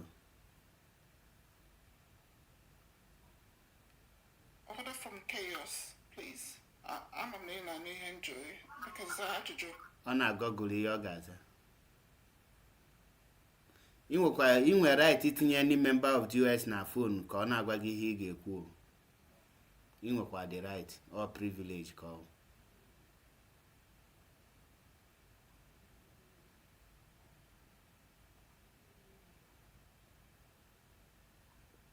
Ịhụnya na o nwere anya na ya nọ na call. Okay, so we'll move on. When it's ready, we'll continue. I don't know if someone else wants to make a submission. I just have a number of questions for him. And the one they can get a direct answer. One of their problem, but one Hamaza question because he deal information. Ya bụ na icheta onwe nke na-aza oshino maka eze ọ sị that na ebe problem bido bụ na Emmanuel Kanu nwee problem with Kanu Takanu, then ha wee kpọpụ nne anya na court ha ịtọ wee nwee problem n'ebe a ka ego IPOB juena. Ị na-echeki ihe dị a ị ga-ekete something ntị ọ dịghị ka gị just tinye aka na screen kpọpụta the person ma anya mma n'onu. Honestly ka I got to the voice of Inachetego. Okay, I'm not the person here gets the answer and we're going to hug. That's here your question now. The voice of Igbo.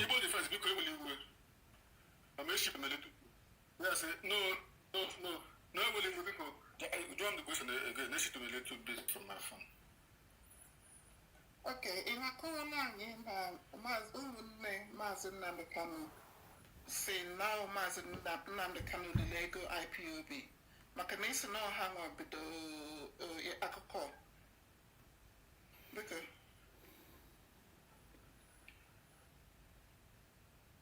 all the stories you guys are telling online, it's no hang on.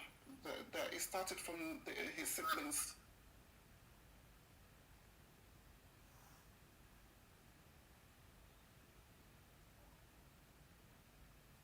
Mark, please, maybe ask a different way, and maybe he will understand you. I don't know what's going on. Amazagi question all the connect. Sister, hold that your question. Continue to ask them that question today. Anytime we come, ask them that question again. That question, and then I has a question. Bula no, honestly. He draw 10 question here, man will take one answer because had the memory card. Man, he go memory card. No, the only thing install in memory card they can never go beyond that. So the only thing install in their brain kahane kuna. If they are now oku. Ngaza question ajoge na. Somebody could hear somebody could. I don't. Za question ajoge happen noise. Za question am network ga dey go. Za question oge. If we are ekute kwelo question now o iye dey man ko akpobi na network ya dey ma o ma wonu ka ewu kai. Za go do question ajoge. That's it. Za question ajoge. Igbo defense if you know my own name. I give up. Someone else. Oh, my God.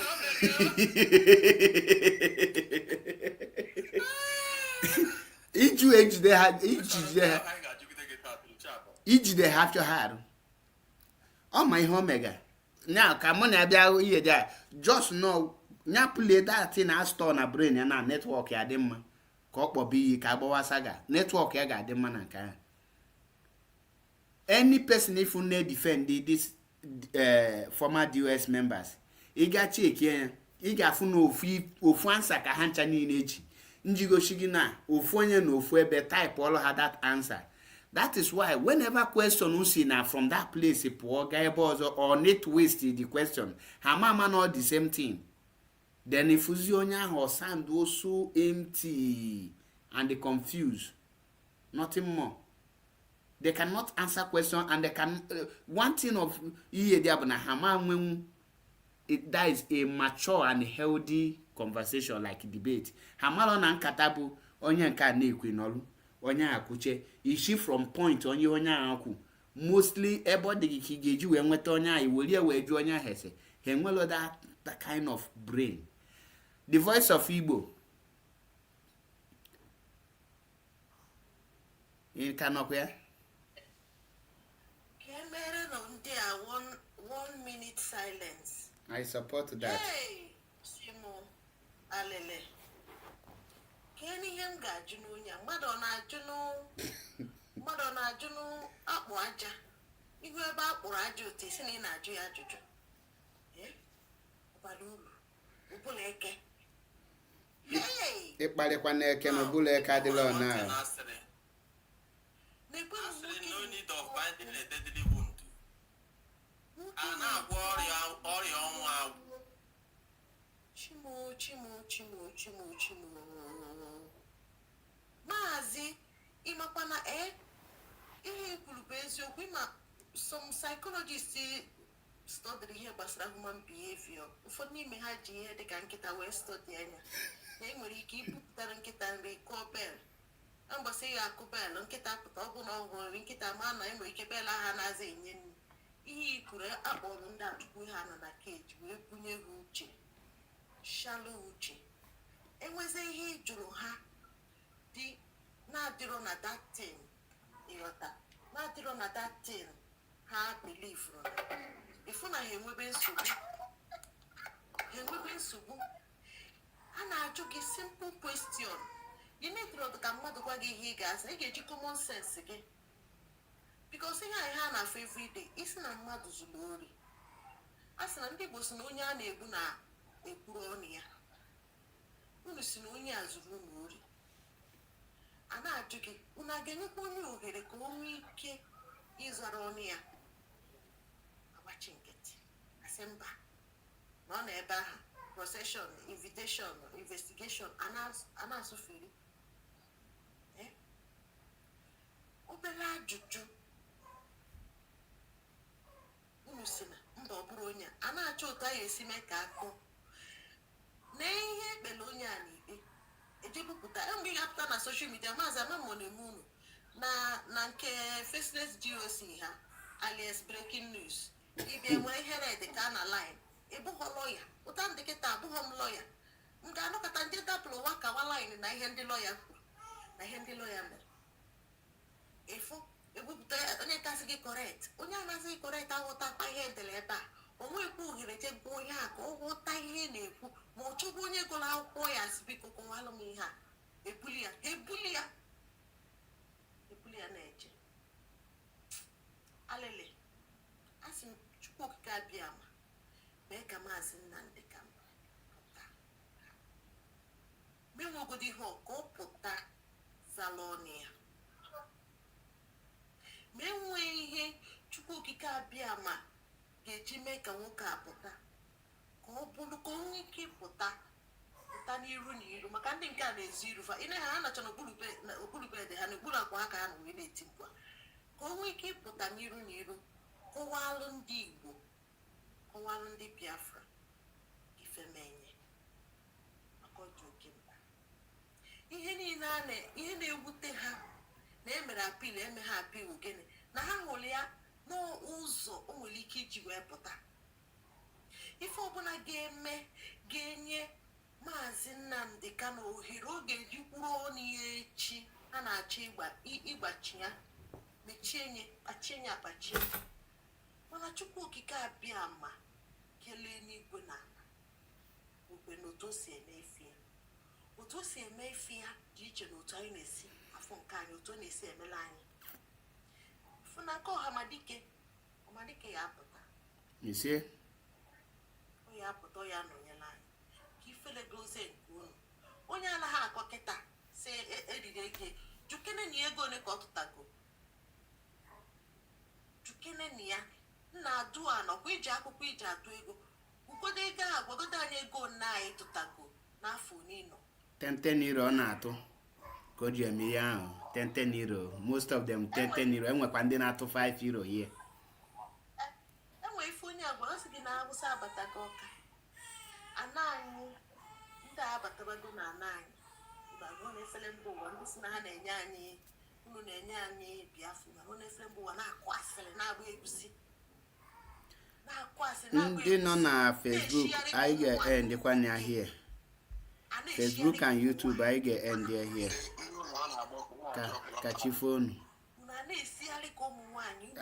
anyị anọkwụzi obere na TikTok bifo anyị na-akpụzie na ndewo ndalụnụ rienne biko na-ewe n'iwe anyị anọgo 4 hours starting 20 minutes ọ dịrị ezi ahụrụ wata ndị na-ejiri anya afọ ya na-atụ ya pampampam unu na onwe unu ọkpọbata dịka ndị enyi n'otu o ji aka wee mepe unu a na-atọ ya unu ama ndụ